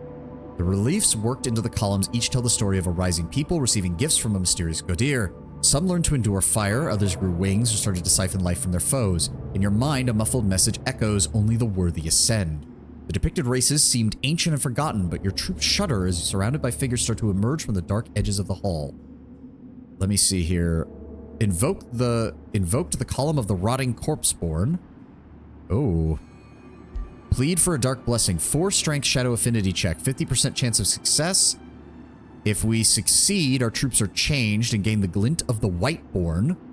All units will have this friendly transformation, become the undead type with lifesteal. Enter battle with the Tower of Destiny's guards, which it doesn't tell us, which is annoying. If we fail, temporarily decrease city stability in all cities. Ugh. All cities of your empire lose 11 city stability for 6 turns. The Wizard's Tower does not deem you worthy. The other is to cast a ward. We lose 143 mana. We gain the Resistant Attackers ability, which sounds nice. Bolstered resistance, not for bad. Come what may, we stand our ground, and that just gives us nothing. Well, I'm not down for doing a 50-50 check, so let's just go with the Resistant Attackers. Okay, so we have the Litharine Cores, which I know they can use to block stuff.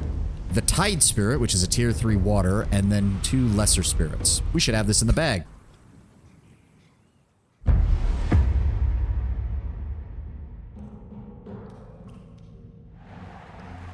So yeah, he's gonna link those cores to his... Oh, not to his big one. Really? I'm assuming that one is... No, he's linking it to the minor ones. Okay, so that means we should be able to focus fire on the big boy and deal quite a lot of damage to him. He doesn't have any ability to... So he does have additional fire resistance because he's wet, but he does have lower lightning resistance. That's good. But yes, they have the core link. Any damage this unit takes is transferred to the linked unit with a 20% reduction. That said, these guys don't exactly have... they have a 3 in defense, but that's still... And that's only from defense mode. Their normal defense is a 1. The Stone Spirits, on the other hand, have a default defense that is much higher. Alright, how do we want to do this? It looks like they're going to come this way. Either he's going to run this way or he's going to try and flank around. I'm not sure which. Let's have our guys move up. It looks like they have to kind of come this way, which means we want them to come down. Does he have ranged attacks? He does. No, that's a close range. Deals damage and pushes away a unit of 4-hex cone. Strikes the enemy. Strikes the enemy. Strikes the enemy. So this thing, the Crystal Blast does, which has a chance of inflicting volatile charge. On expiration, this unit and all adjacent units take damage. Okay, that's going to be annoying. Move our warlocks up, move our queen up, get our pursuers ready on the flanks. All right. I don't think there's anything else we can do right now. We can bring in a unit back from the dead. That will be useful, because these battles tend to be a pain in the ass. All right. Everybody get ready. Life alert. Welcome. Welcome. Always good to see a new chatter. Always good to see a new chatter. Oh, I didn't hit the end turn button. Derp. Derpy derp. Okay, he's splitting his guys up from the looks of it. Should I swing hard to this flank and try to draw him in? I think that might be a good idea. So if I want to try and draw him in. Move my warlocks up. This is a little tight, unfortunately, but... So he is... Oh, we didn't pick up the fucking lightning version that is used in combat. Shit. That's unfortunate. Okay, he can teleport, which is a problem. And we can't shoot from here, unfortunately.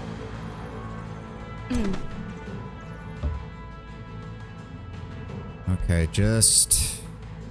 Sundered defenses, sundered resistances, and weakened. Let's go ahead and throw that on them. There we go. There we go. Oh, that stacked 3 times on them. Oh, that's nice. That's nice. All right, end turn. Everybody in defensive mode. Yep, he's going to teleport. Yep, there he is. That inflicts wet on everybody, but he can't attack. Good. Good, good, good. That thing is going to open fire on my warlocks. Yep, no surprise there. Oh, and he's going to punch my... And here they come. Here they come. They are still a little bit out of alignment. We might be able to focus fire this guy and take him down. So we can deal lightning damage. My pursuers, unfortunately, are now stuck here.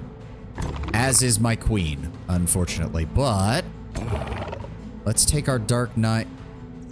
Huh? So, oh, that's not good. Okay, so we can move. Hold on. Hold on, I think I know what I can do here. Move here. I know, you're still pinned. That's fine. I want you to open fire on him. You do have the lightning damage, which will help. He resisted the weaken, but he got electrified. Weakened again, good. Now I want you to take our knights and charge them. There we go. He's down. Then I want my queen to decisive command. Order our knights to keep moving. They're going to charge him. There we go. And our archers move up here and finish him off. That will then, let me see here. We still have 2 shots on her, which means we can open fire on them. There we go. Weakened and burning. Weakened and burning. So that they have 2 stacks of weakened. Good. Unfortunately, so that water spirit's gonna have to come down here. Unfortunately, I need the warlocks. Fuck. Hold on. How much does slow do? Slow's movement, 1 retaliation attack. Give me slow on them. That way we can move the warlocks out of their zone of control next turn when they try to attack them. There we go. Yep, it didn't really do any damage. That's fine. And I think we're done.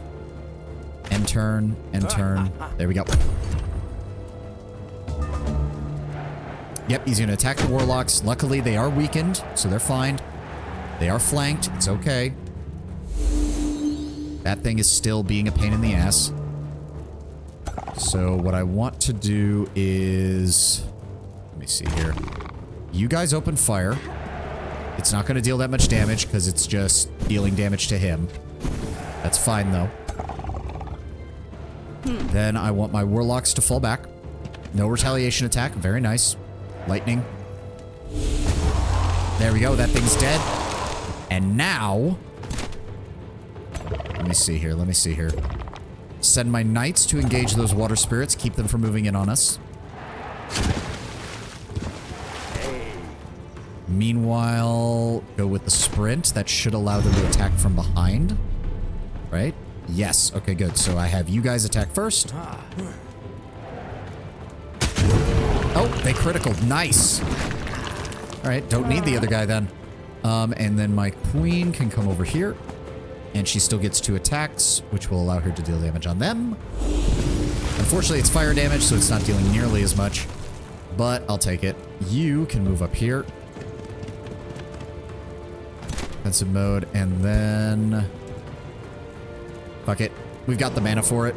Let's deal damage to them. If they try to escape, then the Dark Knights will kill them. If they don't, the Dark Knights will kill them anyways if they try to fight them. Yep, they're dead. Retaliation, and destroy. Nice. Yeah, no, I have a feeling that is not how most gold-rated wonders are going to go in the future. Let me see here. The Guardians of the Tower have been dispersed, leaving its secrets ripe for the taking. On a flow rock altar, you find a single tome-like book, its binding old and imposing like a testament of time. Whether the mysterious Guddir wrote on the columns left is here or some preserver of his legacy remains uncertain. Gold wonders frequently have things like dragons.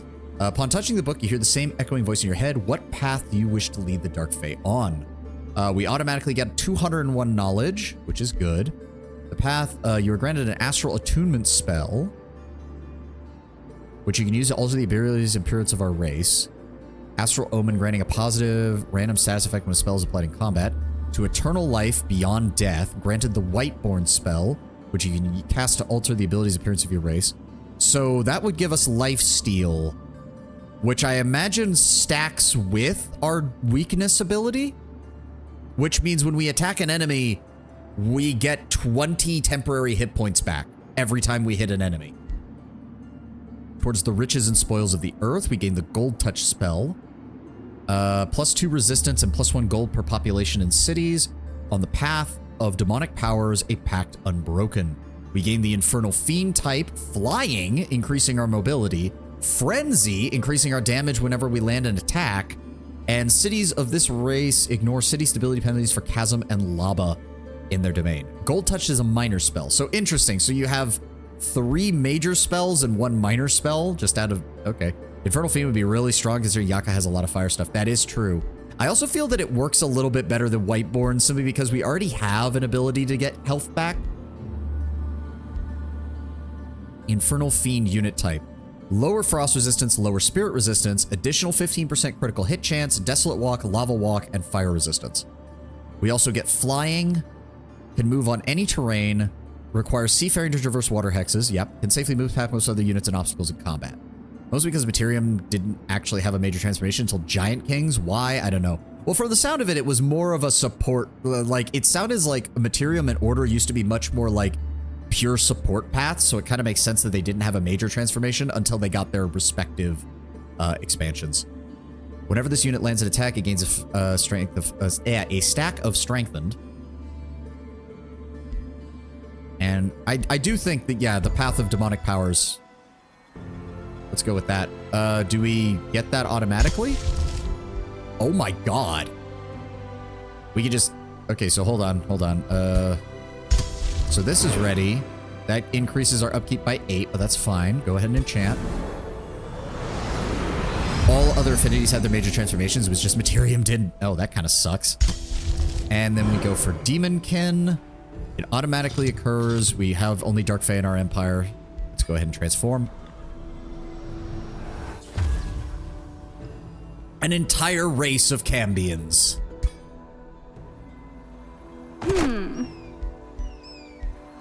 All right. Oh, and there's the ad. Okay, we're going to take a quick break here. I'm going to stretch. You know the deal. We'll take a quick break. Yep. I'm glad Stream Elements keeps doing the automate. The Stream Elements post is showing up in the Twitch chat, right? Like, it is informing people that we have that, right? Yes. Taking a quick ad break. See you in 3 minutes. Okay, good. It is showing up. All right. I'm going to take a quick break. We'll be back in about 2 minutes.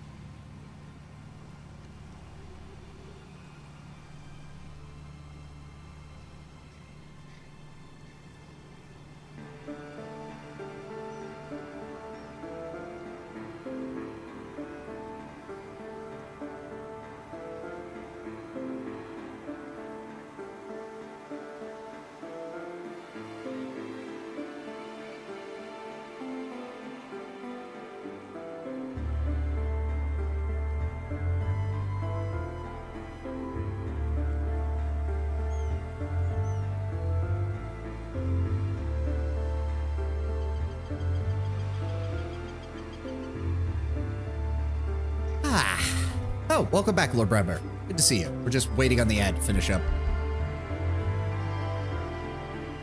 Oh, and we also just transformed all of our species into half demons. Well, half fiends, technically, but yes.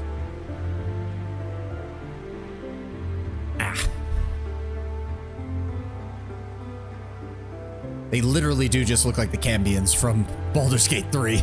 They really do. All right, where do we want to go from here? Okay, so we did get the mint production there. Let's go ahead and attract population and grab the gold mine. Yes, grab the gold mob here. That is what Demonkin would do. Yep. And we'll be getting Living Shadows next turn, which will be very good. Light makes half fiend one of the more useful transformations, I bet. The astral transformation is the most boring because you just turn blue. I mean, it is just supposed to be pure magic, so I can kind of understand that. We can reduce our base upkeep. We can give more regeneration. 90% chance of inflicting a +1 sunder resistance for 3 turns. That would help. Attacks and debuff abilities inflict status vulnerability for 3 turns. Also really good. Elemental Echo. Elemental Gateway. Deals damage to adjacent enemy units. The unit then teleports to the target hex. Damage type is based on the chosen discipline. Inflicts weakened, inflicts frenzy. Okay. I think we go with Sundering Magic.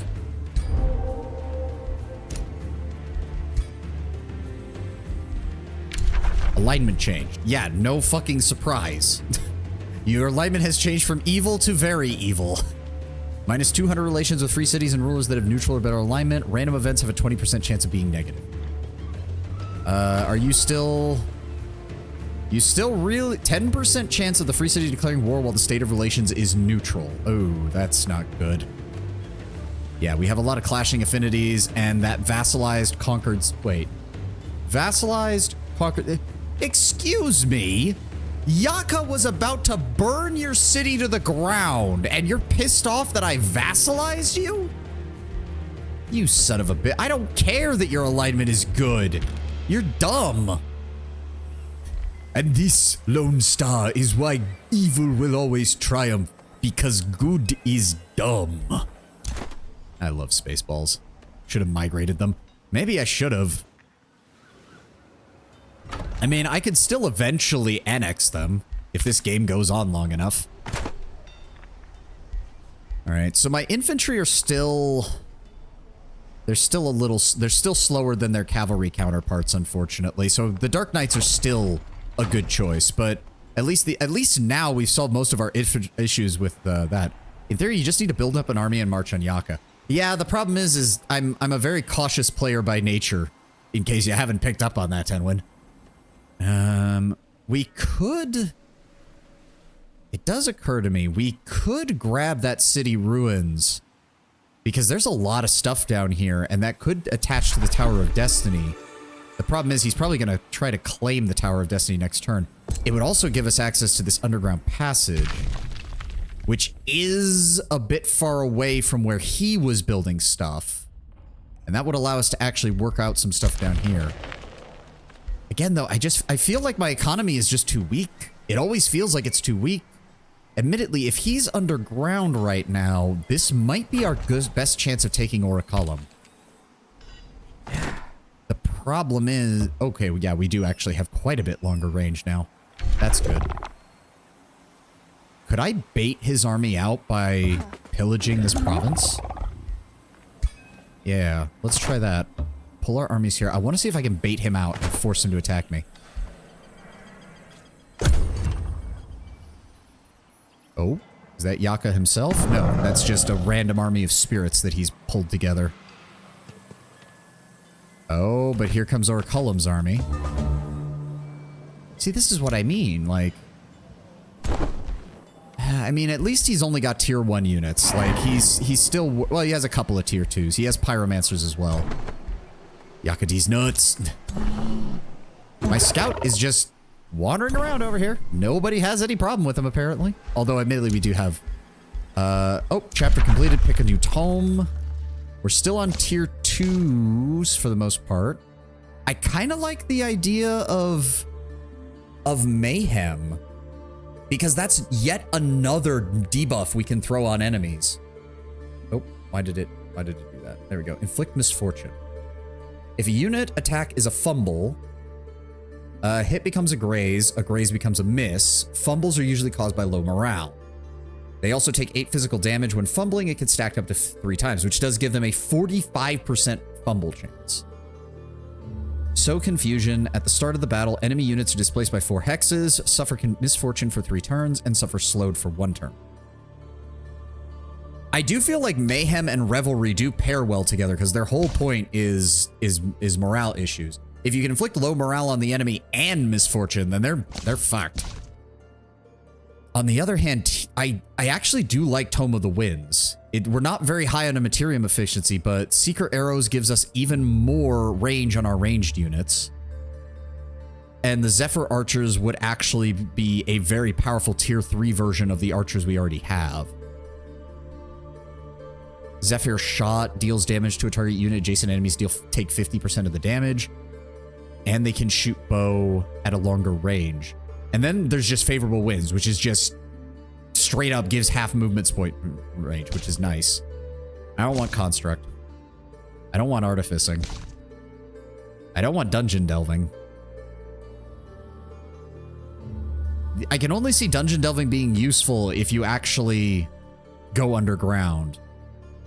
I suppose, yeah, Raiders of the Deep is also very good because getting Cave Walk for your entire army is kind of valuable. Fey Mists, I don't care. Glades, Blade Runner. That is a fast-moving ranged unit as well. They get Tracker's Mark. Target unit gains 2 stacks of Marked, which makes evasion go down, and Sundered Defense. We can also create a Forest and Leaf Skin, which does give us resistance, forest walk, and camouflage. We don't have shield or polearm units, so that doesn't help us at all. Tome of Fertility. Thrive on the bountiful spoils of nature, provide your empire with ample food, and heal your units in battle. Summon Nymph, Blossom of Life, Temple of Fertility. Does give additional food, and that basically removes your worry about because each population point, I think, uses that much food, so this pretty much cancels out your population growth debuff. Tome of Virtue, Dark Paladins, which would be kind of hilarious. Oh my god, look at that. 20 holy damage, 8 lightning damage, 8 fire damage, and 2 physical damage. That would actually be kind of hilarious. The Paladins just hitting with everything. But it is a tier 3 unit. It's a little expensive. City loses 10% of its gold income, but gains double the amount of food and production. It's not bad. Doesn't really fit with our character, though. Inquisitor would, though. An aggressive skirmishing unit that can inflict condemned and stunned.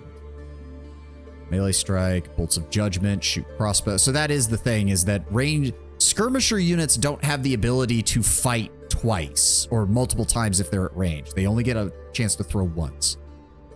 Okay. Inquisitor's Mark, 60% chance of inflicting condemned until the end of combat, reducing enemy status resistance. 60% chance of inflicting weakened, reducing enemy damage. Oh, and it does let us summon the Lightbringer. That crazy little ugh of a fucking thing. Sustain 20 spirit damage, lose 50% of its movement points. Ooh. Plus 20 city stability. This actually might be really good. As usual, smite damage is OP. Yeah. Tome of the Doom Herald. Maybe we should go in on... So we can get Joy Siphoners, which steals morale for every hit. Morale loss is doubled if the target has high morale. Cruel Weaponry gives us more damage if the enemy is at low morale. We can target an enemy army to gain demoralized. See, I wish I could actually see how... Oh, there we go. 20 to 40 morale. 19 to negative 19. Low morale is at negative 20 or higher. There we go. That's what I wanted to see.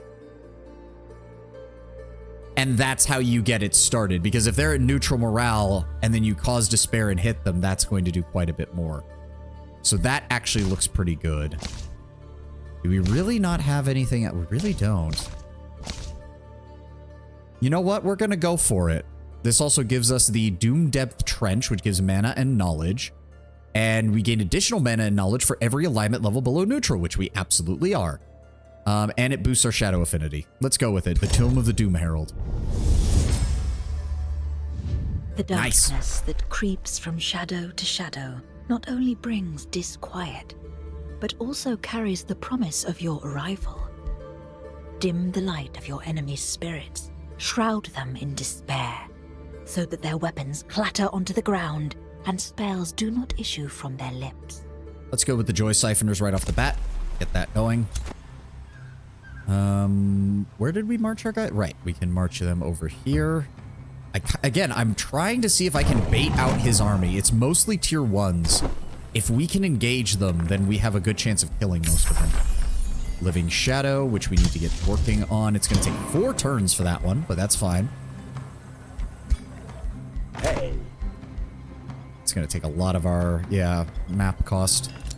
They're all waiting here. Go ahead and end turn. Go ahead and end turn. We just want to raid this and break it up. We have Darkspire. I am thinking, once that's done... How have they not built any defensive structures? What the fuck? How is their thing still at 20? Is it because they're still only at tier 2? Yeah, stone walls isn't until tier 3. That's why. Alright, well, it's still working on the mint. That's good. I need to get this cleared.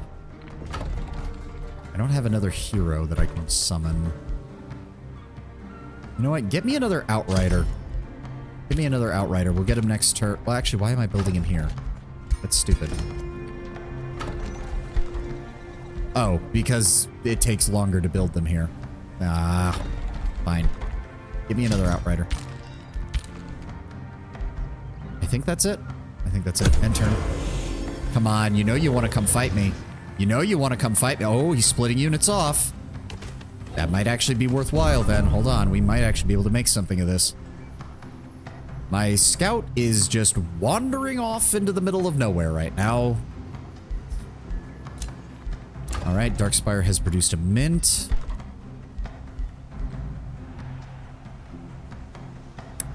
So wait, do these interrogation dungeons stack?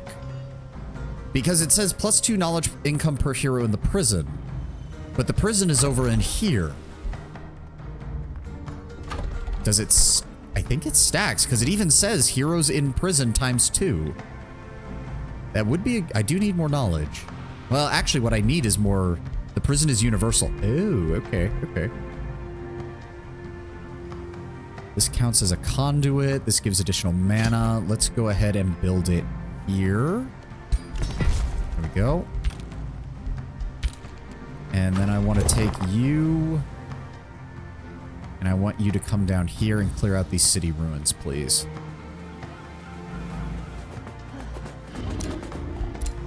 Yep, we did that. Oraculum is sending out a war party. That's fine. We already destroyed their farm.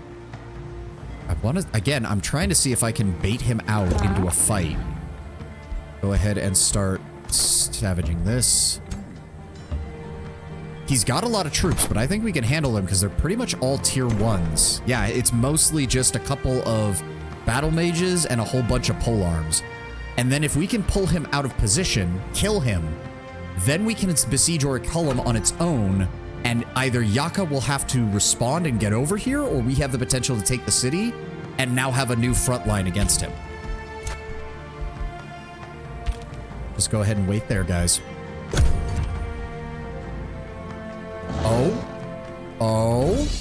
Oh, they're just gonna be an absolute moron. Okay.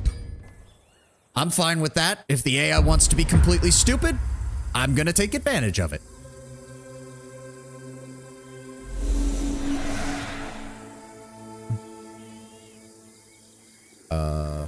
Oh, right, I'm the defender. I'm so used to not being the defender that I didn't even realize. So... If that's the case, there's no reason not to move up quickly and try to take full advantage of this. Send my knights over here. My dark warriors as well. Oh my god, they have so much movement now. This is so nice. And they can move through these terrain features without being affected. Oh, you are so dead. You are so dead, my dude. Okay, he's definitely going to send some this way. Let's send some of our dark warriors down here. Along with our Pyromancer. And Fenavir Knightport. About to say, if he wants to come up this way, I'm going to hit him with everything we got. As for this side, I want to see if we can try to flank around over here. Flying is usually really strong. I can see that. That's more of my pursuers. That's more of my pursuers. Damn, even with the Lightfoot ability, we're still starting to get in our own way because there's just so many units. Everybody enter defensive mode. I say, you guys attacked me. You better start. Yeah, they have to spread out. They don't have a choice. Oh, that's just such a shame. Such a shame. This is gonna suck for you guys. So if we do that, that's gonna land that on all of them. Get blasted, weakened, sundered resistance, burning. Perfect. Where did my warlocks take damage from? Oh, from the fight in the other place, right? Okay, so they can get there, which means if I move you here... Actually, no, you're not quite close enough. That's fine. Move up, fly over the terrain, and engage. There we go, 14 frost damage, lightning. Yep, he's going to be taking 4 fire damage and 4 lightning damage on his next turn. That's perfect. Then I want you to move up our archers here. Open fire. There we go. Move our infantry up and send our knights in to engage. That will block the charge unless we have something that can break their ability here. No, not that. Let me see here. Fortunately, my hero is not fast enough to get over to them. Also still not fast enough. That's a shame. We can use our pyromancers to hit both of these guys, though. Good. What is their range on movement, actually? They can reach my pyromancers, which is a shame. But if I move my hero here... Yep, that blocks them. Good. Then they're going to have to engage my hero, which means I'll have to fight here to fight. Which means we can just hold here and wait. As for over here, I want to draw them in to attacking my hero. And then I'll put him in defensive mode. And we can hit them with more fire. There we go. Good.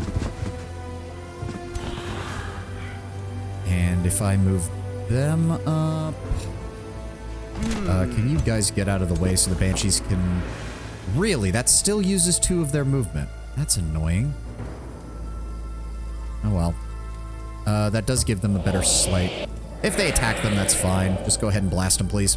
There we go. And actually... Yeah, my Dark Warriors could just charge in on them. It would block... Their charge is blocked because of that, but... No, let them come to me. Let them come to me. There's no reason to go wasting additional damage. This is still going to weaken them quite a bit, though. Let's go with that. You don't get as much damage from the charge, but that's fine. Yep, they get the retaliation attack. That's fine. Doesn't matter. We still deal a shit ton of damage. And we can ignite. Or we can go with ice shackles to slow them down. I think we go with that. There we go. And I think that's it. And turn. Do I charge them in? The charge will be blocked. No, I want them to come for the heroes and whatnot, and then we'll charge in. Defense mode, defense mode, defense mode. Pursuer... No, just wait for them to come closer. I wish my Death Knight had sprint. That would really help her. Alright, end turn. They have to move through the fire in order to get to me, which inflicts another stack of burning. Oh, engaging my hero. Yep. Okay, that's good. That's good. That's what I saw coming. Then they try to engage the Banshees and do practically nothing. And then they try to engage my hero. Ooh, good damage. Yeah, nice try, buddy. Then they try to engage my knights and do basically nothing. They pick up another stack of burning. There we go. Alright. Which allows my hero... So if I... Nope, that's not enough to kill them, so hold on. If I use my pyromancers... That's only... No, that is going to kill them. Shit. Really? That reduces their accuracy? That seems a bit weird. If I move you up, engage. Pew! Pew!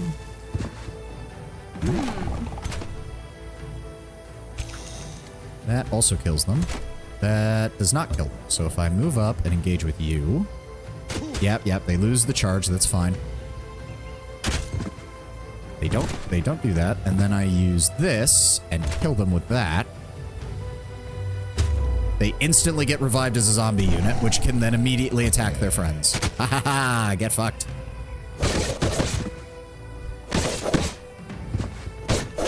Oh, so that's really good at disrupting an enemy's formation, because when these guys spawn, they can immediately do a triple attack with their melee strike. And that didn't count as his action, which means he can now fly around the side. And fucking, yeah, these guys are almost dead. And just go ahead and finish them off, please, Pyromancers. There we go. Let's see here. I want you to charge them. Take care of that. Can my knights reach this guy? Yes, they can. Alright, there goes his army. It was basically his, like, province defense force, because it was basically just tier 1 units. Thank you for the food. Are you... Oh my god, you're really this dumb. Well, thank you for the hero. Can't wait to kill this guy. Yeah, the AI is a little stupid. The AI is... if he sends out that third army to attack me after these guys, I'm going to be very, like, befuddled. Kill the furry. Alright, how do we want to do this? Oh, she does have a very big hammer. She does have a very big hammer. How do we want to do this? Let's put my... In fact, let's put both of my heroes over here. My queen can advance up this way. Along with the knights. And some archers. Actually, send the warlocks with them too. We can send our infantry over this way. Pyromancers to support. The Banshees can take a position on the upper levels alongside our Pyromancers. Keep some of our infantry back to support. Archers over here to support as well. Send the other Dark Warriors around the flanks. Alright.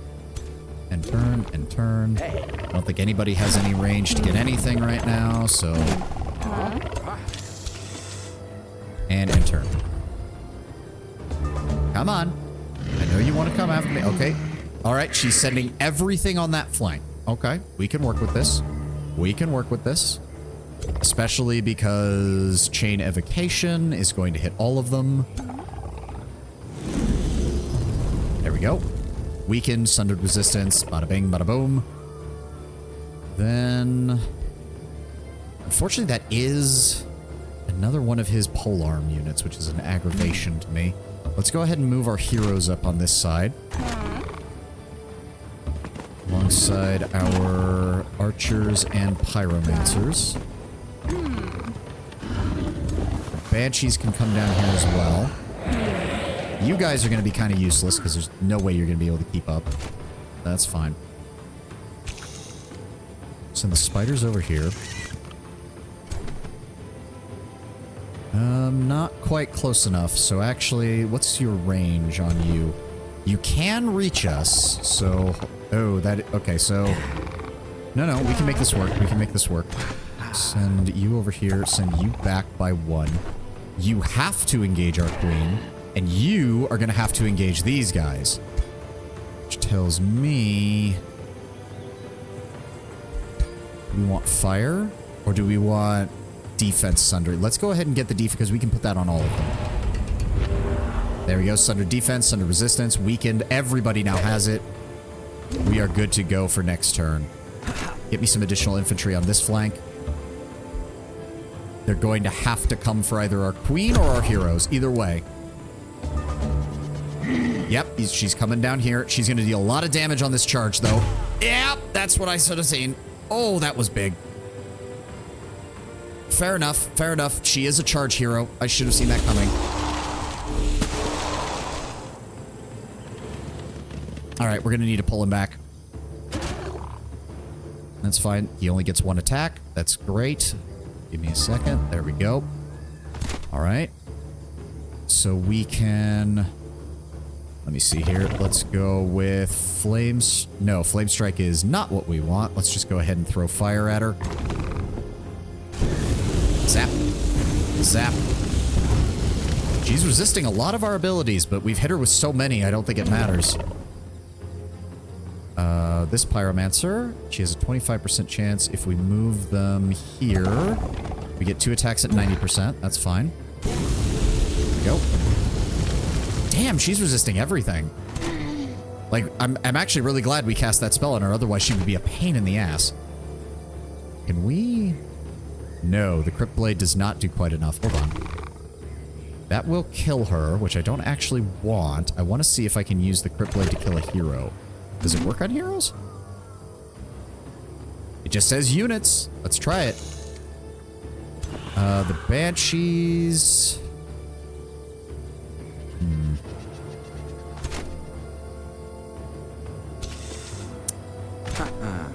No, that kills her no matter what I do. Oh well, fuck it. Get splattered. There we go. And now we can move our archers up and open fire. Yep, more weakened. Good. Move our other archers up. Open fire. And send the hero in to finish them off. There we go. And that got him some health back, so he'd be fine. Now we need to deal with you. Let's go with the Sundering Curse. Deal damage and break their resistances. Yep, Sunder Defense, Sunder Resistance, weakened, critical hit. Very nice. So wait, they can move through the enemy unit? That seems weird. They can jump. And then... Yes, I think that actually works. Jump here. And then I want you to use that on them. Web them. Perfect. And charge them. No retaliation attacks. We stab them. Game over. 150 knowledge, 21 gold, 21 food, 21 mana. Thank you. Oh, you're not going to send your third army against me. Ooh, padded plate. Tier 3, plus 2 status resistance, plus 2 defense. Yes. So, our last knowledge of Yaka was that he was somewhere over here. That puts him still really fucking close. Alright, run over here. And then I need you to dismantle these ruins. We don't need a city over there. We just need it dismantled. Okay. We've got this place under control. Tier 3 has now been achieved. What do we want? Workers Guild. We can only get 1 guild per city, which is kind of annoying given the fact that you can eventually have 30 provinces. Also, did we get him... I don't know if we captured or killed that guy, but oh well. Let's go with... Honestly, we kind of need the Overlord's Tower, unfortunately. I don't need another riot.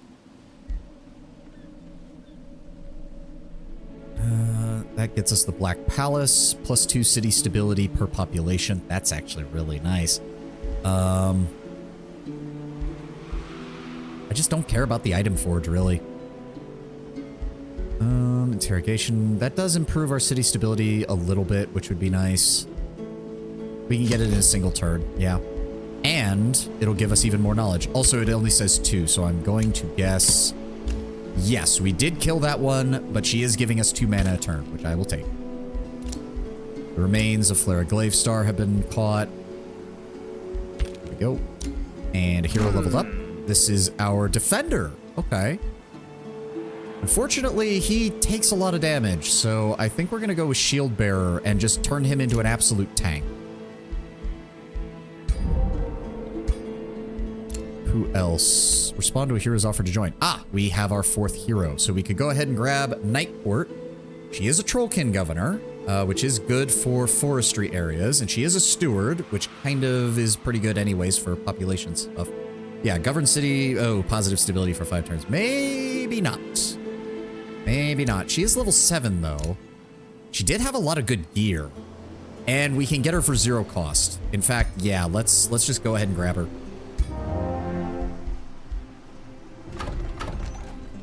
Let's just go ahead and grab her. 2 more turns for our transformation. Do I bother waiting is the question. They only have 20 defense. We could absolutely get in here and crush them, I think. Does my character have to still be standing there to raid this? Yes, she does, because she's using her movement to do so. What the hell is a circle of zealotry? +2 city stability per adjacent province improvement. Counts as a quarry and grants +10 draft per positive or negative level of alignment. Oh, okay. So he only has his leader +3 units. Again, the question is where is Yaka, and is he going to immediately bum rush us for being here? And unfortunately, Fanavir Night Court is very weak. He got hit hard with that. I'm actually going to split him off. Oh, good, because this counts as being in our territory, so he will heal very quickly over here. Good, good, good, good, good, good. That means we can send... Okay, so if... Hold on. What is her reinforcement range? What is her reinforcement range? It's right up to the walls of their city. So yes, if we move our second army here, it will take 2 turns. Okay, we might actually be able to do this then. They have archer battlements and palisades. No major defensive structures. Good. Burn the battlements, undermine the walls, construct onagers, harass the defenders. Let's go with harass defenders and undermine the walls. All right, and then move our third army up to support them. And after next turn, she'll be ready and able to go. So if we can just...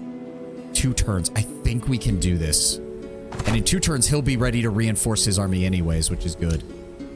Your leader really looks like a demon. Yeah, they do. All right, you stay here. You are working on that. And turn. All right, Yaka, where are you?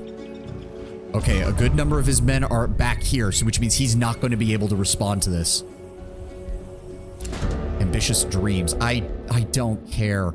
I don't care. I don't care. All right, what else have we got? We are actually making a decent amount of money right now.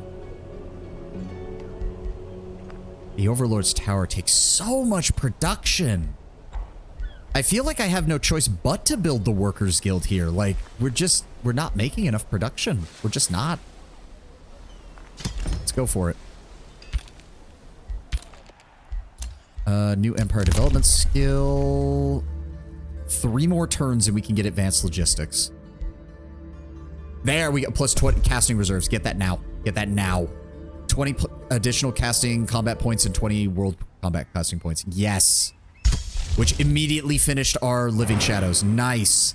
We gain 10% evasion, and when attacked within 2 hexes, the attacker has a 60% chance of becoming blind for 1 turn. And yeah, now they have darkness radiating off of them. Oh, that's so cool. Our race really, the race we're making really just looks demonic as all hell. Just demonic as all hell. Is there anything we want to build? We can build shades now. That would be nice. They are our tier 3 skirmishers. They have a 20 gold upkeep and a 11 mana upkeep. Damn. It either looks amazing or silly. There is nothing in between. Just tried octopus for the first time? Fish gummy. Me like. Oh. I don't know. I've had calamari, like fried calamari. That's not bad. I don't know about octopus. When I turn the goblins into whiteborns, they look like bobbleheads. Alright, I do want more Dark Knights. 4 turns, because it's 220 draft. God damn. Let's go ahead with a Dark Knight and a Shade. Signature skill is available. Who's this on? This is our Ritualist. Right. Kind of no reason not to go. What does this do? Deals additional damage on flanking attacks. No, Chaos is still good because it just stacks with all of our abilities. Fire damage, 10% damage against targets that are burning. Yeah, let's just go with that. You're waiting here until we get the new army. You're waiting here until you're done. You are... So next turn, he'll be able to rejoin our main force. And I don't see it... Yeah, because next turn is when the siege is going to be done. He'll be able to run back over here and reinforce his army. Because we actually... I know you guys can't see it because of the way the interface is, but he's actually going to be healed almost to full next turn. Which is great, because he took a lot of damage. And Darkspire needs more... We do not have much in the way of... Let's go with... This place has plenty of mana income. Let's go ahead and double down on that. Where are you, Yaka? I know you're around here somewhere. There he is. Okay, he is dealing with the monster den up here. That's why he's been distracted. Works for me. Unfortunately, Orichalum, that means your defenses are down and I am going to kill you. Outpost costs 25% less gold. Founding it up... Yeah, it doesn't really matter to me. We're saving up for advanced logistics, which... Yes, 2 turns. Good. Orders required. You're still waiting there. You're still waiting there. You are almost fully healed. You can come back over here and rejoin your army.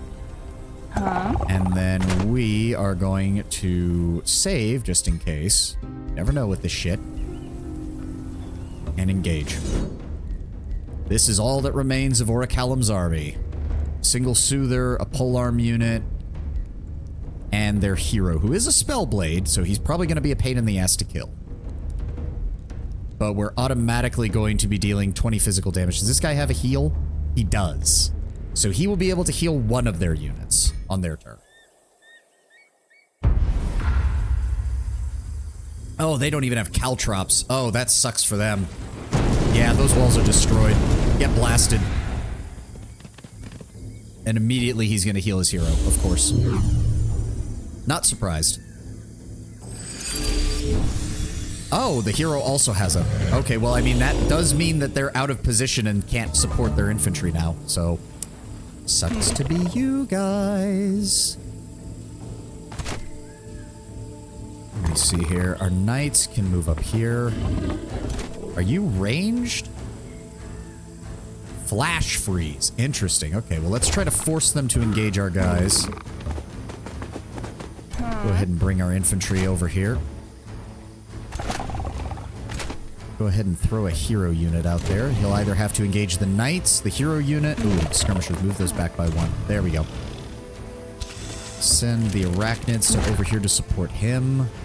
This guy has pretty long range, so we need to be careful. Move our archers and you guys here. Move our infantry and our banshees up here. Our other hero can go here. Our other infantry here. Our other pyromancers here. There we go. I think that's good. Go ahead and end turn. I hear it's a real 50-50 on the love-hate with relationship. I guess I called heads. Yep. There's just some foods out there like that. Okay, he did not move his cavalry. Interesting. He did position his infantry over here, but that's fine because now I can just vaporize them. Get blasted. Get blasted. Did they not even use their defensive stance?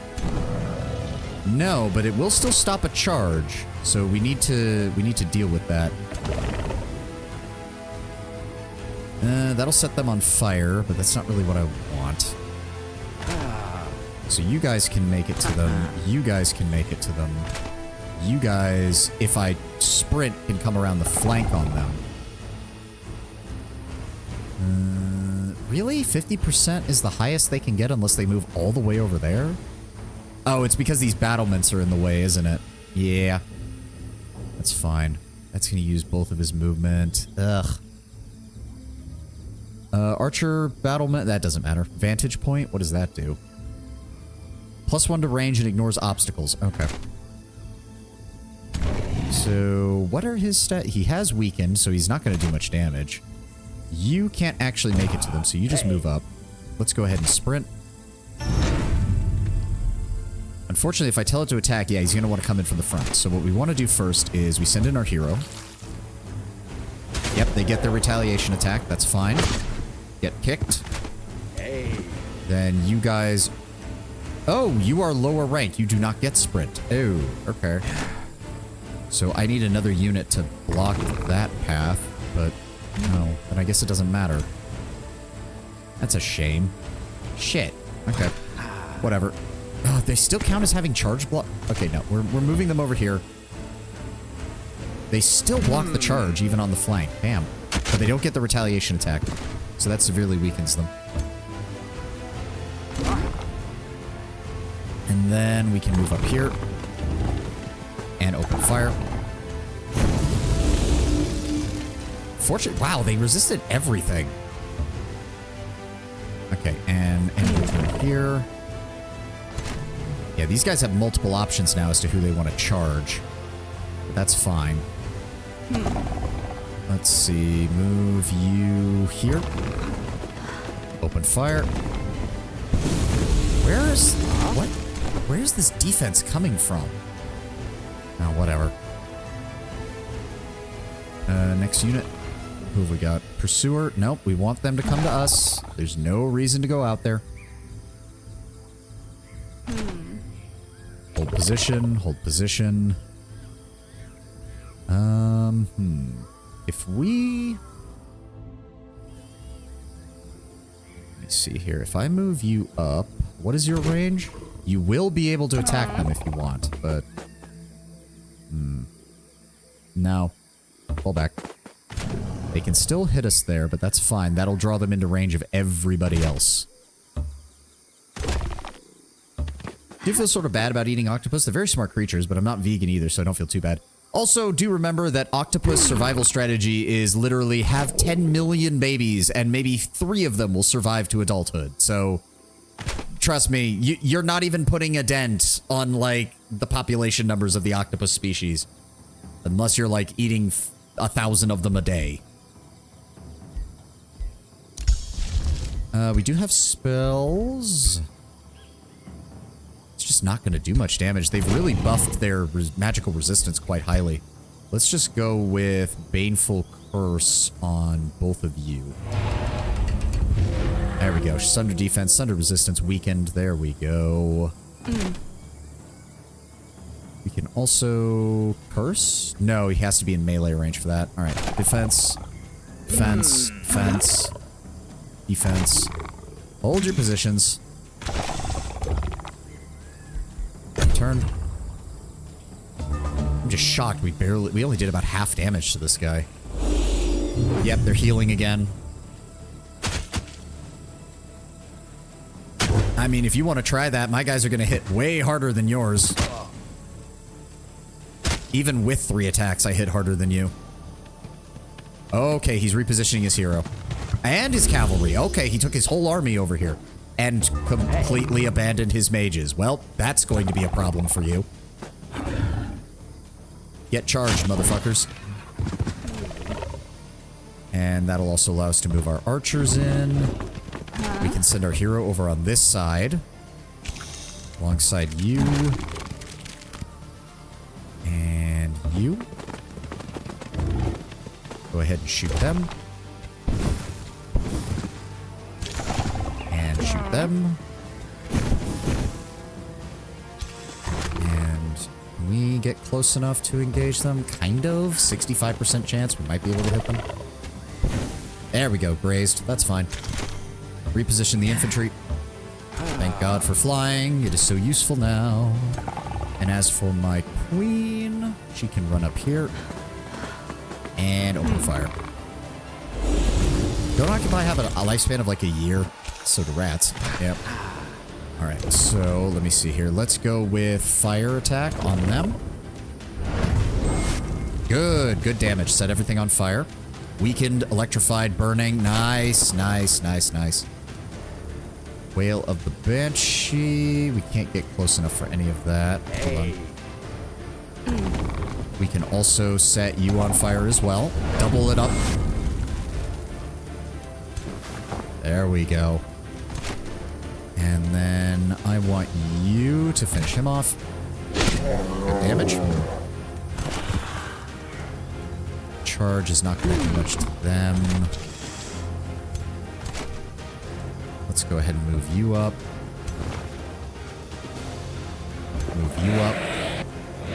Open fire on them. Electrified resistance, more weakened, good. Do we... Yes, they've already been reduced by 40% damage. Good. You've already used your turn. We can engage him. You are actually close enough. Oh, we might be able to take this guy then. Charge him. Swoop down upon him. Slice. No retaliation, good. Then we take you, charge from the flank.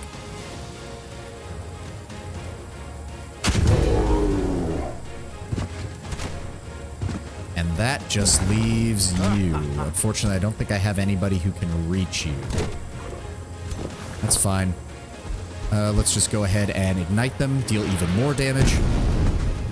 They're burning even more, so they will be taking... What is that? That's 16 fire damage and 4 lightning damage next turn, which is going to knock another quarter of their health off. Many animals are adorable and animal. Yeah, yeah. Like, I think rabbits are adorable, but if someone offered me, like, a rabbit steak, I would probably try it. Alright, you jackasses are just gonna keep dealing damage to me, aren't you? Move forward by 1 and open fire. Ooh, we critted him. Nice. Second crit. Very nice. Unfortunately, he's out of range. That is a shame. But you can charge and it doesn't matter. Human nature be like, yeah, yeah. There we go. And there we go. The cat people are... I almost forgot about you. There we go. Stab.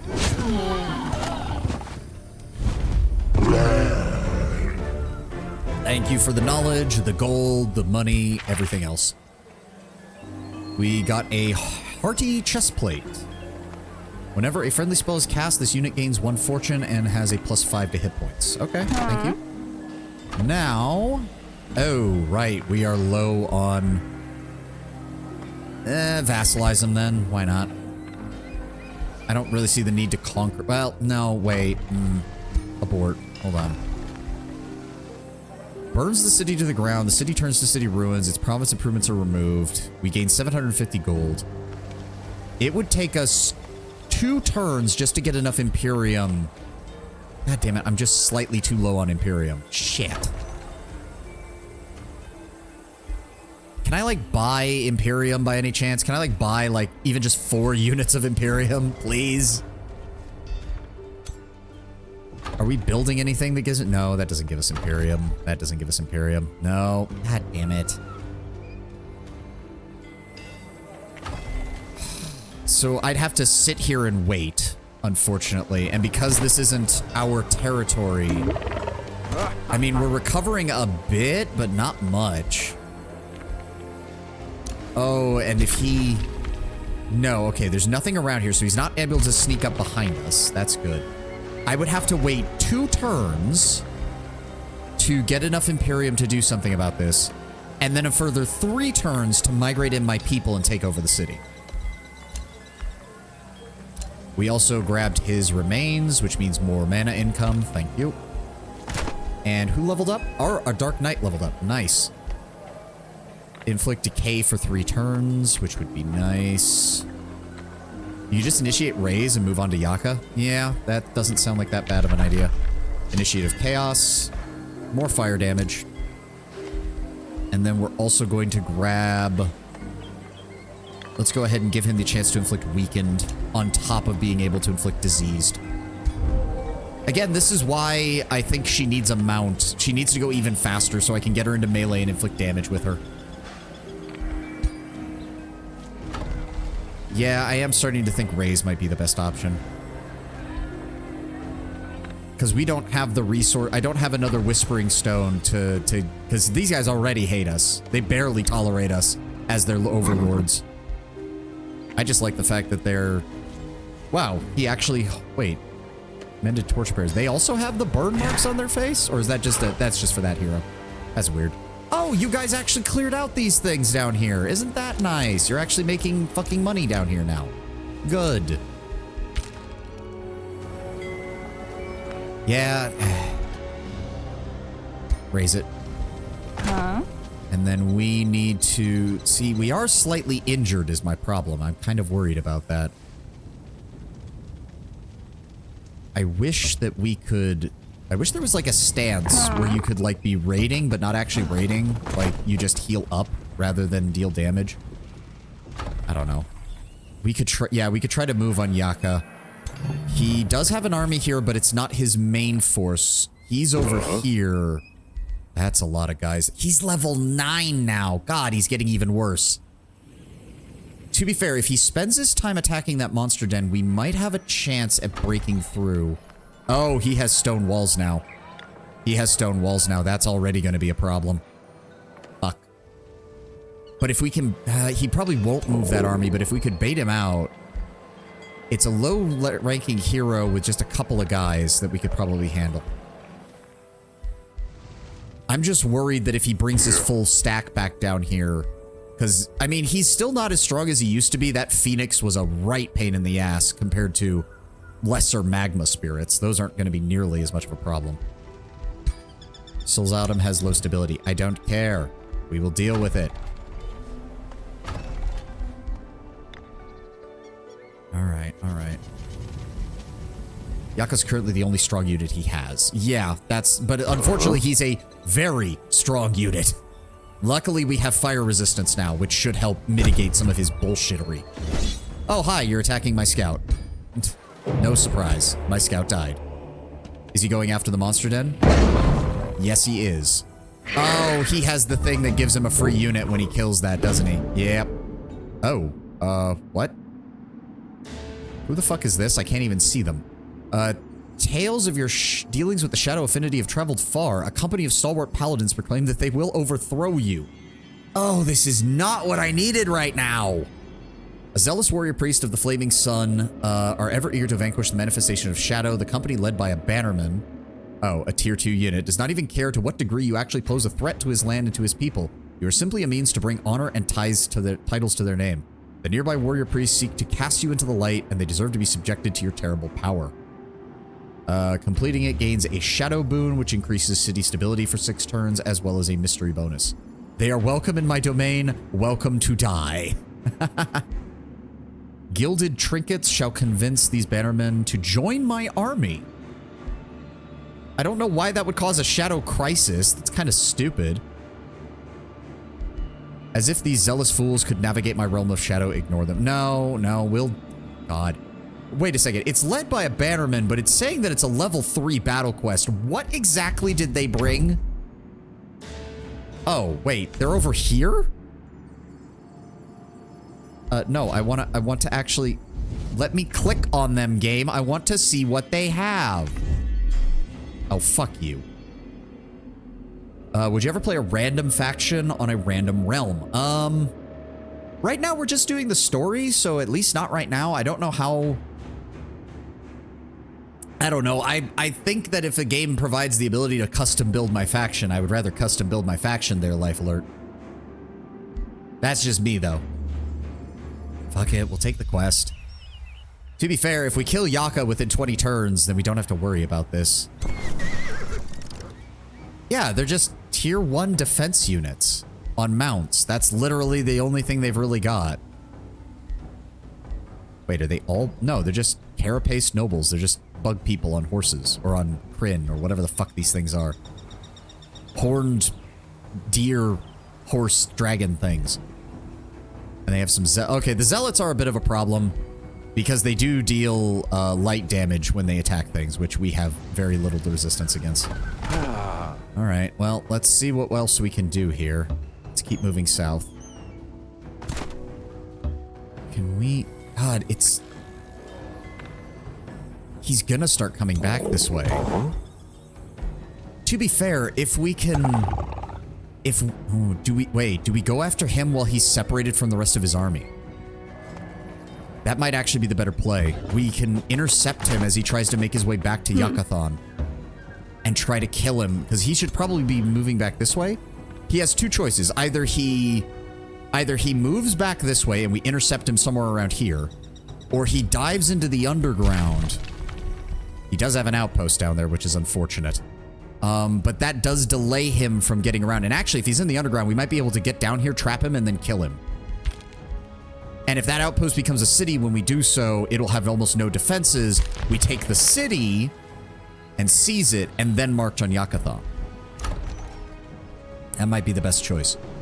Darkspire has another province it can grab. Kind of see no reason not to grab the conduit on the Rainbow Clover and get access to that. Thank you. And as for you, my friend, there is some treasure out here. I would like to send you out there to go grab it. We have the Joy Siphoners.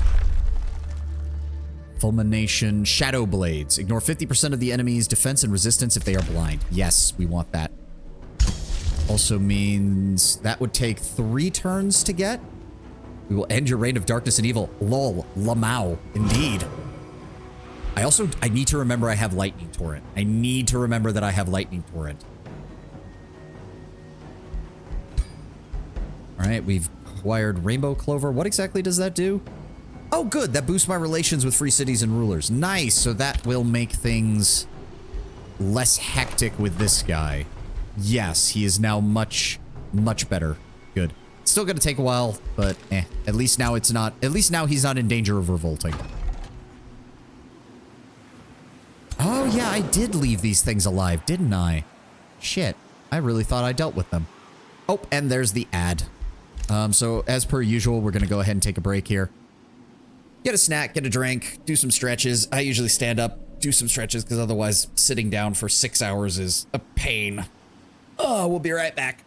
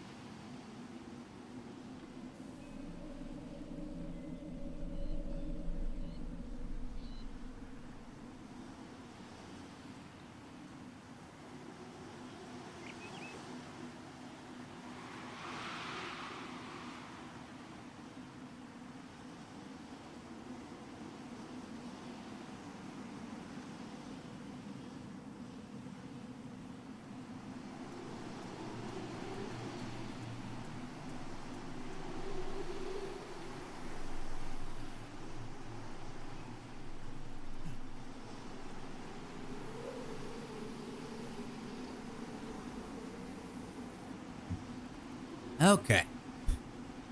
That's just about run its course. What is this? Oh, it's cleared. Huh. So he cleared this out, but then didn't... Well, I guess he's been trying to work his way over to claiming it, because his population growth has been absolute garbage.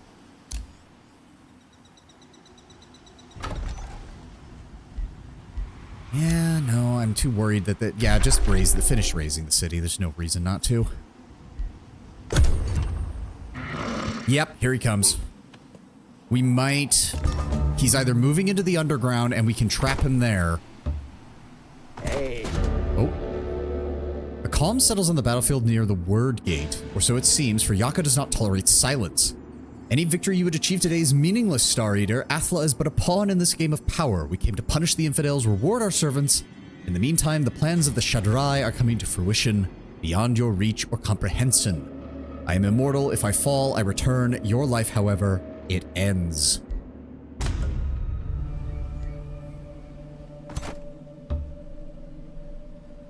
So we definitely... Oh. He has a bunch of statues of himself around this thing. Wait, is that what shows up around these? No, there's nothing around the Tower of Destinies for me. And nothing around the Fey Fountain for me. Dude literally just erected 1, 2, 3, 4, 5, 6 giant fucking statues of himself sitting around this thing. No, it is the Tome of Supremacy. Huh? Is that something that he actually does? Darkspire completed the monolith. That gets it. Oh, good. Our mana production is now doing much better. And technically, we can make it even better, because if I give a... Oh, I'd have to put it in the same spot as the Doom Trench. Shit. Okay, that doesn't work as well. Plus 10 mana income per conduit, so that would give me another 40 mana if I build that. Let's go ahead with the interrogation dungeon and get more stuff out of them. You're still working on the Workers Guild. Either it's the Tome of Supremacy or it's just Yaka. Look, if he wanted to erect a pebble, he would have done so already. Alright. Unfortunately, I have to keep my armies fairly close together. Is my scout still out here somewhere, or did he die? I think it was the one who was down here who died. He's gonna be... Yeah, he's gonna be under there. He just finished the city. If we can trap him under there, if we get in after him and immediately take control of that city while he's down there, we can kill him. And yeah, there's more statues down here now that I think about it, so it must just be related to his zone of control. What is that emote? Ratkin Bearden. I have no idea who that... Where did you get that emote, Lord Brown Bear? Alright, you're gonna head out this way. Make sure that there's nothing... Yeah, there's nothing that spawned out here. Go grab that treasure for me. You're still waiting here to build up our reinforcements. You have already moved as far as you can. Actually, maybe I could bait him into attacking me with just that one army. Oh, this could be dangerous. This could be very dangerous. Because I think if he attacks us on his own, we might be able to take him. But he might... Because he already sent one of the armies down below. Which means he only has another one that could possibly support him. I have my cavalry force here. But that means my pyromancer and my defender, along with his army, would not be in range to assist. Do we pull back?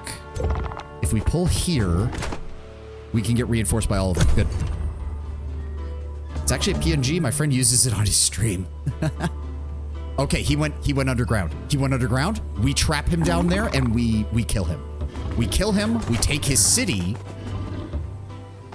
and we go from there.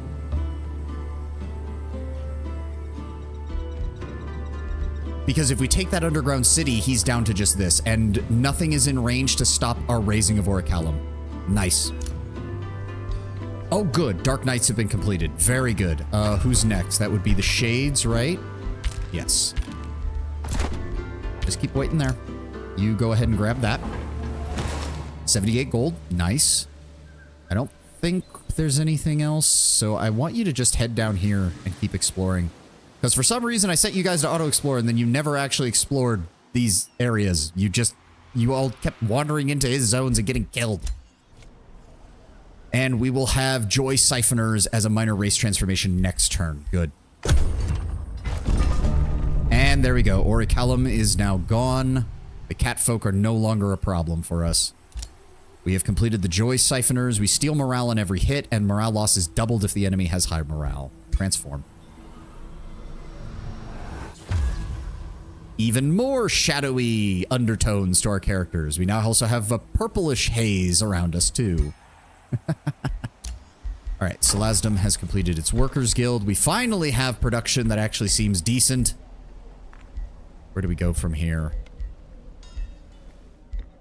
Wizard Tower level 1, more Imperium income. That actually sounds like a good idea. How are we doing on the... Yes, advanced logistics. Immediately. Give me advanced logistics. Immediately. And then from there...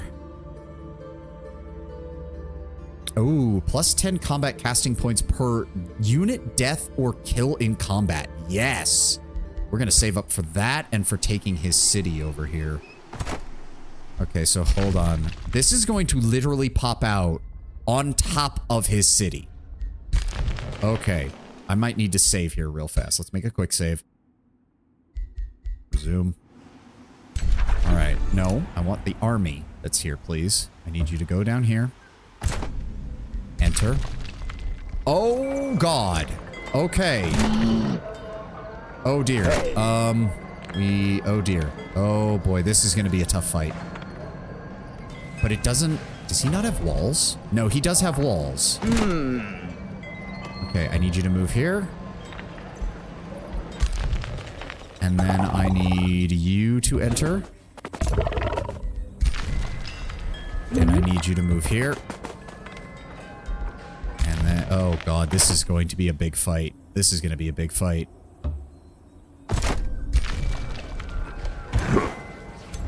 Okay, so he has an army of lesser magma spirits. He's got Yaka. He's got his army here. It's all tier 1 units plus the tier 2 wargs that he picked up fighting those other guys.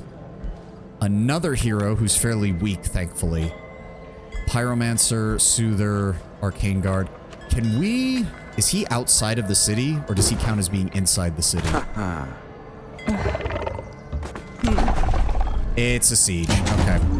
Yeah, okay, I see it. So anything that's in this zone, he's got. They only have walls, though. They have no other defenses. When the walls are breached, gain 50 gold per tier of the besieged city. When the walls are... That doesn't matter. That does not help me. Units besieging the city take 20 physical damage and suffer exhausted until the start of combat. That doesn't... That does not seem like it's useful at all. Onagers, that actually might be a good idea. Don't forget to bring down your other stack. I did. All 3 stacks are down here. All 3 of them. We're going to go with construct onagers and harass defenders. All... Wait. What? Where's my 3rd stack? Wait, but I moved another stack over here. Wait, what? Oh my God! Get in the fucking... Enter! You piece of shit! There. Good lord. Okay. Now, this is a newly established city. There's... Why did my amount go down? Why did my amount go down? That doesn't make any sense. Is it just counting... Okay, hold on. Move here. Move here. There we go. 3,097 versus 1,500. There we go. There we go. All right. And I'm pretty sure that there's no way he can reach us with his army that's down here in time. And even if he did... Hold on. My army is standing on the tunnel, so he can't get in. Good. Shadow Blades. Start new research. Prelude of Doom, Cruel Weaponry, let's go with that. How fast can... Good, we can get Shadow Blades in 1 turn, which means we'll have yet more advantage. If we start dealing morale damage, we can do even more damage to this guy. Nice. Let's go with Ritual... No. Money. Dark Forge provides gold and draft, but he already has a Central Quarry, which is actually better. Fine. It's going to take a while, but go for the Mages Guild. Just really double down on improving our mana production. She's working on getting the Shades, which is good. We actually have enough. I'm willing to go ahead and... Let's get another Dark Knight going. All right. And return. And you're still working your way down here. There we go. Start clearing out. I don't think there's anything out here, but you never know. You're going to just wait there. Shadow Blades is ready. We now wield shadowy fire on the enemy. Right? Yep, doesn't look like his army's moved out. He doesn't really have much of a choice in the matter. Our armies are all set up here. Next turn, the walls will be breached. Is there anything else? Right, lightning turret. Go ahead and give me that. When the walls are breached, should we cast it on Yaka? His army does have the most... Anything we can do to weaken them would be best, yes. Alright. Nothing else we can do. End turn. The walls have been broken. Breach has been made. Not yet. Hold off. Hold off. New Empire development skill. We picked up the advanced logistics. Instantly gain 750 knowledge. 10 combat casting points per unit. Death and kill. Thank you. Oh, that means I can't grab the... I keep forgetting that the thing needed to take cities is also the thing that I use to research shit. God damn it. Alright, go ahead and cast it on him. Or not. Right click. Right click. Cast it on him. Zapped. That took almost 200 army power off of him. Very nice. What do we have else? We can produce another improvement and gain another province. So let's go ahead and grab Overlord's Tower. I need you to start work on the Wizard's Tower. We need more Imperium. In fact, I don't care that it uses half of our money. Build it now. And then also start building the Apex. There we go. That's pretty much all of our money, unfortunately, but oh well. And then... let's just finish up grabbing the water positions. Grab the nautical research post. You're still down here. Just... yeah, I know this hex has been yet to explore. That's why I'm sending you down here. Get moving. There we go. Fully explored. This map is pretty much fully explored. I don't like how many mountains are here. Like, I know it's supposed to be a fairly small map, but still. The mountains are useless. Quite literally so. Alright, and you're still hanging out here. Should I start moving you up? These are really good units.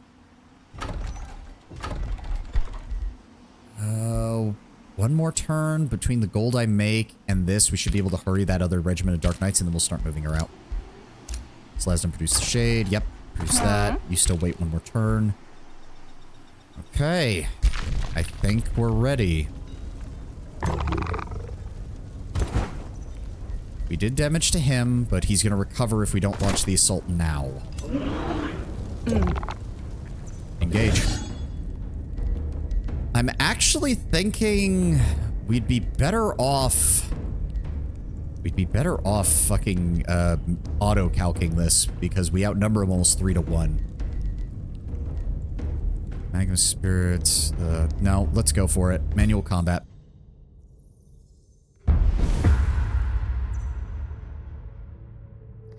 The walls get destroyed. Yep. We deal damage to everything in his army. Not as much as I would have liked, but still. Oh my god, my combat casting points just went massively up. He instantly uses a heal on himself and on his general, unfortunately. He has wargs, he has more... I have onagers, don't I? Yes. They're not very accurate, but that's fine. Can't use the ability for one more turn. That's a shame. Alright. And we can't cast any spells, but he will be able to cast spells, so we need to avoid him for right now. The whole point with him is we need to wait for him to get a bit closer and then just descend... Summons a random tier 2 to tier 4 Umbral Demon. Oh, great. Son of a... Alright, alright. Alright, first things first, this flank needs to deal with these magma spirits and try to clear them out as quickly as possible. Let's try... They're going to be moving up. I'd like to try and draw them into attacking us. Send our infantry forward. Luckily, he stayed on the wall, so the most he can do is move forward and try to hit anything that comes close. Which I have no problem. If I move up here... Keep my knights back for a moment. Warlocks move up. Infantry move up. Archers move up. As for this side, he's got another hero. I have my own hero. We're going to move up. Get the banshees ready. Get the infantry ready. Pyromancers, more infantry. I think that's all we can do really right now. I need them to break formation and come out to me. They can hit me from there? Oh, they get the +1 range, right. Because I didn't destroy the battlements. That's fine, that's fine. They're still at max range, so they're not doing too much damage. The important part is Yaka is not involved right now. Whoa, what the... What was that? Oh, he used Ignite. A long-range spell. And he summoned up some... Inferno puppies, so that was not his spell. Yep, he summoned those. Oh my god, where is this all coming from? How many summon spells do you fuckers have?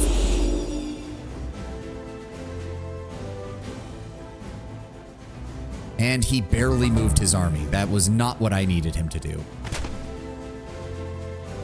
Alright, move up. I'm just gonna have to go as quickly as possible, I guess. I need you to jump and get into melee range with those things. I need you to advance. That is a vantage point, which does give additional range. These guys are fire damage, so it's not going to do much, but we're also resistant to fire, so let's go ahead and open fire on them. There we go, good. Oh, wait, you still have a... Oh, that works. Yeah. Fight. There we go. Weaken them. 50% on that side. That's fine. Just move up. Open fire. Anything we can do to weaken them. There we go. Critical hit. Nice. In fact, we might be able to kill them. Come on. Come on. Come on. 50%. 50%. 50%. There we go. All right. Move our infantry this way. Okay. Here they come. Those are all melee strike charges. If I use Chaining Evocation, it's going to hit everybody here. Hold on. What do I have spell-wise? Baneful Curse. Give me Baneful Curse. Center it on him. There we go. Sunder Defense, Sunder Resistance, weakened. Nice. That will make things a little bit easier on us. We chain lightning, or chain fire, really. It's not chain lightning. Do we pull back slightly and force him to come to us again? Oh my god. So this thing is fairly inaccurate unless the enemy is bunched up all to hell, in which case it can actually do a lot of damage. Sounds good to me.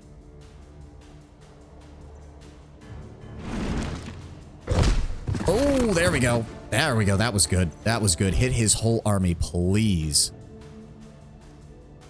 Yes. Oh, nice. That was good. If that's the case, I'm actually willing to take the risk with my leader. So who is it hitting? It's hitting Yaka and his other hero. For some reason, that's the only one he can hit, though. It's kind of annoying. I would rather it hit these 3 frontliners. I wish I could choose. It's kind of bullshit you can't. But oh well. So if we deal damage to... No, they're resistant to fire. Let's do the Chaining Evocation on the wargs.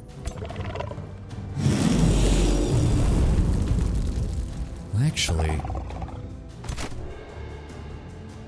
I might... Hold on. I might be able to do this. If I do that on you, that's more long-range damage. There. Oh, that was good. The weakness really hit hard on that. Okay, I think I know what I can do now. Take my dark infantry, sprint. That will allow them to finish off the wargs. We're just going to take our chances. We're going to start running in on them. Which then allows my knights... Who do I go after? Oh, who do I go after? Hold on. Move you guys up. Open fire on them. Unfortunately, my infantry can't get close enough, even with sprint. Shit. That's a shame. We charge their hero and kill him, because he's got all those stacks of debuffs. Get fucked. Which also raises our morale. Yep, our morale is actually high. We get more critical hit chance. Can't do anything else here. If that's the case, how many units does he have over here? He's got pyromancers, he's got soothers, he's got arcane guard, and he's got arcanists.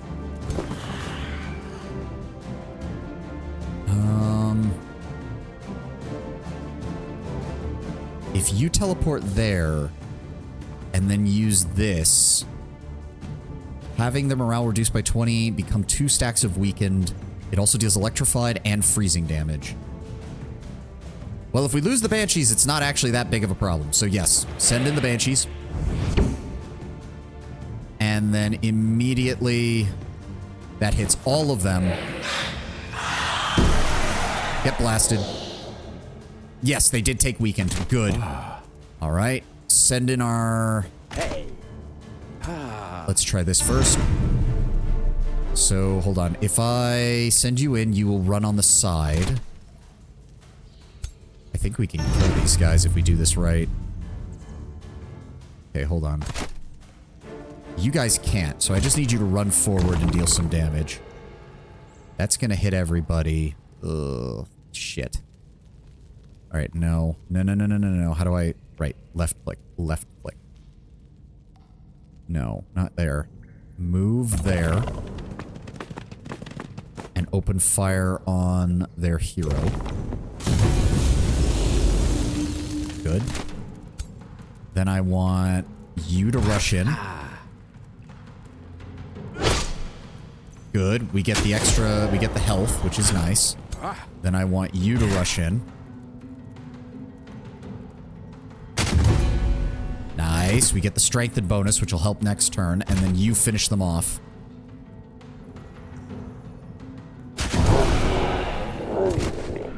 And that gave us more combat casting power. It's a shame we can only cast 1 spell per turn. Alright, who's left? Who's it selecting? Oh, there we go. End turn. He's going to be using Ignite, and it doesn't tell me where he's using it, which is kind of annoying. Alright, what's happening? Yaka's moving up. He's going to engage our... He's going to use a melee attack? Okay. I mean, he fumbled. Oh, perfect. He's preparing a spell. We need to deal with that. Okay, that's where he was igniting. So he dealt some damage to our guys. That's fine. He just had to reposition his soothsayers. They're dealing some damage to my knights. That's no problem. Oh, he's moving everything to engage my knights. Oh, that didn't matter. Not even close. How many attacks does he get? Nope, he's a line breaker, so he only got 1. Nice. Okay, the Banshees are taking heavy damage. I'm not surprised by that, though. Grazed. Nice. You have the range for that? I was about to say, there's no way he was going to get an actual hit off with that. I wish... Gabe, what did he just cast? Okay, well, the Banshees are dead. How many spells is he casting? Target unit sustains 10 lightning, 10 for... Okay, we gotta kill him. We need to focus him down. Let me see here. Yaka... Those spiders are still a problem, unfortunately. And I can't get a good shot on them. Wait, they can He's that weakened? Go for it, then!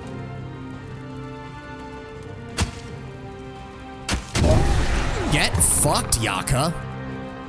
I am the one who deals the damage now. Wizard Kings do get spell buffs. I see that. It doesn't matter, though.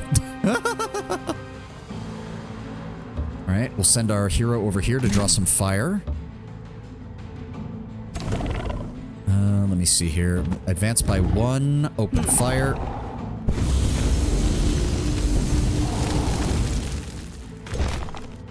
And advance by 1. Open fire. Pretty sure Yaka is the chump among the god. Yes, you guys have said that like 4 times. I do get it. It's just been repeated many a time in this match. There we go. Move up. Defend.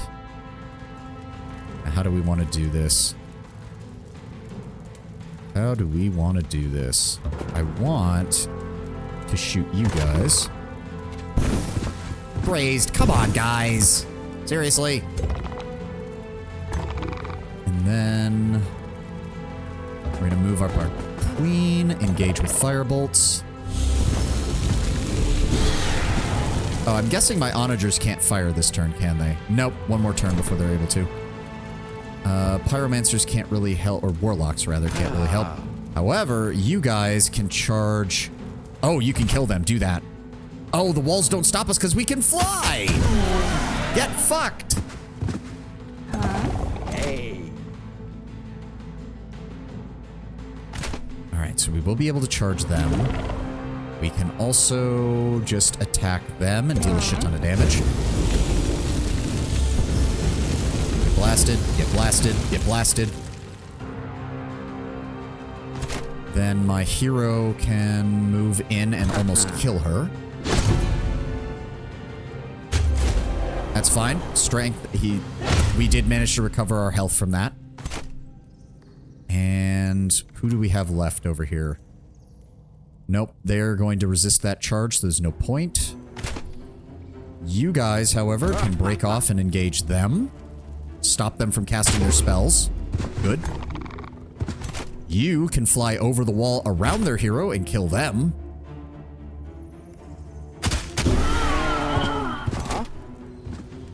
And you can charge in and support my hero and kill them. So good. Oh, that's so good.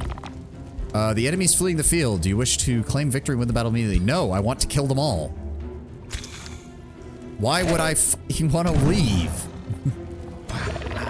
So, let me see here. We can charge into the rear of them.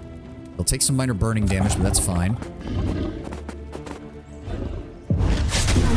Arcanist is down. I think those 3... That guy is the only other one that really is sitting here. You can't do anything, you can't do anything, you can't do anything, you can't do anything. Go ahead and block. And then no reason not to. Let's go ahead and burn you. If he tries to leave, my Dark Warrior should be able to kill him. End turn. Oh, they're just going to use their disengage ability, but that also means they can't attack it. For some reason, they're running towards us.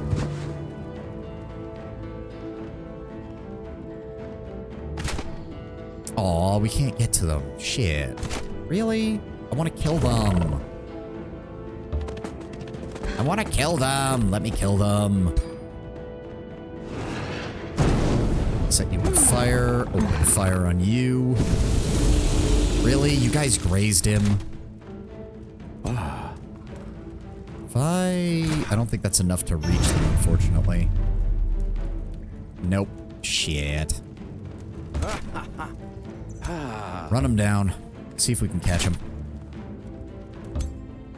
Who's left over here? Alright. Knights. Go ahead and charge strike these guys in the rear.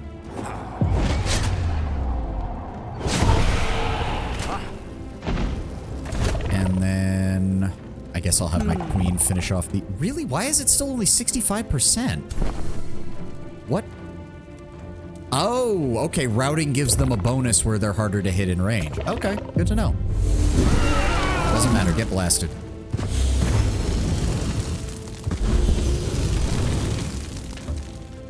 And I think that's the only unit left. Yep. Can we get him before he tries to get away? Is the question. He's running really fast.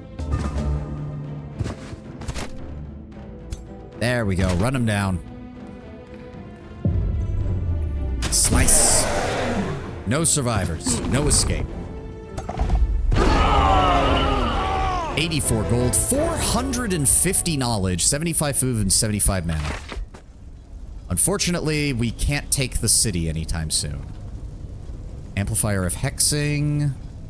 And we also picked up the Seer of the Worldcaster. Grants plus 10 combat casting points at the start of battle. Units can see invisible or camouflage units within vision range. Nice. Now... Wait, what? What do you mean? We already did that, though. There we go. Vassalize the conquered city. You know what? That only takes a single turn. Fuck it. Vassalize them. As for the rest of our forces, let's go ahead and... Yes, the city is being vassalized. It will be done so in one turn. We need a place to recover our health is the problem. And there is... The closest is the Tower of Destinies, which... Because I don't think we can get here before he comes back, unfortunately. Because what? It only takes 2 turns for him to come back. We captured Fortuna and Vela the Deathbringer. So that gets us another 4 knowledge a turn from each of them. We finished Cruel Weaponry. May as well start a new research. Rending Shadows. Enemy units in a 1 hex radius, 16 physical damage, and a 90% chance of becoming blind. As well as taking Sundered Defense. Yep, we got them. And you need orders. Okay, how do I... Right. So wait, if we take the Oculus because nobody's there... That takes 3 turns. Fuck! Still, we can use that as a staging point and launch our assault on his town because we'll get the bonuses that come from taking control of it. And he shouldn't have any units around here, I don't think. Like, he would have reinforced us with that. He would have brought his remaining units over. I think we're safe. It still takes 3 turns in order to grab this. So he'll be back, but there's no way he can resupply his army fast enough. And if we've killed him once, we can kill him again.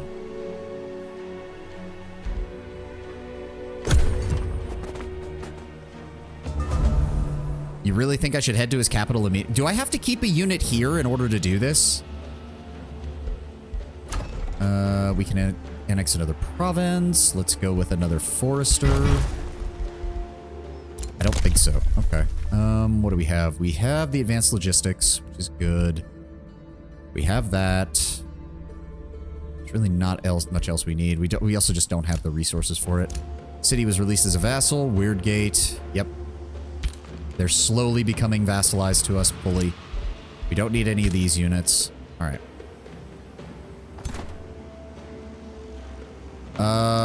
Actually, I think it did because my hero can't move.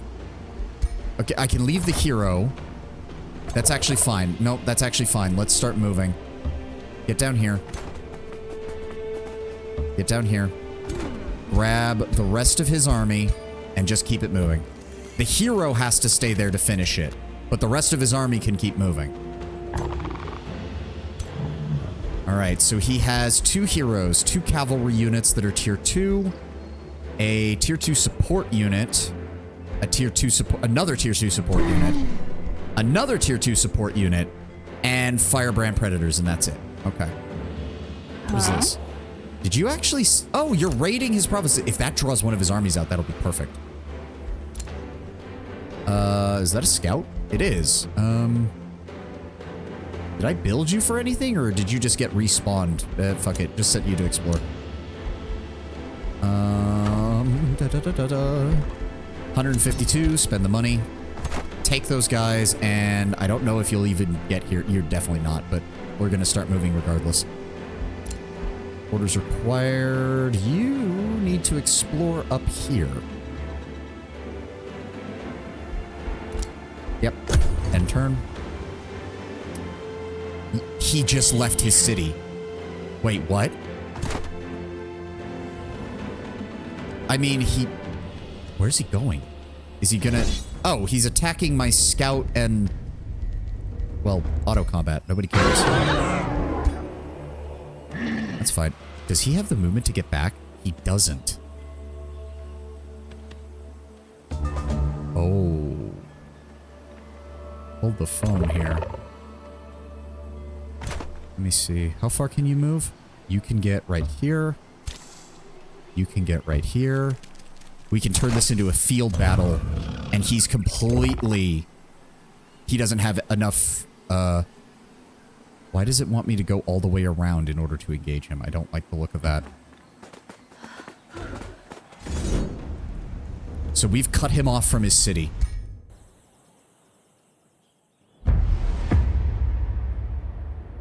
Damn, we might have this done before the end of the stream today. I do not like this map, though. Holy shit, that's a lot of cover for him to use. What did he just do? Oh, they have the Houndmaster equivalent. How many units did he just summon? Okay, no, he's keeping his entire army in close formation. Because he does have a lot of support units, so he kind of has no reason not to. What did he use? Gain static charge for 3 turns. Okay, that increases their damage. Alright. Whoa, why is the game... The game was really laggy there for a second. So who is this? He doesn't have a ranged attack, but he does have a taunt. She has... Poison Blast, and can dispel magic. Okay, that's a problem. Alright, let's send the spiders, the outriders, and my mages off here on the flank. Dark warriors can start moving into support. Ooh, I need to keep my knights back. I do not want to lose those. They took a lot of damage in that last fight, but they were instrumental in dealing damage as well. Keep the warlocks close to my leader. I think this map would be a hell of a lot more difficult if we didn't have all these flying units. He's not quite close enough. So he can reach us with his cavalry, but he can't reach us with his infantry if he tries to run in on us. Advance. We can't do anything else, I don't think. Keep you guys moving. Alright. Go ahead and... Actually, I want... Move up here. Obscuring. If they try to hit us with ranged attacks, we should be able to dodge most of it. In fact, I want you to keep moving. If you have movement, keep moving. Move you. He's really low. We need him to get close together so I can use my spells on him. Alright. And you move up here. I'm surprised these cactuses... Oh, wait. There it is. Hold on. Units passing through or ending this turn on the hex will be inflicted with bleeding. That's what I thought. Let's move here. Hey. I want him to try and come after me. Yeah. Oh, that's going to be... Okay, hold on. Let's give him some alternative targets as well. Defense formation. Good. And turn, and turn, and turn. And turn, and turn, and turn. There we go. He's coming after my guy. He's going to do a ranged attack? No, taunted. Okay, that's fine. Ow! That was grazed? Felt like that did way more damage. Okay, they missed. Good. Don't tell me he has the range for that too? Okay, my hero on this flank is in trouble. Oh, he's going to be in a lot of trouble. Okay, they missed. That's good. Grazed. That's fine. They're gonna try and run in on him. Living shadows resist... Oh, the blinding. Right.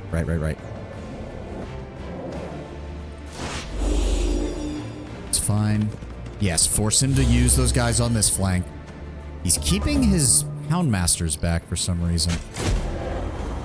Oh, the taunt means they have to run forward and engage him. Oh, that's not good. All right, I know exactly what I want as far as a spell goes. We want weakened and reducing all of their buffs over here. There we go. Then I want pyromancy on this whole group. Hey, Kataka, welcome. All right, that's good. Then I need... Okay, we've got a lot of options here. We have a lot of options here. You run in and engage them. They're down. Good. You're going to... Let me see here. I would like you to move up. Open fire with them. There we go. That should deal enough damage. Alright, hold on. You run in and kill them. There we go. Good. Good. Pyromancer's already made their move. Those guys are still over there. Warlocks. Go ahead and give me the Sundering Curse on them, plus their support over here. There we go. Give me Chaining Evocation on their hero. Very nice. Oh, so close. We might... Do we have anything else that can reach him? No, even if he charges, it's not going to be enough to reach him. What other choices do we have? What other choices do we have? Our guys can cast Flame Strike on both of them. That also destroys their cover. Then the archers can move up. That's a 65% chance. May as well move them the maximum distance then. Get close, open fire with short bows.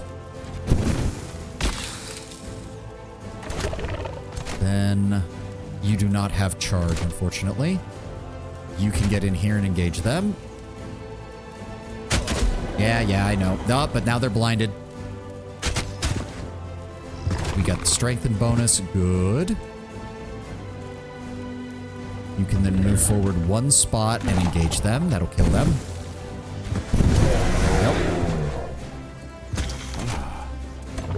My knights can then charge them. They'll take a little bit of damage from the fire, but they'll be fine.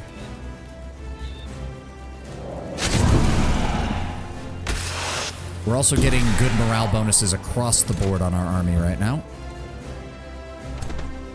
Warlock's good. The queen has used her ability. Yes.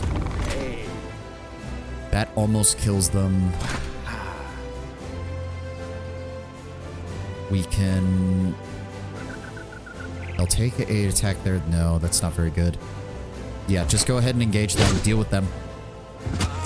Very minor damage. That's fine. There we go. Give him strengthened. That will then allow my warriors to run in on these guys. Their hero. Nice. Nice. Spiders can move up. Let's just go ahead and jump to really get in close on them. Then end turn. And let's go. He's only got 3, 4, 5 units left. They're having to fall back. They're opening fire on my warriors. That's fine. Oh, that's another hero. I missed that. Luckily, these guys... He's not focusing my hero, which is good. He is going to do with these guys, though, unfortunately. Ow, ow, ow, ow. Oh. Oh, they have a debuff. They blinded and froze my units. You son of a bitch.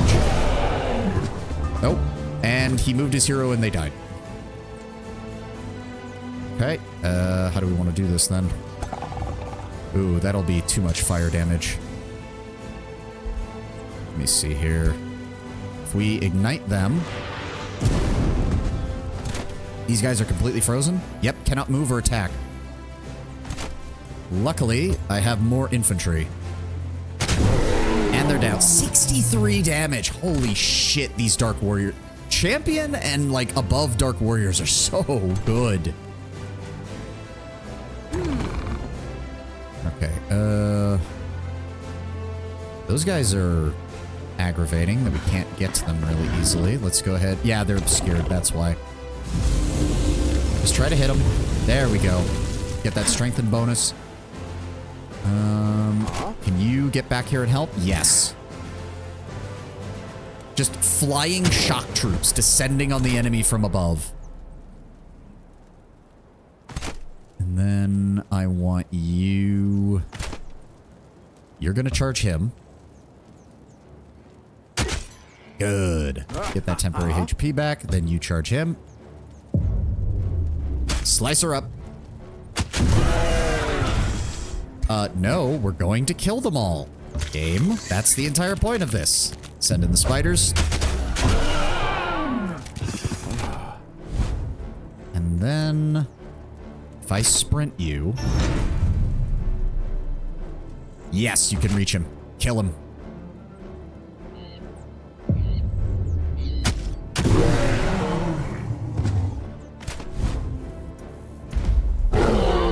Okay, we still took some heavy damage there, but that was a lot easier than trying to fight them in the city. We also got rid of 2 of his heroes. Seer of the Wallbreaker and Wand of Dispelling. We'll take all that. And now, if I'm correct, we're not quite close enough to start the siege, unfortunately. Shit. That's annoying. That means he's going to respawn here next turn. Ruler leveled up. Let's go ahead and grab +1 to electrified, burning, or sundered defense against targets that are already affected by that status effect. Yes. See what I mean? Like, what is the max level? Like 20? And we're not even halfway to that. We haven't had a game where we've even come close to that. She might actually get down here in time to help. He needs one more turn over here. Nothing we can do there. He's exploring over here. Oh, there are some enemies down here. Enchanting orcs, some water spirits, the usual. We captured both of them, so that's giving us 24 knowledge a turn from our captured heroes. I suppose that is one real advantage of the prison and the crypt system is you can technically farm the enemy's heroes because he's gonna keep summoning more of them. Rending Shadows, nice. We have a new spell, and I mean we're not really gonna get a chance to use it, but we can grab the. Oh my God, the Warbreed looks like it does so much. Look at that. Charge Strike dealing a base level of 19 physical, 8 lightning, and 8 fire. It's a dark phase shock. I mean, we do have plenty of shock units is the thing. But we can, oh my God, gives enchanted units plus 20% critical hit chance, and whenever this unit kills another, that unit explodes, dealing 20 fire damage to adjacent enemy units. Oh my God. 35 base damage before charge bonus. Yep. Gains 20% damage per hex traveled up to 3 hexes. And he'll automatically gain strengthened when he hits an enemy because of our frenzy abilities. Let's at least take a look at what else we unlocked. There is Dreadnought, which is nice. Tome of the Dragons. We will definitely be doing a dragon-themed thing at some point, because how can you not go for Draconian Transformation? Purifying Flame gives temporary healing and removes negative status effects. Flamer Focus. Firebomb, a magic attack that deals damage in an area. The damage of the attack increases with the unit's tier. Nice. And then Dragon Attack. Units defending the city take 26 fire damage. Units defending the city have a base 90% chance of suffering burn. Random positions are set on fire. And most battlement structure obstacles are also on fire. And it allows you to summon a young dragon. Young Obsidian Dragon if you're evil. Young Golden Dragon if you're good. And I'm assuming these evolve. I'm assuming when they hit legendary status, they become a full-size dragon. When this unit hit points reach 60% or lower, it deals 30% additional damage. At the end of this turn, adjacent enemy units have a base 90% chance of losing 5 morale. Interesting. So Nature, Chaos, Shadow is actually an interesting combination you could go for to really double down on the morale damage. Cleansing Flame, the Pyre Templar. Okay, that does sound like...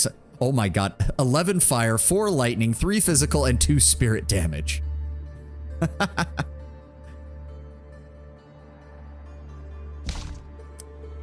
Tome of the Great Transformation. Turn your people into undead and transform your empire into a paradise for them to thrive in.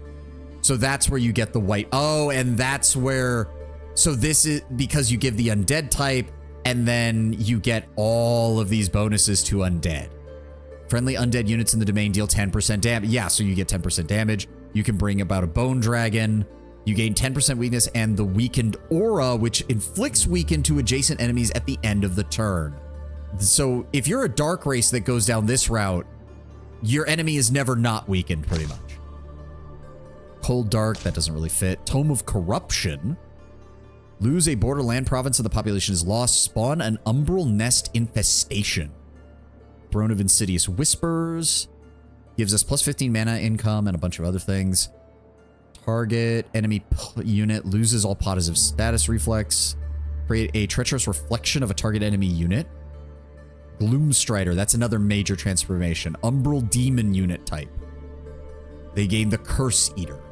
Unit loses 1 random negative status effect and heals 10 temporary hit points. Disabled if burning. Interesting. That's how you get the tentacle legs. I see. I see. Well, I think of them... What does Pandemonium do first, though? Turns the target race into a conduit of chaotic energies. 10% additional damage for each of the target's negative status. Oh my god, that stacks so well with this build. We basically inflict 2 or 3 negative status effects every time we hit an enemy. And that stacks with Strengthened, which means we could potentially get an 80% damage increase. Infectious Insanity. Attacks have a 50% chance of inflicting infectious insanity. Oh my god, that's so good. And Havoc Magic for battle mages. Gain a 60% chance of inflicting a random negative status effect, which it probably won't do the ones that we already can do naturally, which means that actually makes it even easier for us to do that.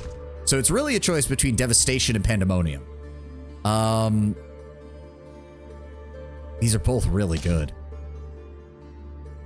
Yeah, let's go with the Pandemonium. Again, we're probably not going to see much of it, if at all, but you never know. There is a subtle artistry to true chaos. Yeah, give me the Vessels of Chaos. Okay. And I do love the tome designs book. They're great. Oh, yes, the art department went hard on this game. And I mean, I see why as well. Like, there are some things that are just kind of generic. Like, the Watchtower is pretty generic. Most of the city architecture is interesting, but also fairly, you know, run-of-the-mill for fantasy. And then you've got some of the various destroyed shrines. You've got the book art. You've got some of the unit art. The fact that you can overlay so many different buffs on a unit, and they all just add to that unit's physical appearance is a really nice touch. All right, yeah, there he is. Oh, and he got a free unit out of it. Well, shit. I knew that we have light hidden or destined for greatness. Forgive my impulsiveness, O Empress, but the wisest scholars among the mended torchbearers have been poring over countless scrolls, delineating our family trees, and it seems evident that you and I share a common ancestor. Isn't that wonderful? If it delights you, yes, you may call me cousin. All cities of the Dark Fae lose 18 city stability for 6 turns. Me, related to the torchbearers, absolutely laughable. Avoid the subject. We're just gonna avoid the subject. All right, are you done? You are done. Can you get down here? I mean, we are gonna have to siege him anyways, so. There we go. It's gonna take 3 turns. So, let me see here. Oh, Ballista Towers. Arcane okay, he actually has defenses here. Interesting. Ooh, okay. The onagers were really good, especially when he bunched up his units. He also doesn't have many units is the thing. So we're going to go with the onagers, and we're going to go with the tower bombardment. You should kill him for that, just for fun. We don't have time for that, Lord Brownbear. I'm sorry. Say you're my cousin. I inform you that we are not in Alabama, good sir.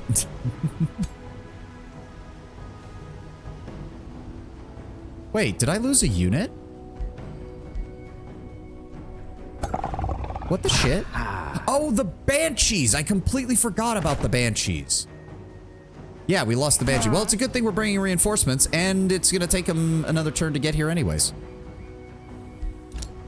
Yep, Yaka is back. He also has a unit of battle mages, but that's all he has. So Yaka is the only real threat here. He's the only one that's a real problem. Okay, so there really is nothing else down here. We truly have explored all of this area. The only thing we haven't explored is part of the underground, really.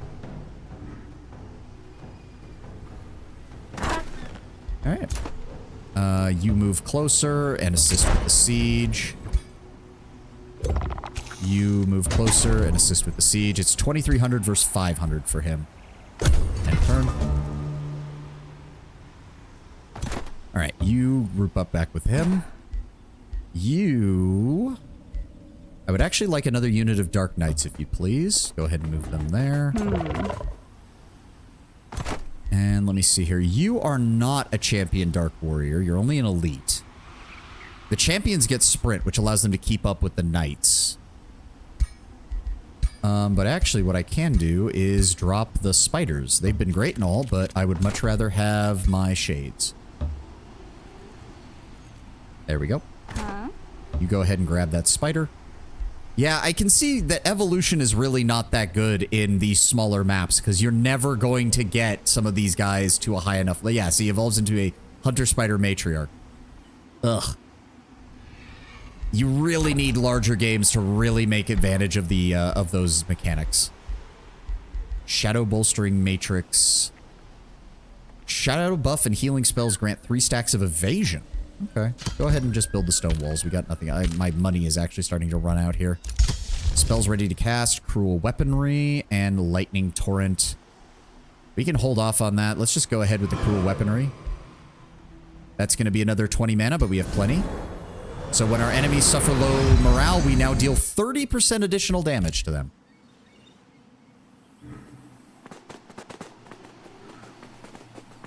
There we go. And you're just going to hang out here because you're just kind of here to supply additional... Do I want to swap anybody else in, actually? You are legends, so you are actually really good. You are also legend. You are not, though, so we're going to go ahead and take... Not you. Just the damaged one out of the formation. Send in that Dark Knight to replace him. And you go ahead and grab that. There we go. You just go ahead and wait there. Huh, he's actually building stuff still. What is he building? Carnival of Flesh. Oh, he's trying to negate my morale advantage, isn't he? He managed to get another suit, another unit. I mean, it's just a... Yeah, it's going to be 2 turns for that. That's fine.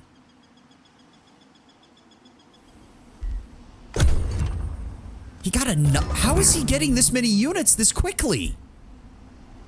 There's no way that his fucking draft is... Hold on, that's a tier 2 cavalry unit. That's a tier 2 cavalry unit. My tier 2s, in general, cost about 140 draft. I still can't recruit those in 1 turn. You son of a bitch. Well, I know exactly what I'm going to do. I need to have this on hand. Or no, not this turn. Next turn. Next turn. We need to save it for next turn. So that way it deals the maximum amount of damage.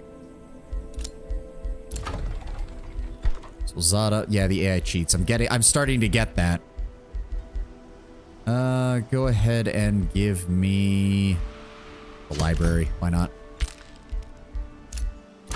Oh, he finished building the Mages Guild. Good. That's why our mana was so high. Nice. May as well go for that, I guess. We really don't have any money, unfortunately. Yeah, you know what? Go underground. Let me see what's out here. Oh, I never picked up excavation, did I? Nope, I didn't. Ha! Okay. I didn't even think about that. Raising cities grants +1 population to one of your cities for every 3 population of that city that was raised. That would have been nice. Your armies regenerate 10 turns, 10 hit points per turn, even in hostile domains. That's also nice. Instantly gain 750 knowledge. Ooh, can we just grab that? Which then immediately finishes that and also allows us to grab Fulmination. May as well start on that. I don't think we're going to get it, but that's fine. Yeah, not yet, not yet. We're not casting lightning turret yet. Not just yet, game. And you just stay here. Guard. Vessels of Chaos. Yup. Again, I don't think we're gonna get there fast enough, but oh well. I was about to say, do not tell me he managed to recruit another unit. Thank you. Alright, so now we lightning torrent him. Zap, zap. There we go. Damage across the board. What else is going on? Oh, right. The ad played, didn't it? Yeah, the ad played and I didn't even notice. This is what happens when I get caught up like that. Let's go with the fishmonger. And you know what? You just stay here. We picked up Fulmination. Prelude of Doom. Target enemy army gains 3 demoralized for 1 turn. Oh, this is our army spell, so we can cast it outside of that. Nice. Full vassalage from Lighthaven. Thank you. And a breach has been made. So we will deal damage to their ballista towers, which is good. We will have the onagers as well, which will allow us to engage them at range. There we go. He does have the caltrops, which is unfortunate. And this hero needs to stay the fuck away from the fight. I should have swapped him with the other hero I have in the reserves. Too late now. Oh, he has... Wait, he has 4 ballistas? I thought he started the game only with 2. Oh, regardless. What are these things? Why are there a bunch of... Oh, that's the arcane battlements as opposed to the archer battlements. Right, right, okay. There are caltrops everywhere. Where's my onagers? They can't fire until next turn, can they? Yeah. And they're mainly going to be dealing with these ballista. The main thing we can do, though, is try to get in under the range of the ballista while we can. So his whole army is centered here in the middle. Ugh, I don't want to use my Dark Knights then, if I can avoid it.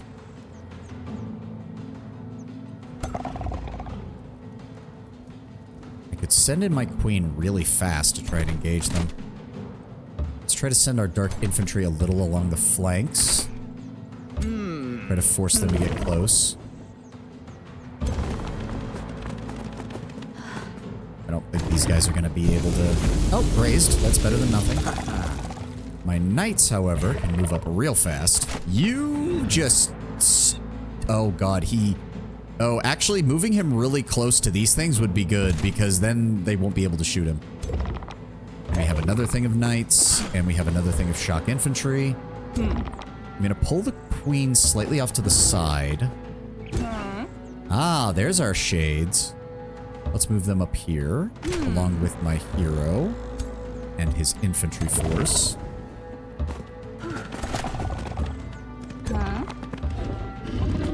We just need to try to... We need to try and spread out, I realize.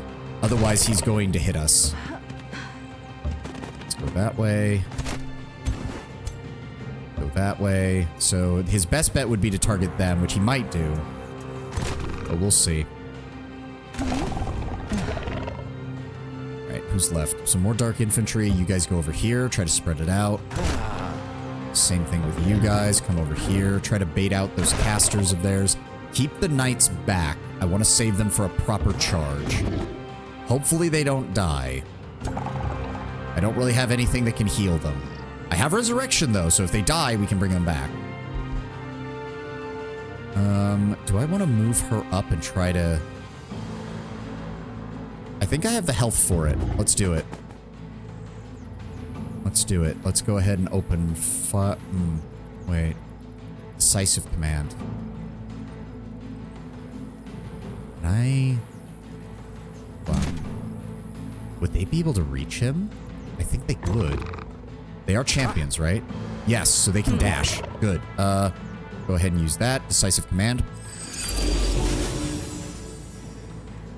She can open fire on them and deal a little bit of damage, hopefully. Good.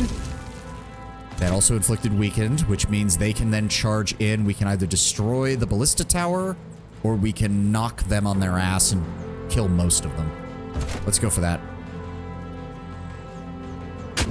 There we go. Good damage. No retaliation. And hold the position. Hold your position. And turn. Alright, let's see what he does. Yaka. Yep, he's repositioning his king. He's going to try and vaporize these guys. And it's going to hurt. Ow, ow, ow. That is a lot of... Yep, blind everything. I'm going to need to pull these guys out the second that this fight is over. But it did bunch them up, which means our spells are going to be much more effective. Yeah, get blinded. Oh, okay, they had 3. Ow. Alright, that should be... Ow! Okay, nope, the ballista towers aren't too bad. Oh, they're going to kill this guy, aren't they? No? They're not focusing fire on this guy. He's still alive. If we can get him out of there, I want to. That's one of our champions. Okay, you guys... We need to deal with this. We need to deal with this fucking shit. You can engage from there. Just go ahead over here, and then open fire twice on that. There we go. And then you... Is there no entry point here? There we go. Run up this side. And then...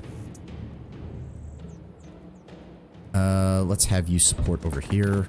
On fire.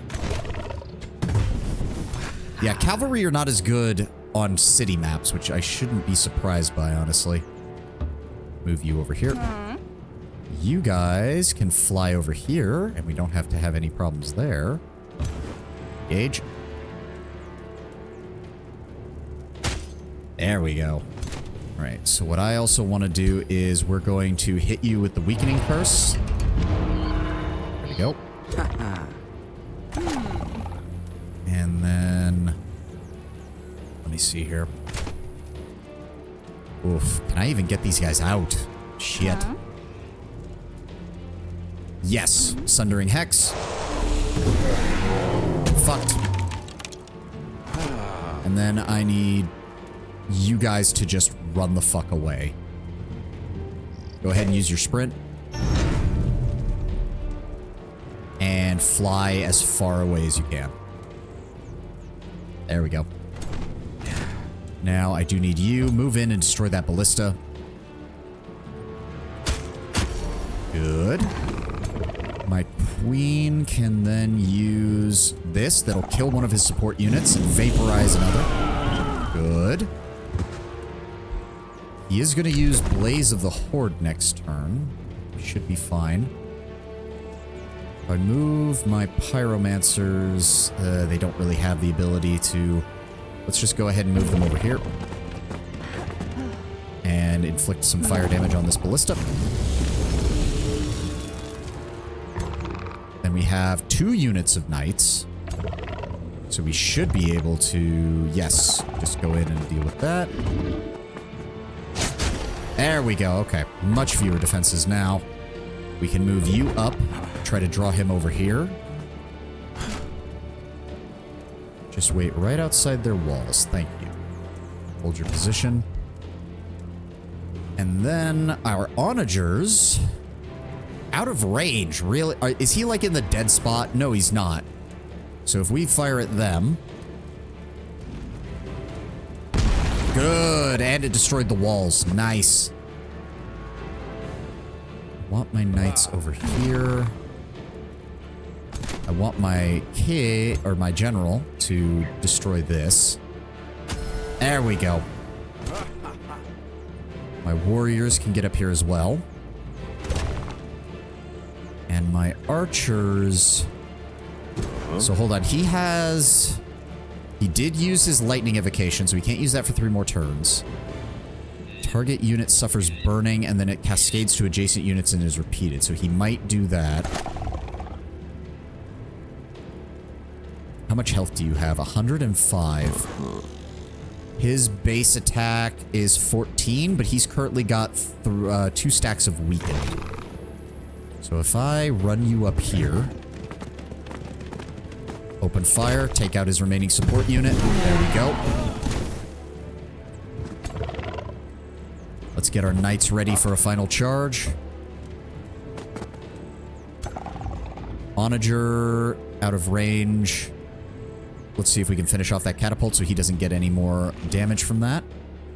There we... Oh, you didn't kill it. Son of a...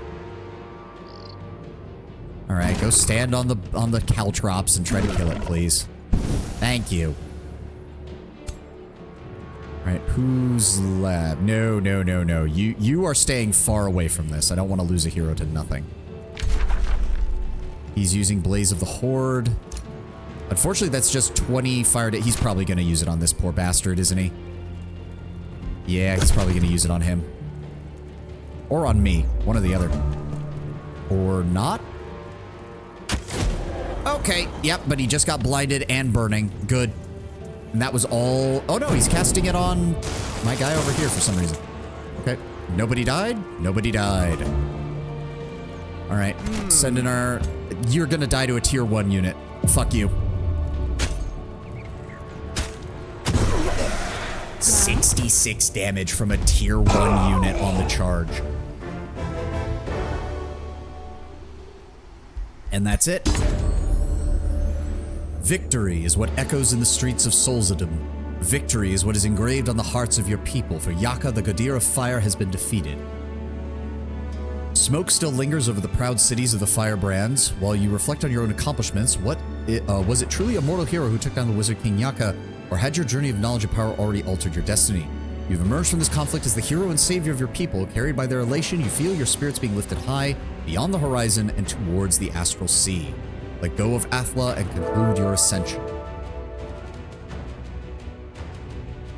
He's died to a Dark Warrior twice. Yep. Oh, interesting. Defended the Valley of Wonders. You defeated the invading Wizard King Yaka and led your people to a brighter future. You hear them cheer as you ascend from Athla. Okay.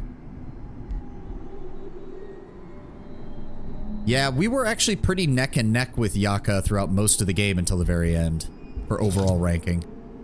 But yeah, look at this. She started so much higher than both of us and then immediately just kept getting bodied.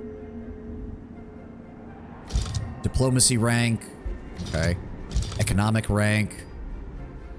Surprisingly, I had the strongest economy, which it really didn't feel like I did. It really didn't feel like I did. And apparently militarily I was ahead of everyone from the... Yeah, see, she lost somewhere around... you guys can't really see it, but this... Oh, yeah, you really can't see it. Sorry. Around this area, her chart goes from being even with everybody else to taking a dive into the floor military rank-wise. I don't even know how... Oh, he was actually ahead of us on research the entire game. Sucks to be him.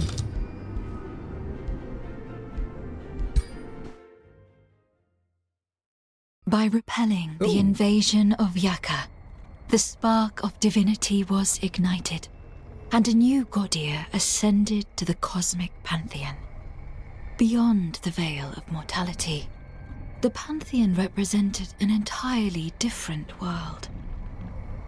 For while the Godir could walk the realms as gods, they had to abide by rules when dealing with their own kin within the astral sea. Okay. In Mage Haven, a world near the center of the astral sea, the Godir of the Pantheon had established their forum of council. It was a place warded by an ancient spell. Stripped of their abilities to harm one another, even the fiercest enemies could meet up in Mage Haven. Okay, neutral ground. Makes sense. Here, the Godir constructed their world gates, through which they embarked on their journeys of exploration and expansion. Mostly that expansion, defined let's be honest. The fourth age of wonders. Okay, so what do we do now? Her conquest of the realm has given her a chance to ascend to your pantheon. Will you grant Lorath Star Eater her ascendance? The leader will join your pantheon and potentially assist during future conquests. As a custom ruler, upon accepting, she will be moved to the pantheon and removed from the custom rulers list. You can still play and encounter rulers from the pantheon. Okay.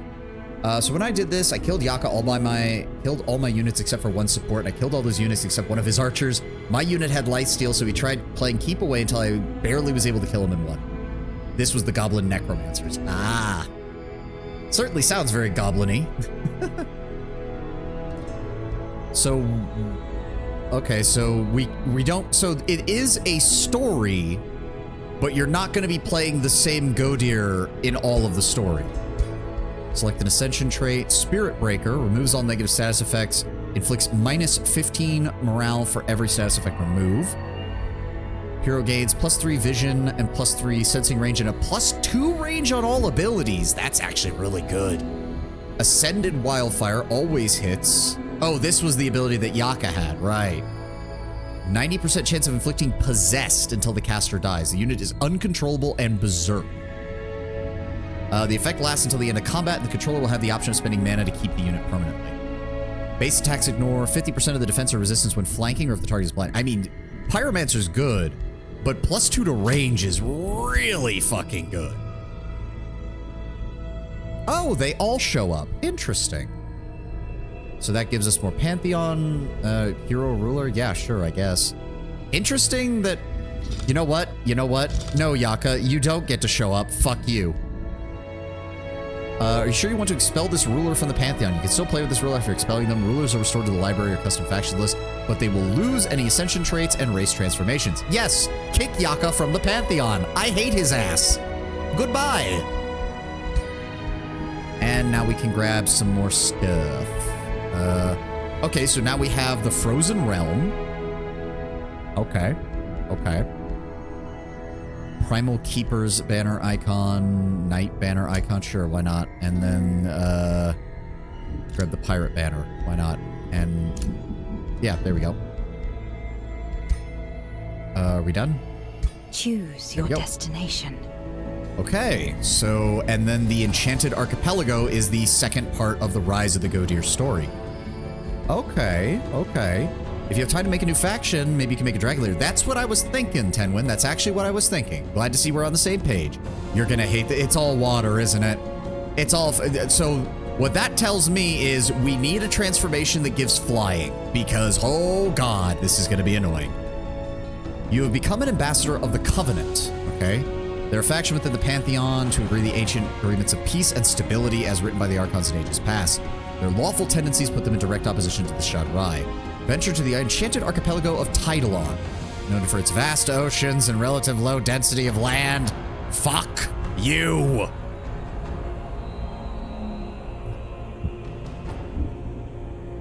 Where a once banished wizard king is abusing the currents of creation. Investigate the goals of the Shadrai Alliance. Free the realm from the Siren Goddess. Small underground, okay. Which also means there's no point in building a underground race. Naga in the archipelago would be really neat. Yeah. Wildlands. Animal units are common. Animal infestations are common. And ancient wonders such as ziggurats are absent. Islands. Yep, each empire has their own landmass. Oh, this realm features less civilizations than the others. Free cities are rare. That's fine by me. Yeah, let's go ahead and at least get this started. We're gonna play on normal, as usual. As we've seen, even on normal, the AI can be a bit dumb. Starts here. All right, Enchanted Faction. Let's go with... I'm thinking either Ogrekin, at the suggestion of Tenwin, or Lizard Folk, to really sell the Dragon Naga aspect. What do they suggest for the baseline traits of these? Hardy. 8 hit points, as I've discovered, is really not that much. Inner Fire, nice. And Fast Recuperation. Fast Recuperation is nice. But let's see what we can... Actually, it occurs to me. Are there any mounts that give you... So the Celestial Dragon mount, or Griffin mounts, would fly and wouldn't have to deal with as many water problems. What is the Graceful Judge? What the fuck is that? Griffin mounts, Mammoth mounts, Nightmare mounts, Pegasus mounts. Blessed Dragon mounts? That could work. That's still... Yeah, that does still fit, I guess. Eagle mounts? Ooh, eagles do sound nice, too. Flying movement. Additional units become cavalry. Ruler starts with an eagle mount. Blessed Dragons. They don't have any other effects, which is interesting. Elephants. What the fuck is a Graceful Judge? It looks like it's some kind of bear or something. Or not bear, bull. My god, my brain. Nightmare. Pegasus also has the ability to fly. It's why? that doesn't quite make sense. Why is it that things like the Swiftfoot Raptors gives them slippery, very fast movement, and cavalry, and additional hit points, but it's the same cost as the others? Like the Nightmares, at least. Nightmare has additional effects as well. They gain the Intimidating Aura, so that would work with morale destruction. Horse with tall neck and fish scales. Huh. Because flying is really strong. Fair enough.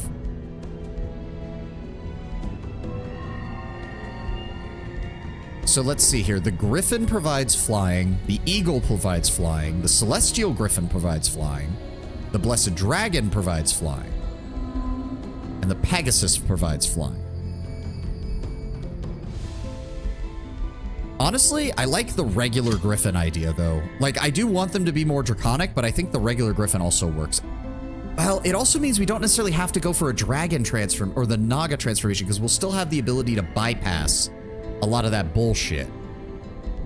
Let's go with the Griffin mounts. Oh, helps if I spend the rest of my traits, don't it? I'm actually thinking Coward was still pretty decent, honestly. Just to get a point back, so that gives us 3 points to work with. Fast Light-footed was too goddamn good. Light-footed was too goddamn good.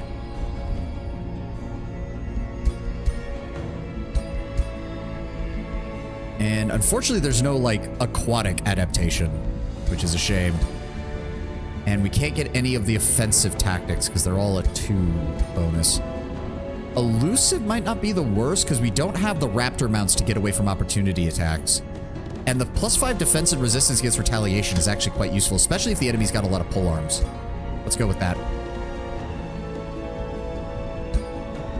What is their origin culture? Okay, if we're going dragon, barbarian seems the most fitting. That gets us chaos affinity and nature affinity. The alternative is we go architect and we select like architects of chaos. See, I don't like this because this is showing our units, and from the looks of it, most of them don't get access to the mount, which I don't like. I really don't like that. How do I want, if you're giving me a mount, I want most of them on the mount, god damn it. Are you purely going chaos? Nature is also the option. I know. They're architect either of chaos or of nature. They both work. Again, what I'm more worried about is the fact that what is the point of choosing cavalry if then half your units don't get the cavalry?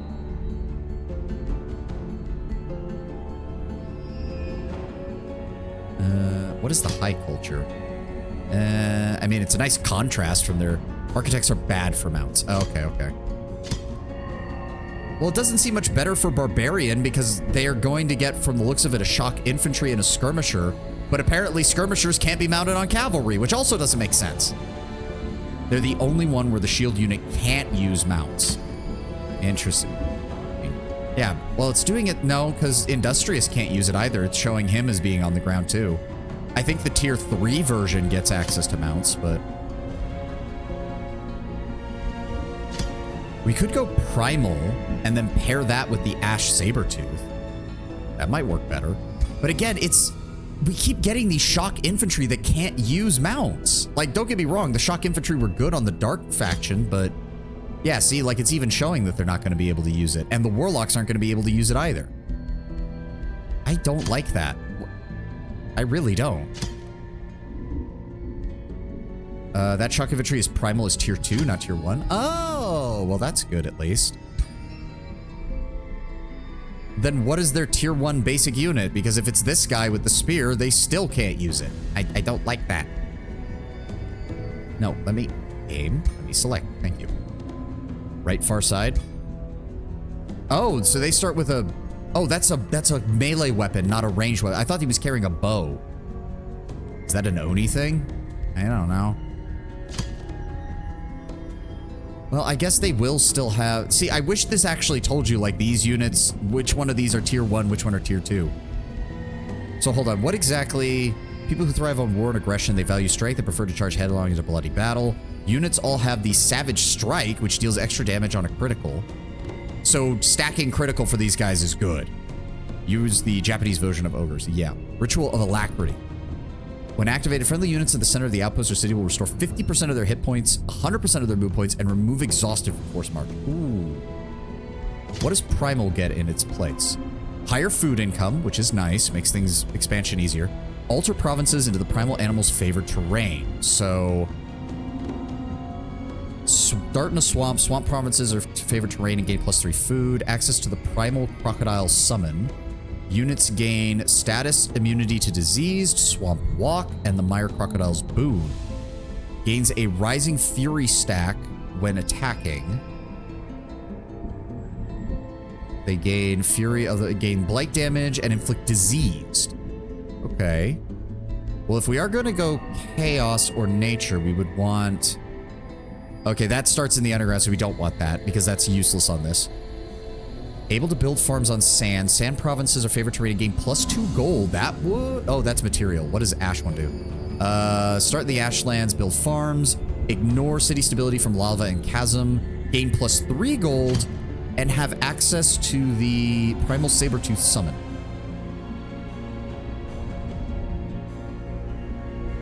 They have a bunch of ability. The Mire Crocodile, it would be. Okay. I like the Primal Sabertooth, though, and fire damage is, as you know, one of my favorites. Yeah, let's go with the Ash Sabertooth. Let's go with that. Primal Ash Sabertooth. Oh, okay, there we go. And then... What defines their society? Founding cities cost 25% less Imperium. Newly founded cities gain +1 population. Experienced seafarers. With strong sea legs, they are unrivaled on the water and know how to dredge up extra value. Cities gain +2 gold, +2 food, and +2 draft for each province with a coast, river, or water in their domain. We also deal additional damage and gain 20% experience. And we start with basic seafaring. Yes. And then as for our battle ability... Cities require 10% less food for gaining new population. Racial tier 1 units gain +1 rank. Non-magic origin units require 20% less unit upkeep. And we start with an extra tier 1 unit. Let's go with that. Prolific Swarmers. Choose your first tome of magic. Tome of the Horde is kind of interesting, but if we want to go down... We need the... Where's the nature stuff? Here we go. Did say that there was going to be a lot of animals on this map. So that's a debuff. The enemy becomes distracted. All attacks are flanking attacks. And they suffer 3... Okay, so that's just a pick a enemy unit and immediately deal shit tons of damage to it. Tome of Evolution if we go dragons? Yeah, that's what I was thinking. So that gives us a basic heal. Units with the Evolve feature have the effect doubled and gain Resurgence until end of combat. What is Resurgence? When this unit dies, it is revived at the end of combat if its owner is victorious. Revived units are brought back with 50% of... Okay, so that turns them into expendable shock troops, essentially. Yeah, I think Tome of Evolution is what we want. The only problem is that the Slither hatchlings are not going to have the ability to travel on water with us. But the Wyverns will because they're flying. Oh, okay. Okay, that works. All units that evolve gain the +20% of that, and then there's the Draconic Vitality. Yeah, let's go with Tome of Evolution. What is your ruler's origin? Do we go with Dragon Lord? Have access to unique combat hero skills, gain powerful transformation hero signature abilities based on Empire affinities, gain extra gold through the Dragon Horde. Hero items in the Dragon's arsenal grant additional gold income. Oh, okay. Dragon Lords are Dragon Governors and give more gold, no surprise there. And Dragon Lords have a 30 gold unit upkeep and cannot equip most. But to be fair, I'm not really that big on the hero items to begin with, so this actually worked really well. Reveal yourself. Okay. Okay, we do still get to choose our class, which is nice. Elementalist was really good. Like, it was really good, though. Debuff and Undeath experts raising powerful debuffs. And okay, so Warlock would be interesting because the debuffs would still work really well. So maybe we go with that. Chaos Dragon Claw, Nature Dragon Claw deals blight damage. I like the look of that. What? Ooh, okay. Let's go with like a dark green. Skin decoration. That gives it some coloration. Pure green. I like this one.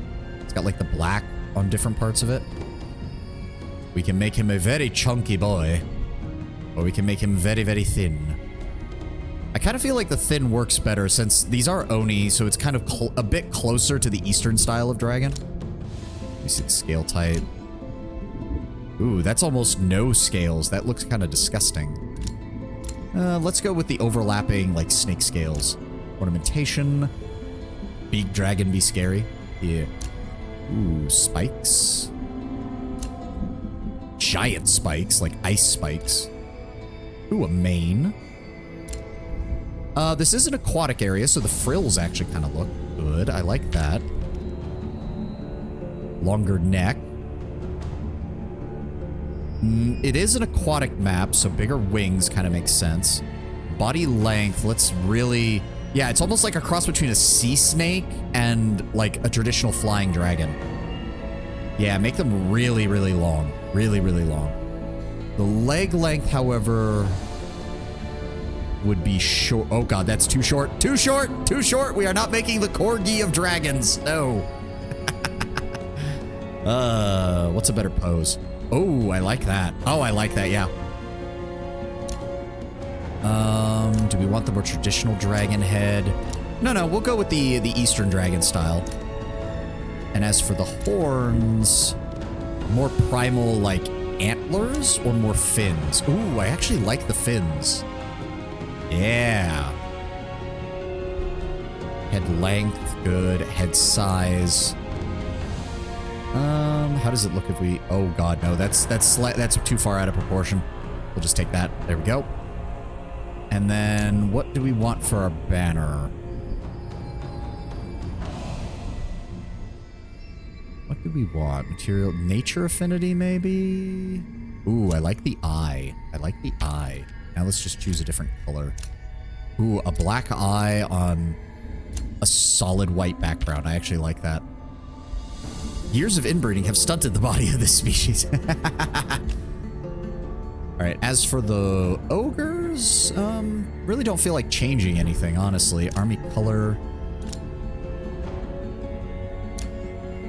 There we go. I like how it stands out against the clothing a little bit more. Army hair color. Let's just go with pitch black for the hair. Skin decorations. Ooh, I like that.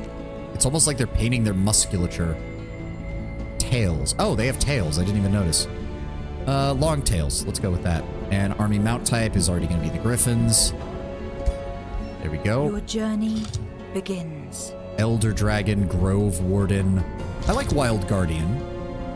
Green talent. I like how the last name. No. The wild bugbears. No. Just randomize all of this. The carnassial wild wardens. Funnily enough, I actually like that. Carnassial wild wardens. Tribes cave, no. Thicket, no. Fang, ooh, vitalis. So I guess they don't need... Yeah, you know what? Look, don't use the last name. The Hail the Wild Guardian Vitalis, Dragon and Creator. Now, give me a different name for that bird world. Thunderdale, Deep Well. Ugh. Sprite Tree, Tribes Cave, Urwell, Sunhill, Torchwood, Elderhurst, Flockhome, Flameburrow. I like that. Yeah. I usually use the last name for a title. The Emerald. Ooh, that could be good. Hold on. Alice. What's a good... Like, we're on an aquatic map, so like a powerful... I don't know. Emerald scale is more like a forest dragon. We want something a bit more aquatic, something a bit more water-themed. Aqua... Oh, wrong. Nope. Aquamarine Talent. Vitalis, the Aquamarine Talent. Dragon and Creator, draconic powers shall shape the future of the carnassial wild wardens of the Flameburg. There we go. Onward. The astral sea connects all and everything. To most, it is merely a way to travel between worlds, yet some call the astral sea itself their home. Of the many beings who reside within, the curious Mer are the most gentle. They swim through the magical currents with ease and use their voices to guide lost souls to safety. This is the story of one such Mer called Elia, whose curiosity led her to misery.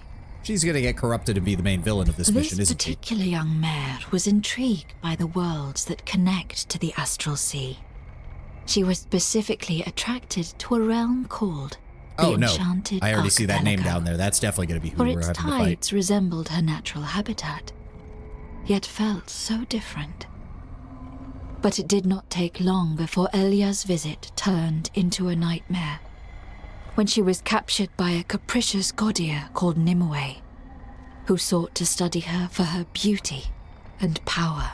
The self-proclaimed goddess, Nimue, used Elia in her efforts to create her ultimate race of followers. But her results never lived up to her ever-shifting demands. Oh, Elia so she was just straight up forced to watch genocided Nimue multiple drown races her over and own over again. creations over and over again, only to begin anew once more. The horrified Elia, shackled and sequestered, could only sing a desperate song carried by the currents over the astral sea. Elia's song Are we really going to be reached the ones who have to Mage come and help her?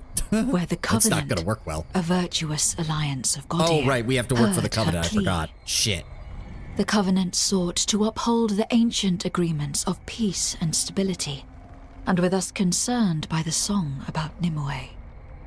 Had the siren goddess gone mad with power? Or was another force at play? One zealous Godia of the Covenant volunteered to investigate the enchanted archipelago and liberate it from Nimue's drowning embrace. So, is she going to start as a champion? Because it doesn't sound like she was a member of the Wizard Kings or anything like that. Okay. Okay. Like the dragon on the map. That's nice. We start with 4 nature, 3 chaos. Good. All right. We start with youthful rejuvenation and ancestral memory. Okay, so we've got plenty of healing abilities. If Fury of the Ash Sabertooth is active, heal twice the amount. Okay. Oh, I do need to remember that that gains strengthened, which is nice. All right, find Elia's prison and achieve victory. You arrive at the outer edge of the Enchanted Archipelago. You are greeted by a wistful voice, one that pulls you into this realm. The voice sings of love turned to obsession, of a wrathful goddess and an enthralled people, of a lake, a wellspring turned into a prison. She sings desperately for the arrival of a savior upon this realm. Suddenly, the voice is drowned out by cackling laughter as it falls silent, leaving nothing but the sound of wind and waves. The creature pleads with you to liberate her and the people of this realm from the wrath of the siren goddess. All right. Okay, so our ranged units do not have mounts. Okay, that's gonna make things awkward. Shit. Right. So, let's see. Oh, dear. Right. Let's go out and see what our island has in store for us. What have we got over here? Oh, a small monster den right next door. Thanks, game. It's so nice of you to just drop that on us right away. All right, let's go. We could get Draconic Vitality, which would help improve our health. I do want... So those are melee only. Those are skirmishers, but they don't fly. Flying unit, right? Yes. Well, it's a... Wait, no, fighting unit. I'm an idiot. Wait, yes, flying. There we go. +2 vision range. Can move in any terrain at a movement cost of 5. Requires seafaring to traverse water hexes. Can safely move past most of the units and obstacles in combat. So we want that to take the place of our ranged units. So because once we're done on this island, we're probably going to have to go deal with that. Wyvern fledglings don't evolve. Oh, fuck. Really? Then what the fuck is the point? All right. That sucks. Whatever. We'll figure something out. All right. Well, I can't do much of anything on this island, unfortunately. And we don't even get our boosts for any of this. We need shit on... Well, I guess we could just keep... If we turn draft into food, So hold on, what do we have here? We have spirit. Okay, so we only have. Okay, so they do have primal renew, which remove all fury of the saber. Where is that? Why am I not seeing that on any of my units? Summon a primal saber. Oh, we can summon a unit right away. That's nice. When summoned onto favorite terrain, it gains frenzy. Requires 1 stack of fury of the ash sabertooth. It's still not telling me how I get this.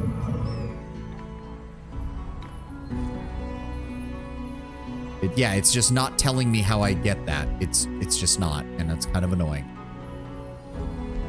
So my shield units get a built-in heal. My skirmishers don't get anything from it, unfortunately. Oh, no, there we go. Oh, okay, there we go. Gain 2 stacks of Rising Fury. Gain 1 stack of Rising Fury. Thank you. So it's based on their attacks. Thank you. Hold on. No, let me read. Let me read. Thank you. Gains 3 stacks of Rising Fury if it has a primal animal boon. Gain 2 stacks of... Okay, okay. All right, so that works. That works. We start with an iron deposit, a gold deposit. That seems to be pretty standard. And... Oh, a spirit resides here. When Annex unlocks the Ash Sabertooth Temple for the city. Annex provinces with an Ash Sabertooth Den and provinces within the radius equal to the city tier grants 5 mana. Per turn, one of the provinces gains Ashland. Per turn, one of the provinces loses river, grassland, swamp, snow, ice, sand, cavern, floor, fungus, fields, and cliff. Okay, so this is not the same as the Giants terraforming, where it just adds a province type alongside the others. This is actively consuming the other province types and changing. Also, we need to deal with that over there too, because apparently this is going to have 2 monster dens right on our first island. Thank you for that, game. All right, well, let's get moving. Hopefully my dragon is capable of dealing pretty good. Let me see what we've got here. Dragon Claw, melee strike. He deals physical and blight damage and gains 1 stack of Rising Fury. So that's nice. We have a Griffin mount, which doesn't matter, but that is adding to our income automatically, which is nice. Good for filling your hoard, though. Yep. So we do not have access to any of the equipment types, obviously, but we can still use a ring, and we can still use the miscellaneous slots. Let me also see... So he gets the Warlock skill tree, which I'm guessing is all about, yeah, debuffs, and, yeah, suffers 1 misfortune, 1 sunder. Oh, that's going to be good. That's going to be good. Link to target enemy unit. Each turn that target... Oh, and it keeps going. Oh, that's nice. Also can transfer life from a friendly unit. I think we're going to focus on making him a debuffer. That's probably going to be the best choice. Starts with 3 defense in both skills and has a lesser dragon breath. Deal damage in a 2-hex cone. There we go. There's the full explanation. Unit is blessed by the Ash Sabertooth. It gains Rising Fury when attacking. At 5 stacks, this turns into Fury of the Ash Sabertooth, and the unit deals 3 fire damage and deals 4 fire damage to another unit up to 2 hexes away. Each attack removes a stack. Okay. And then we have, yes, Lesser Dragon Breath can be changed to a cone, which is a 3-hex cone, to a comet to all enemies in a 1-hex radius, and a line into a 5-hex long line. I'm going to guess comet and cone would be the best choice. And that reduces the cooldown by 1, which right now the cooldown is 3. We can also grab Dragon Roar to give strengthened to all allies in 2-hex radius and weakened to all enemies in a 2-hex radius. Okay. Terrifying Gorging has a 90% chance of consuming a target 1, 2, or 3 enemy unit and healing for 30 hit points. If resisted, it deals 30 physical damage instead. When this unit is killed, the last unit that was consumed is brought back. Oh, okay, okay. And then Tail Swipe can hit 3 adjacent units and remove their defense mode and retaliation attack. That's nice. It does really feel like this this dragon was very much more meant for melee. So, oh well. Tail Swipe ability now inflicts a guaranteed 2 stacks of weaken for 3 turns and makes this unit enter defensive mode. Or we can displace a unit up to 2 hexes and has a 60% chance of inflicting stun. Very nice. Yep, immune to most displacement effects. Good to know. Unit is flying. Dragon has Draconic Rage. Desolate Walk. Good. Cannot be displaced. And is a Dragon Governor. Makes sense. All right, there's not much else we can do. We do need to get these guys replaced with some kind of flying unit. Unfortunately, building anything right now is... it does convert it to gold. We're not getting a boost out of anything right now, so what would be the most important? It would either be food or production, I think.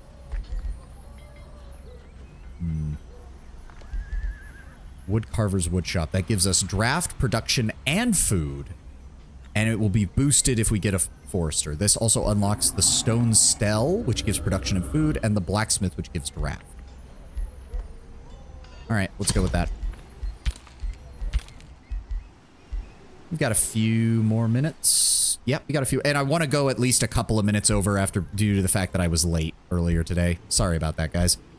What else have we got? Lava provinces. You have discovered a lava province. But doing so will negatively affect your city stability. To grow Only your units with empire, specific properties can traverse but doing lava. so will negatively affect City stability your can be, stability. or the desolate appetite. I'm pretty sure we have Only units with our Ash specific Sabertooth thing is properties preventing will it. be able You can to build mine and traverse conduit lava. improvements. Flying and floating units can traverse the sector without any issues, but land walking units need lava wall.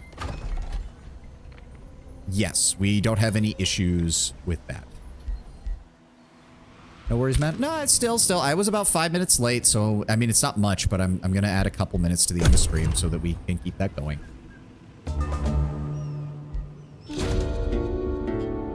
You led your Carnissial Wild Wardens, the ardent followers of the Ash Sabertooth, to a new realm when something catches your eye. Not far from Flameborough, a wondrous tree pulsates with invigorating energy. It is strangely familiar energy, inspires you even from afar. A faint growl in the wind calls you to it. Your eyes are fixed to the tree. You discern a faint apparition of immense power. Is this the ancestral spirit of the Wild Wardens, the Ash Sabertooth himself? Does the Ash Sabertooth, whom your people intimately call the Fell Fang, truly grace this realm? You should visit it presently. Okay. Ooh, what the fuck?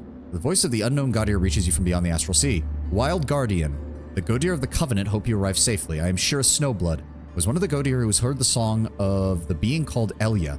I'm glad you volunteered to investigate. We of the Covenant must act upon any call for help, but first we must verify the allegations against Nimue. Covenant urges you to visit the native city of Edendom, which should be near you. Its people may be evaded in your investigation. Very well. Well, we have other problems to deal with, so we'll get there eventually. Let's just keep moving our scout and keeping an eye out on what's around us. Okay, yeah, there's a lot of shit around here. And a lot of aquatic enemies, unfortunately. That's fine. Marauders don't reinforce each other, right? Like, I should be able to attack this small monster den and not have any issues, right?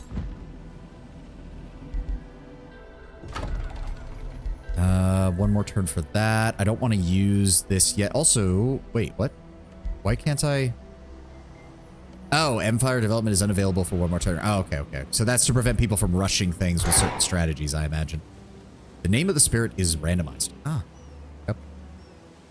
Okay, well, there's definitely another landmass over here. But yes, all of these places are divided up by water, which is unfortunate. Do we go after these guys first and risk taking damage, or do we go after the spiders first?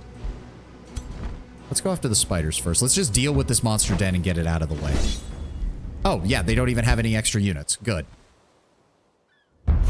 Again, I don't get why my ranged units... Oh, it's because they have blowguns, which count as a two-handed weapon, which is just stupid. Alright, so... They can reach us, which is unfortunate. I'm surprised we don't have the option to fly towards them.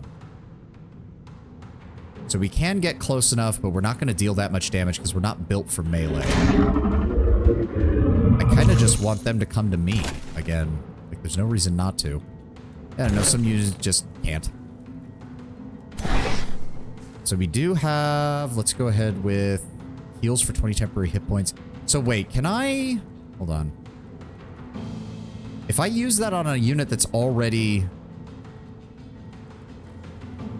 So I can just add 20 temporary hit points to my dragon, right? Right? Is that how that works? Or does he have to have taken damage first? Let's try this. So that does give us a stack of Rising Fury. Yeah, no, he has to have taken damage first. Son of a bitch. Alright, hold on. They do have jump, so they will be able to close the distance. We back up by 1. Alright, end turn. Everybody in defense mode. Is he gonna jump? No, he's gonna hold fast. So we have Ancestral Harmony, and we have Strengthened. So yes, we can run down on them. But our best bet would actually be to use this. We don't want to use that just yet. We can engage them. But again... Alright. They are going to get a retaliation attack too, which is annoying. Let's move here. And then we're going to use our Noxious Breath.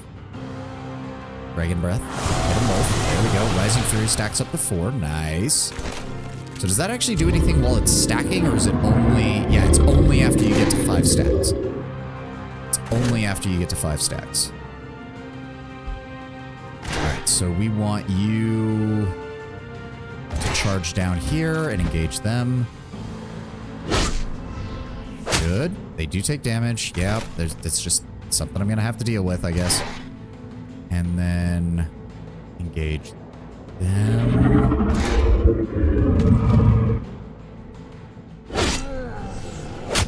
Ow. Alright, now move our archers down. Open fire. There we go. And then move you down and engage them on the side. Good. And then you have a fire blast. So we will move you here. And open fire. Good, good, good, good, good. And then we're going to go ahead and throw that on you. Use for rejuvenation. And end turn. They're going to get to attack multiple times. Oh, he moved instead. Is he going to go after... Yep, he's using web. God damn it. And they're attacking. That's fine. They're going to attack 3 times because they didn't move. Unfortunately... Oh, right. I can move through my own guys. Right. Okay, well, first off, these guys are going to be able to get 3 attacks in, so there's no reason not to. Shoot. And shoot. And shoot. And then my other guys are also going to be able to finish them off. I assume you can see why web was really annoying pre-nerf on release. Yep. There we go. They're taken care of. That also means... So these guys, they are immobilized and they are slowed. Cannot move or use movement abilities, but he can attack. And he will kill them. He will take minor retaliation damage. That's fine. Let's just go ahead and open fire on you first. There we go. And then engage. There we go. No retaliation attack for you. I gotta get used to not having my shock troops again. There we go. Vengeful Protector. Can't use it, but it's gonna give me more money. And a bunch of food. Was that enough to... Yes, it was enough to level us up. Okay. Or not level up, but you know what I mean. So, okay, so the mines give additional gold. Yes, favored terrain gives additional gold and Dragon Governor. So we get gold no matter what province we take. Oh, that's good. So that is an iron mine. We definitely want the quarry then. We want the quarry first, and then... So that means the gold mine is not going to be as valuable because we get gold no matter what, which is going to help compensate for the fact that the dragon costs gold upkeep the second he spawns. We should be able to handle these guys next turn, I think. Oh, snooze the ad. I don't think there's anything else we can do. All right. Oh. Something's going on over there. All right, let's just keep moving. What is that? Oh, so these saber-tooth dens just pop up everywhere. All right, I want you to make your way over to this watchtower so we can get some visual on everything around here. And I think for the last of this, we'll just go ahead and... I thought the whole army had lava walk. I thought that was the whole point of this fucking ability. I guess we don't. That's annoying. No, they have ashlands and chasms, not lava. Fuck. All the more reason to get more flying units because these guys can't fucking engage on... Ugh, that's annoying. What is this? Firestone Forge. Units cost 20% less to drag. Oh god, we need that. That explains why our movement is so slow. We can't even get out to these guys. Although I think they're... Are they in the water? No, they're... I can't tell. No, that's on land. Oh, whatever. I need to get flying units. Never mind. Just make your way back here and let's start going to this place. 2 more turns, we get access to that. Let me see, what is the nature one? Newly founded or absorbed cities start with an additional 1 population. Damn, so if you pair that with the civilization trait that gives +1, you start your cities with 3 pops. That's pretty good. Regenerate additional 15 hit points in friendly domain. That'll be useful. Summon a Spirit Wolf Guardian. Coast, River, and Water Provinces grant +2 food. Oh my god, we've paired that with the ability. We already get food for the coastal provinces. Damn. Alright, so yeah, we need to finish grabbing the ground provinces that we need and then immediately start grabbing ocean provinces. The Maritime Guild is going to work wonders in this settlement if we get it big enough. In fact, am I going to need anything just yet? I don't think we do, actually. We start with seafaring. I'm just going to go ahead and grab another population. So the Ash Sabertooth Den will add an additional 15 stability, which is nice. We did just grab a quarry, so let's go ahead and grab a farm. All right, we will end turn, and that's where we're probably going to finish for today. There we go. Can you move over here now? Or not? Oh, there's another one over here. Okay, well, regardless. That does help our... That does help that. We're going to get the woodcarvers one. There's nothing we can do to get a forest. Like, there isn't even any forest here. There we go. Give me a view of here. We've got the guardian tree over here. Got a whole bunch of aquatic enemies. We've got to start clearing them out. If those things start evolving, they're going to be a pain in the ass. Start making your way this way. Is that undefended? 70 gold. Thank you. So we have to go this way. I would like to deal with that. Personally, I would also like to get some more units that can actually function. These guys are just not very good. I guess we just go heavy on the protectors at first. That's kind of our only option. Drop you off. Add you. And then if we wait until next turn, I can bring in another protector. It'll be using a lot of our gold, but we will have a fully airborne army. Right? Like, the dragon does still count as flying. Yes. Okay, good. All right. Well, that was a little bit of extra time. I don't want to go triggering the next ad, so we're going to go ahead with this. Let's go ahead and save. Story 2? Story 1? Whatever the fuck we're on. Water hell is what it's probably going to be between our fire and everything else being water. But thank you for joining me. Thank you for being here. We need to find somebody to raid real fast, and then we will be done for the day. Thank you, everybody, for showing up. Ooh, 5 viewers on the Twitch chat, or on the Twitch screen. Thank you, thank you. I guess I mean, Age of Wonders is not exactly the most common of game to find on Twitch, so I guess we're attracting some people who wouldn't otherwise find me. And again, thank you to Tragic Heroine for checking us out and chatting in the typing in the chat as much as you did. Who is on right now? Let me see here. Who do we have?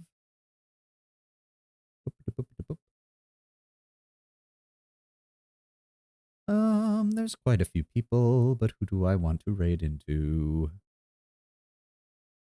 End of the week. What is she doing right now? Oh, Kinkymation has a new model. Oh, very nice. We're going to go right into Kinkymation, aka Lilygoth. She is a hentai artist, but she does a lot of... She does not safe for work stuff mostly, but she also does safe for work stuff. Very good artist. She's done her own model. Probably one of the best 2D models I've seen because it's all done by her. It's all managed by her. She has a large number of really cool, what are they called? Toggles. Toggles, that's it. We're going to go ahead and raid into her as long as she's not good. She's not blocking me from raiding. I still hate that Twitch does that where it'll show you be like, this person is open to raid. And then you click on raid and it's like, nope, not this time. Fuck me. But again, thank you all for being here. Thank you all for joining me. Thank you to the people who are showing up to lurk to watch Age of Wonders 4. It really means a lot to me. We were having some issues there where it was really low viewership for a little bit with Age of Wonders and the end of Baldur's Gate, but I'm glad to see some people showing up. Hopefully you guys will stick around, and if not, I hope you all have a great one, even once we're done with Age of Wonders. We're going to keep going. At the very least, I think we're going to complete the main story fully, because I'm enjoying this so far, and then we will be moving on to Pathfinder Kingmaker after that. But again, thank you all for being here. I hope you have a glorious rest of your Sunday. Enjoy the rest of your weekend. And I will see you tomorrow for more Age of Wonders. Usual time, everything's down there if you're new. The About section should have the schedule. It's 11 a.m. Eastern is when we start. We do 4-hour streams on the weekdays and 6-hour streams on Sundays. So again, I'm really bad at outros. Thank you for being here, and I hope you all have a great day. See you guys tomorrow. Bye-bye. Streams on YouTube is a lot more stable than Twitch. I've also